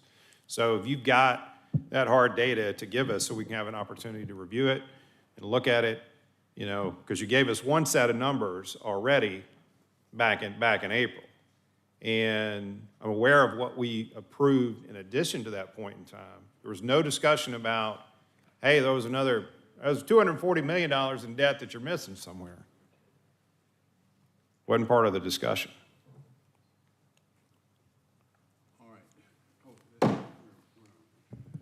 So you wanted her to come up for what purpose? Yeah, I still have the floor, and I asked So what- Dr. Clementich to answer, to talk briefly about, first, the benefit that the TAD has provided over its life, and then I also asked for she and her colleagues to talk about, make it very clear what our legal exposure is should we remove the tax increment going forward, And what is the bond, I want confirmation on the numbers of the bond obligation and the money available to pay it. So that's what I asked. So if you could please give the information about the TAD benefit, I would appreciate it. Two questions. One about the benefits, which we've already heard. If you want to repeat it, that's fine. And Mr. Selby, we were asking about the bonds. And what's clear to me already is that we're not going to be able to resolve this today, but go ahead. Okay. In terms of the bond success, we've had over 80 TAD projects, the different type, from housing to small business benefits. Mr. Chairman, just a point of order. We've heard this kind of discussion before. This is not really germane to this particular resolution about how TADs work and what their benefits are. Mr. Chair, that's not a valid point of order. Okay. And neither was the Just first. a minute. Listen, we know how TADs work. We've gone through this before. You were here before 3 or 4 months ago. We asked questions. You didn't answer them then. Just answer the question directly. Then we'll get to Mr. Selby. We don't need to know how TADs work. We know how they work. I was just saying there are 80 TAD projects that we have been funding, from small business to affordable housing. We've created 2,200 new jobs. We've created 464 affordable housing units. And I'll turn it over to Doug Selby. All right, Mr. Selby? Bonds? Yeah, if you wouldn't mind, Mr. English, please. So, yeah, there was a lot has been said here. I'm let Doug certainly talk about the bonds. I do want to make it crystal clear for the record for this body, and for those I haven't had a chance to meet. I'm Courtney English. I'm the Chief Policy Officer in the City of Atlanta and Senior Advisor to our Mayor. Pulling out of the Westside TAD would effectively mean that every affordable housing project on the West Side in the TAD boundary would either stop or be slowed, full stop. And so we can have a policy conversation around what affordable is, and I'm happy to dig into that with anybody in this body or elsewhere. But if you care about the word affordable, no matter how you define it, to be crystal clear, the biggest tool we have for affordability is actually the TAD. And so for folks who that means something to, you're about to stop or slow, in the best case scenario, every single affordable housing project on the west side of the city, in a part of the city that is the most underserved, one of the most underdeveloped. And so, because that was said, I want to be clear for the record what this actually means for people who absolutely need help the most. You're going to leave folks, you want to talk about seniors who are going to be displaced, you want to talk about legacy residents who want to be displaced, you're going to leave them to the fate of the market, and we absolutely know what the market will do. If we want to have a conversation about what truly affordable housing means and how we get there, this administration stands ready to work with anybody, anywhere, anytime to have that conversation. But right here, right now, I want to be crystal clear that this will end the development of affordable housing on the west side of the city in the short term. So. All right, Mr. Selby. Good afternoon, Commission. Doug Selby. I'm with Hunt & Andrews Kurth, where I lead the bond practice for the firm. I was asked to come to highlight some of the legal entanglements with the Westside TAD, particularly as it relates to the bond indebtedness. And so I think as you already know, the City of Atlanta has issued bonds in 2008, 2001, 2005, 2008. The 2008s are still outstanding for the Westside TAD. In addition, the city, as many know, made commitments to the Centennial Yards, to the Gulch transaction, and that was done in litigation and transactions that began in 2018 and 2019, with bonds being issued in 2021. There were bonds issued, but there was also a commitment made by the community for additional payments to the developers up to $624 million that would be premised on the developer meeting certain development benchmarks. They met the first of those development benchmarks in 2021, at which point roughly 200 million, exact numbers Dr. Clementich can provide, 200 million was issued. And so there's $200 million of bonds that are outstanding related to that. As you probably know, all bonds in Georgia are required to go through a judicial validation process. And so with the Westside TAD, and particularly with the Centennial Yards, the Gulch project, this was a contested financing, a contested transaction. It didn't just go to the Superior Court of Fulton County. it went up to the Georgia Supreme Court. And so there are orders in place that validate the security for the bonds, and that security includes the commitments made by the city, the county, and the school board. And so part of the litigation was to resolve that issue. I believe it's fairly clear, lawyers can look at the case law that's on this, squarely on point, but it indicates that where jurisdictions have agreed to make legal arrangements that provide security for validated bonds, they're required to honor those obligations under state law. I'd refer you to Charlton versus Charlton Development Authority versus Charlton County, 253 Georgia 208. It's a 1984 Supreme Court decision, but there are a variety of others that bear that point. So that's the point as a matter of law. I would also just simply comment that to the extent that the bonds particularly done in 2024 that monetized the Gulch supplemental award payments were publicly offered. And to the extent that there was uncertainty about whether the financing partners were committing to perform the obligations, it draws into question how the market would look at the bonds. I mean, I can't speak specifically. Certainly, to the extent that this were to happen, it would change the collateral for the bonds. There are SEC requirements that provide that we would have to give notices to the bond market that would occur as a result of that transaction. With respect to the bonds in question, I mean, these bonds can be seen very easily. They're on the SEC's website, Emma's website. They were issued last August, and so it's easily to obtain, Commissioner Ellis, a copy of the obligations that were entered into with respect to the Gulch. With that, I'm happy to answer any questions. So, Hey, just a minute. Just a minute. You want him to answer? Go ahead. I mean, I still have the floor, in theory. Go ahead. You have the floor. You had a question about bonds. He's addressed bonds. Correct. So I just wanted to clarify, if we were to move forward with this resolution as written and withdraw our increment from here on out, we would be exposed to lawsuits, litigation from a variety of parties potentially. Is that accurate? Well, to the extent that the resolution is written means that the county would direct the tax commissioner not to remit increment to the trustee for the bonds. The tax commissioner themselves would be in a position of having to defend actions of bondholders seeking to compel the performance of that official duty. And so there are particular legal proceedings to seek to enforce a public officer to perform a legal function.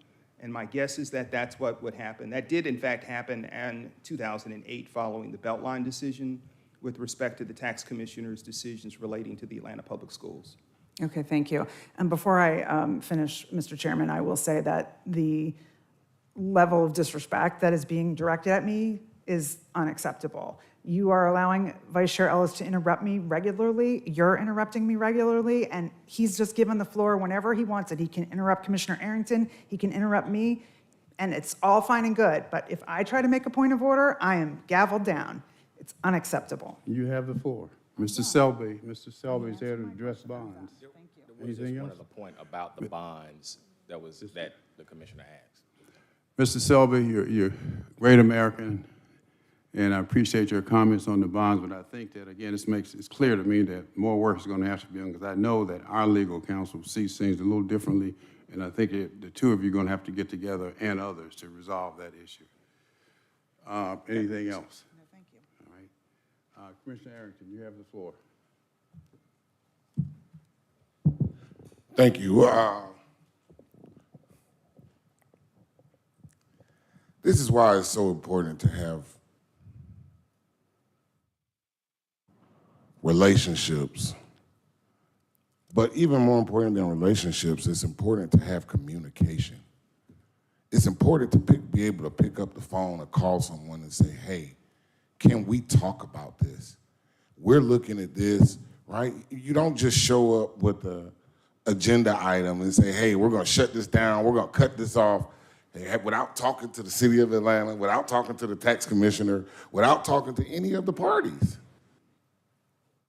I mean, so now, and based on what I just heard from the bond attorney, is we committed to a bond. How long was the bond, Mr. Selby? What's the payback period on the bond? Matures in 2037. 2037.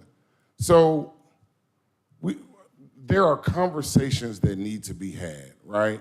And I'm not getting ready to get into all of this other stuff because there's a lot going on. But what I will say to you is, I'm gonna make a substitute motion to hold, but I'm gonna say something first. I'm gonna back up to the whole millage rate argument, which also was not germane to this topic or this agenda item, but everyone else talked about it. The millage rate, and I hate, Ms. Corbett, the way we advertised it on our website, and maybe it's because of state law that says that there's gonna be a tax increase, and maybe that's what we had to do. What we did was agree to advertise a higher rate, but the millage rate will not be adopted until our August 6th meeting. I believe we also instructed our chief financial officer to come back with a mid-year budget review so that we can understand how much money may or may not be available.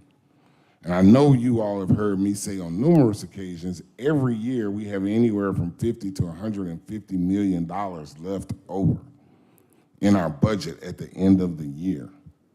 And so what we did was agree to advertise a higher rate, but we did not agree to adopt a higher millage rate at the last meeting. We agreed to advertise a higher millage rate so that in case the numbers come back from the mid-year budget review, we would have some flexibility in adopting a higher rate if necessary.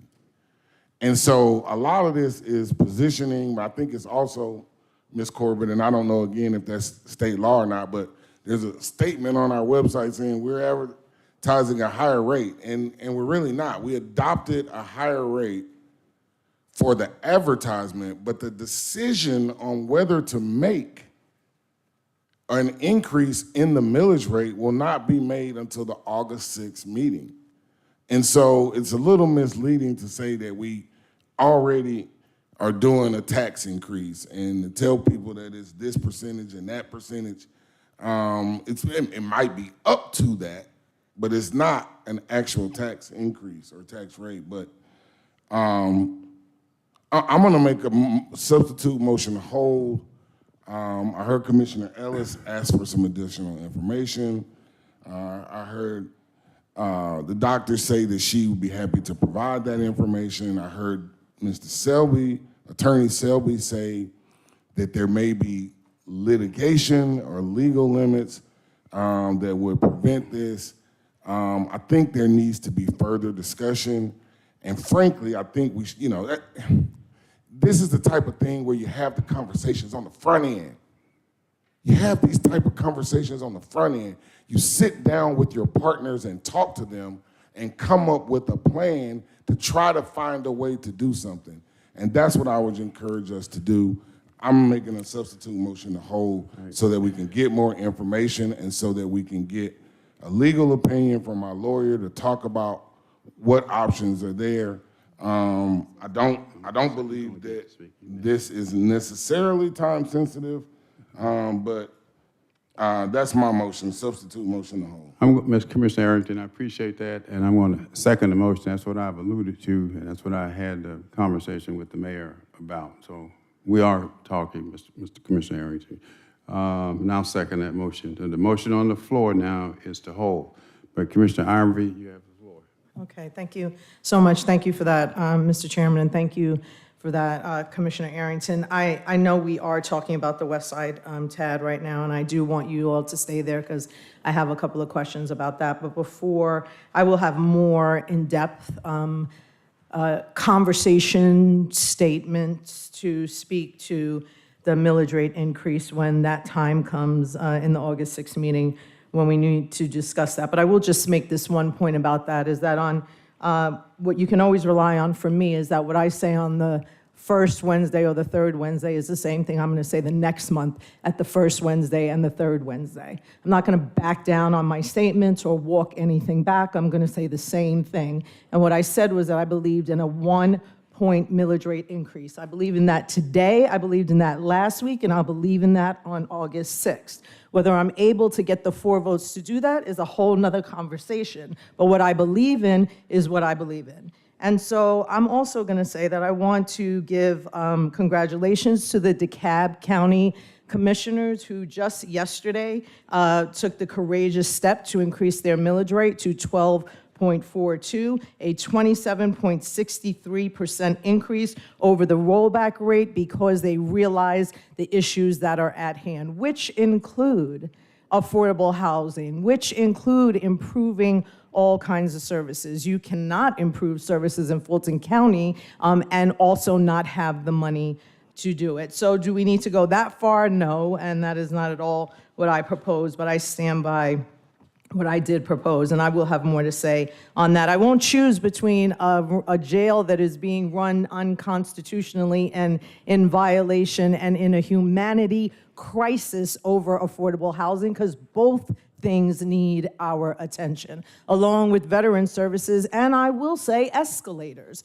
because when I just had hip surgery a couple of months ago and had to go to our courthouse to have a very important meeting, I had to walk from past 2 3-year broken escalators that have been existing for 3 years to a set of elevators that was all the way in the back, and that was uncomfortable for me, as it would be uncomfortable for many who are using a cane or who have a certain temporary disability. So I don't want to reduce those type of things to being important services that we also are responsible for providing. I did research whether that was a violation of the American with Disabilities Act, and although it is not, it does not mean just because it's not legally an infraction doesn't mean that it's not a service that we should provide. So I'll have more to say about the millage rate when we get to the August 6th meeting, but what you can be sure is I'll be saying the same exact thing. So let's move to the Westside TAD. We do have the issue of whether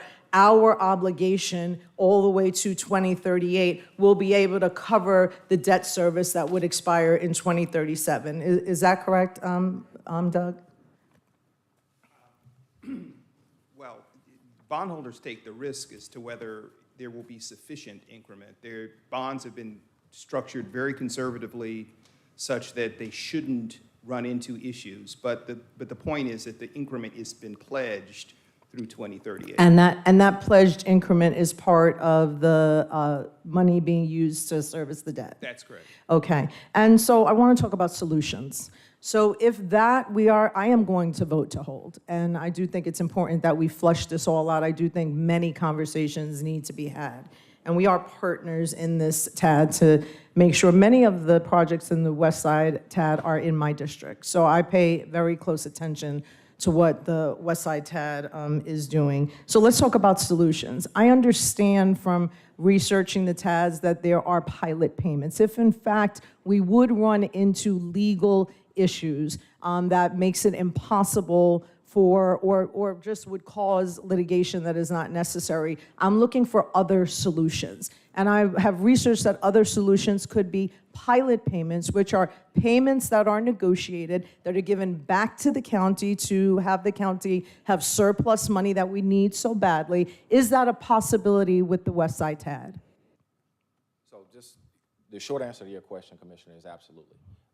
And candidly, the mayor and chairman had conversations about a framework that would help Fulton County on a number of ways and a number of issues that you have spoke about here today. He sent me back to do some homework. The mayor sent me back to do some homework.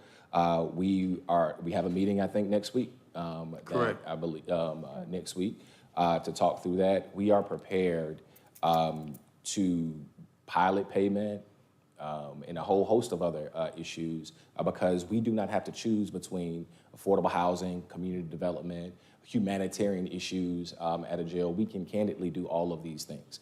And we can provide to our partners, whether it be the county, whether it be our school system partners, the ability to take part in the growth that results in added community benefit while we still get important projects done. So the short answer, I'm sorry for being a little long-winded, but absolutely, and we are prepared to have that conversation. Great. So Fulton County can get a money from a pilot payment to offset having to end our increment in the TAD, accomplish the same exact thing through negotiation with the City of Atlanta. We are happy to have those negotiations. Thank you.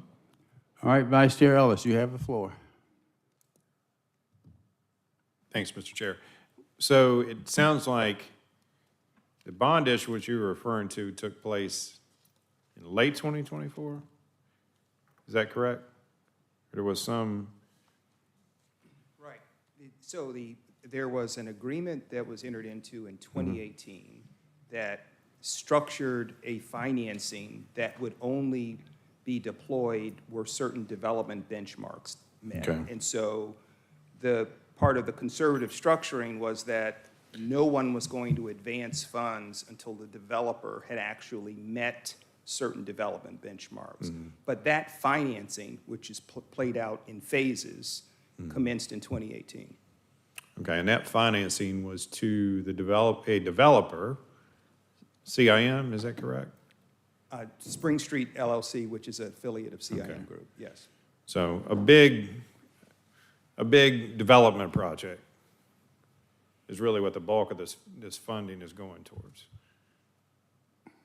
Correct? Well, Office buildings, it went restaurants, luxury apartments.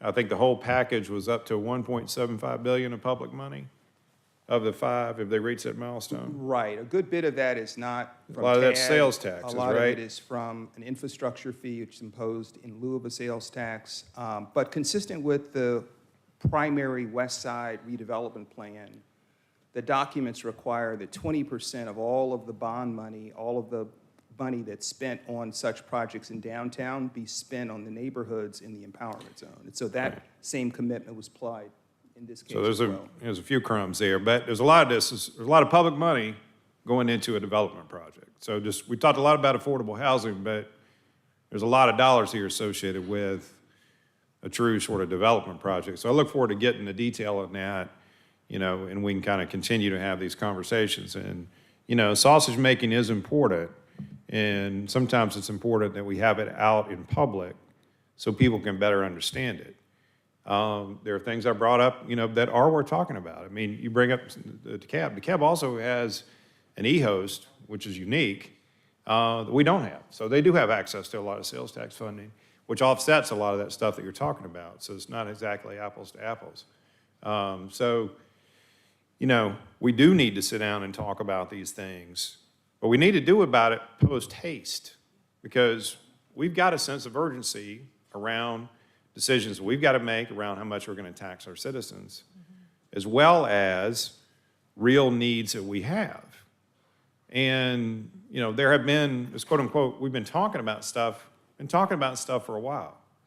We need to get to the point of actually acting on them and making a realization. And I hope that that's what what will occur. So I look forward to getting the information, continuing to have these discussions, and we'll see where it goes. Commissioner Abdul-Rahman, you have the floor. Thank you, Chairman. One thing that I can really say that I have a great appreciation for is if you don't say anything, nobody will say anything. At the end of the day, a comment was made about being disrespected. Sir, you're a great attorney. I know about your history. You've done some great things for not even just Fulton County, nationally you have. Great person. However, in areas of legal advice, I defer to the Fulton County attorney, just like City of Atlanta defers to the City of Atlanta attorney. And I think for someone to sit here and say to go to you, and we've got a Fulton, you are our Fulton County attorney, right? I think it's disrespectful. And I want to go on record saying I find it disrespectful. All respect to you, sir, because you are doing and protecting the interests as you see it That woman over there has our respect as the Fulton County attorney. And she is going to, like she did with this, you know, nobody went last night and pulled this out of the air. Okay, so county attorney, I apologize to you because your job is to safeguard us and the Fulton County taxpaying citizens. So for someone to defer to a other entity without even having the conversation with you first is disrespect. Now let me get to this point. Although a lot of times, because I heard the, you know, people telling lies and all that, you know what, I'm not gonna get into that. Because at the end of the day, I'm Atlanta born, Mr. English. I'm Atlanta bred, and when they bury me, I'll be Atlanta dead. But that doesn't mean I won't ask for accountability on behalf of the taxpaying citizens, especially in my district. And so if you take this as an assault, you know I support Invest Atlanta. I have always supported, but it does not mean that I'm not going to come to you and ask for accountability. It does not mean I'm not going to raise the issue that affect a whole bunch of people that's outside of this room. And so what I say to my colleagues as well as you all, I'm open for correct information. I'm open for holding. But what I'm not open to is to go along to get along. And if you want to define me as something other than a servant of my district, well, that's on you, because my tax-paying citizens of Fulton County can make the decision at any time to send me home or to keep me here. And so what I say today, none of this is personal. It's business. It's making sure that the taxpaying citizens of Fulton County have all available funds that we need. And if that means looking at the TAD, I'm going to do that. Nothing says that I can't do it. And so let's let the main thing be the thing, that you all have an interest, and I will die fighting for you to protect your interests, because that's what you're supposed to do. But guess what? I have an interest as well, and I'm going to die fighting for that interest. So let me be crystal clear in closing this. My loyalty is to the Fulton County taxpaying citizen, and my respect, legal respect, on an issue that my Fulton County attorney has vetted. I'm going to listen to her first. That don't mean that I won't take in what you all say. But let me be crystal clear about what is looked at as proper protocol and business practice, Chairman, should not be disrespect. That concludes my remarks. All right, anyone else? We got a few more minutes before 6 o'clock. And we heard a lot about escalators today, but we didn't talk about that $4 million that we spent renovating our own offices. But that's a story for another day. Anything else? All right, the motion on the floor is to hold. Motion by Commissioner Arrington to hold, and I second the motion to hold. Let's vote, please. The vote is open. And the motion passes unanimously. Next item. On page 14, Commissioners' Full Board Appointments, 250538, Fulton County Board of Tax Assessors. Commissioner Abdul Rahman has nominated Edward C. London for a full board reappointment to a term ending June 30th, 2029. We have a motion to approve by Commissioner Thorne, seconded by Commissioner Abdul Rahman. Let's vote. And the vote is open.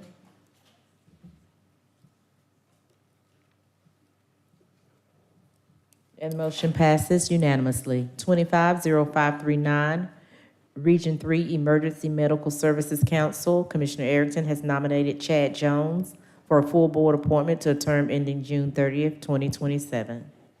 So let me ask Commissioner Aaron, I don't have any issue with Mr. Jones, but there was a question, who would Mr. Jones be replacing?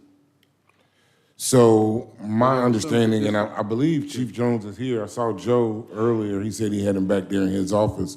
My understanding is that one of the existing Grady board members was moved to another position on the board, which freed up this position, but they will both, my understanding is they will both be on the board and they will both continue to serve. Okay. And Chief Jones, as you know, is the fire chief for the city of South Fulton. Yeah, I have no issue with that, just the process that you were looking into that, Madam County Attorney. Because I think Jones would be a great addition to it. Man, I hope Chief Jones and Joe didn't leave yet. Joe Bearswell, where are you? He said he had Chief over there in his office, because he could probably answer that question a lot better than I can. But my understanding is that an existing grade, the board heard us, that an existing member was switched to another position so that Chief Jones could come onto the board. That's my understanding. So, Mr. Chairman, your question was, what's the procedure for appointing to this board? Could they switch like that without? I did not see any specific provision for that, but based on if there is an opening on this board to which Fulton County has 6 appointments, that is made by this board, by vote of the Board of Commissioners of Fulton County. Okay. Mr. Chairman, Joe Bearswain is coming right back if you want to. Yeah, and I think according to the agenda, it shows this term expired June 30th, 2024. So it's been expired for over a year. Is he en route? Is he in the building? Is that him? Yeah. Venez ici, monsieur. Joe and Chief, please come up. Chief, they were asking, I guess Chairman Pitts asked, how did this position become available, or what happened to the other member?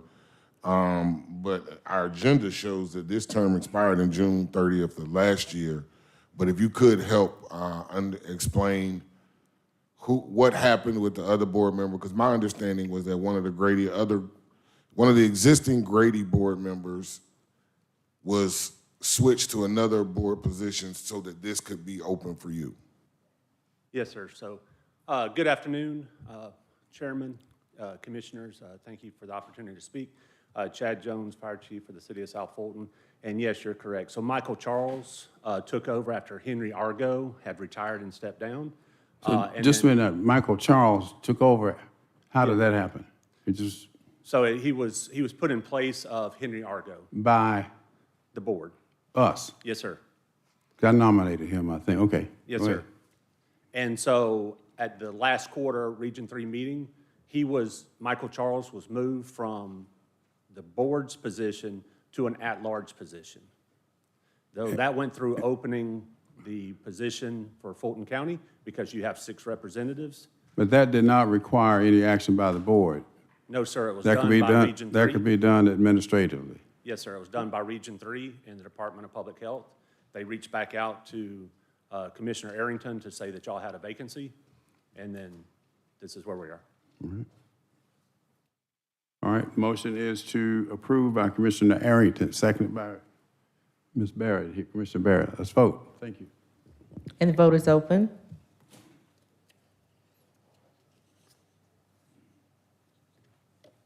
Thank you. And the motion passes, 6 yeas, 0 nays. Mr. Chairman, just 1 second. Maybe Joe and Chief Jones, there's been a serious train derailment, and you may want to give an update on that in South Fulton. Yes, sir, I can give you an update. So that's what we were doing. Earlier today, we had a large tow truck pulling a dump truck, tried to cross Stonewall Tail at Roosevelt Highway, was struck by a train coming through. Everybody, it was reported a fatality, but there is not. We've got reports that we had 4 transported. There was multiple fires along. They have opened the roads. Actually, it was a great effort by the response. South Fulton Fire, Fairburn Fire, Union Fire, and AFSEMA, along with Grady, did a great job in a unified command, taking care of it. We've opened the roads. There is a CSX police there doing the investigation. We did have one firefighter that was injured while working on scene, was transported to Fayette. Our hazmat team responded. They checked everything to make sure there was no other leaks. Environmental protection was called because there was approximately 50 to 100 gallons of diesel fuel that was on the truck that was spread along, so we're mitigating that. But there is no environmental risk. We've mitigated the scene. It's contained now to the rail, and all roads are back open. Thank you, sir. Commissioner Arrington. Mr. Chair, I just wanted to make a, thank you, Chief Jones, for that information. And thank you, Joe. Point of order on agenda item 25-0513. Believe that it's unconstitutional. Where are you? Page 8. Unconstitutional. This board served not only as the prosecutor, but also as the judge and the jury. State law, our state constitution, the United States Constitution requires a separation of powers. Additionally, I also believe that Fulton County Code Section 101-68 is unconstitutional as written, and I just wanted to make sure that get that on the record for today. You know, you cannot serve as, you can't serve as the judge and the jury, but you certainly can't serve as the prosecutor, the judge, and the jury. And so as such, I believe it's unconstitutional, and all of the actions are unconstitutional, and I'll be filing a petition for judicial review. Okay, continue, Madam Clerk. On page 15, 250541, discussion, outstanding water bill from City of Atlanta, sponsored by Chairman Pitts. All right, Madam, yes, Madam Auditor One. Thank you, Mr. Chairman. The, nothing has changed since the last update. It's been 6 months. Yes, sir. We do have a meeting scheduled with the city representatives next Monday. So there's been no movement other than we now have a meeting scheduled with them to review with them whatever their findings may be of the communication that we sent to them with our various different concerns. Right. What is Monday's date? July 14th, I believe, July 14th. Okay, can we resolve it on that Monday? Because we have another meeting coming up that this would be important to know about. It will depend on what they come back with. If they're able to answer our questions around payments that we've made that we don't see posted to our account, accounts that we requested to be closed, accounts that we need assistance identifying what property they actually relate to. So I don't expect it to be resolved on that date, but we don't know what they're going to come back with. We're keeping an open mind. Commissioner Arrington?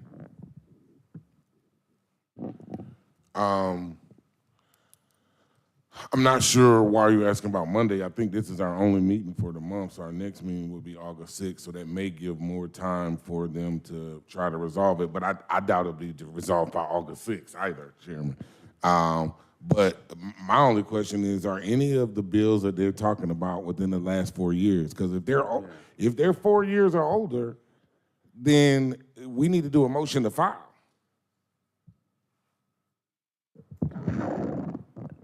Well, Commissioner Arrington has argued that from the beginning, that what's it called, statute of limitations has. I believe most of the bills are older. I mean, much older than that. State law is clear. I can't quote the code section now, but it's 9 something. On a suit on an open account must be bought within 4 years. And so if there's anything older than 4 years, perhaps we might owe it, but it's uncollectible. They're not able to enforce the collection after, if they waited longer than 4 years. Wrapped up into all of that are accounts that we've asked to have closed that appear to still be open and being billed. Accounts that we aren't even certain are ours that we're being billed for. So there are some items that we do need to get resolved outside of the balances that they claim are past due on active accounts. I'm just gonna look up the code section because it's 9-something. 9325, OCGA 9325. A suit on an open account must be brought within 4 years. So, you know, if there are bills that are older than 4 years, we never need to talk about them again. If we owe them some money for the last 4 years, then we need to talk about how much do we owe them for the last 4 years. Madam County Attorney, can you review what Commissioner Arrington is saying? He's been saying that from day one, which I happen to agree with. So, And we've agreed with it as well. I think the reason this has gone on for so long is, number one, because the city has been unable to produce documentation for the amounts that they say are owing, which seems rather irregular considering the fact that, you know, they have to have a basis to have calculated what we owe, and yet they haven't been able to produce documentation. And number two, because of the peripheral and related issues that the CFO has just mentioned. all right, Madam Clerk, anything else today? No further items. All right, we have no further items to come, but we have a public hearing on the millage rate beginning at 6. If anyone has to leave, you're free to do so. We don't need a quorum for the public hearing.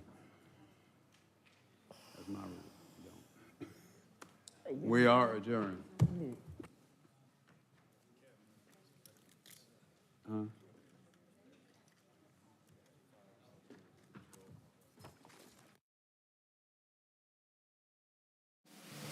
For a written transcript of this meeting, or if you need reasonable accommodations, including this communication in an alternative format due to disability, please contact the Clerk to the Commission's office at 404-612-8232.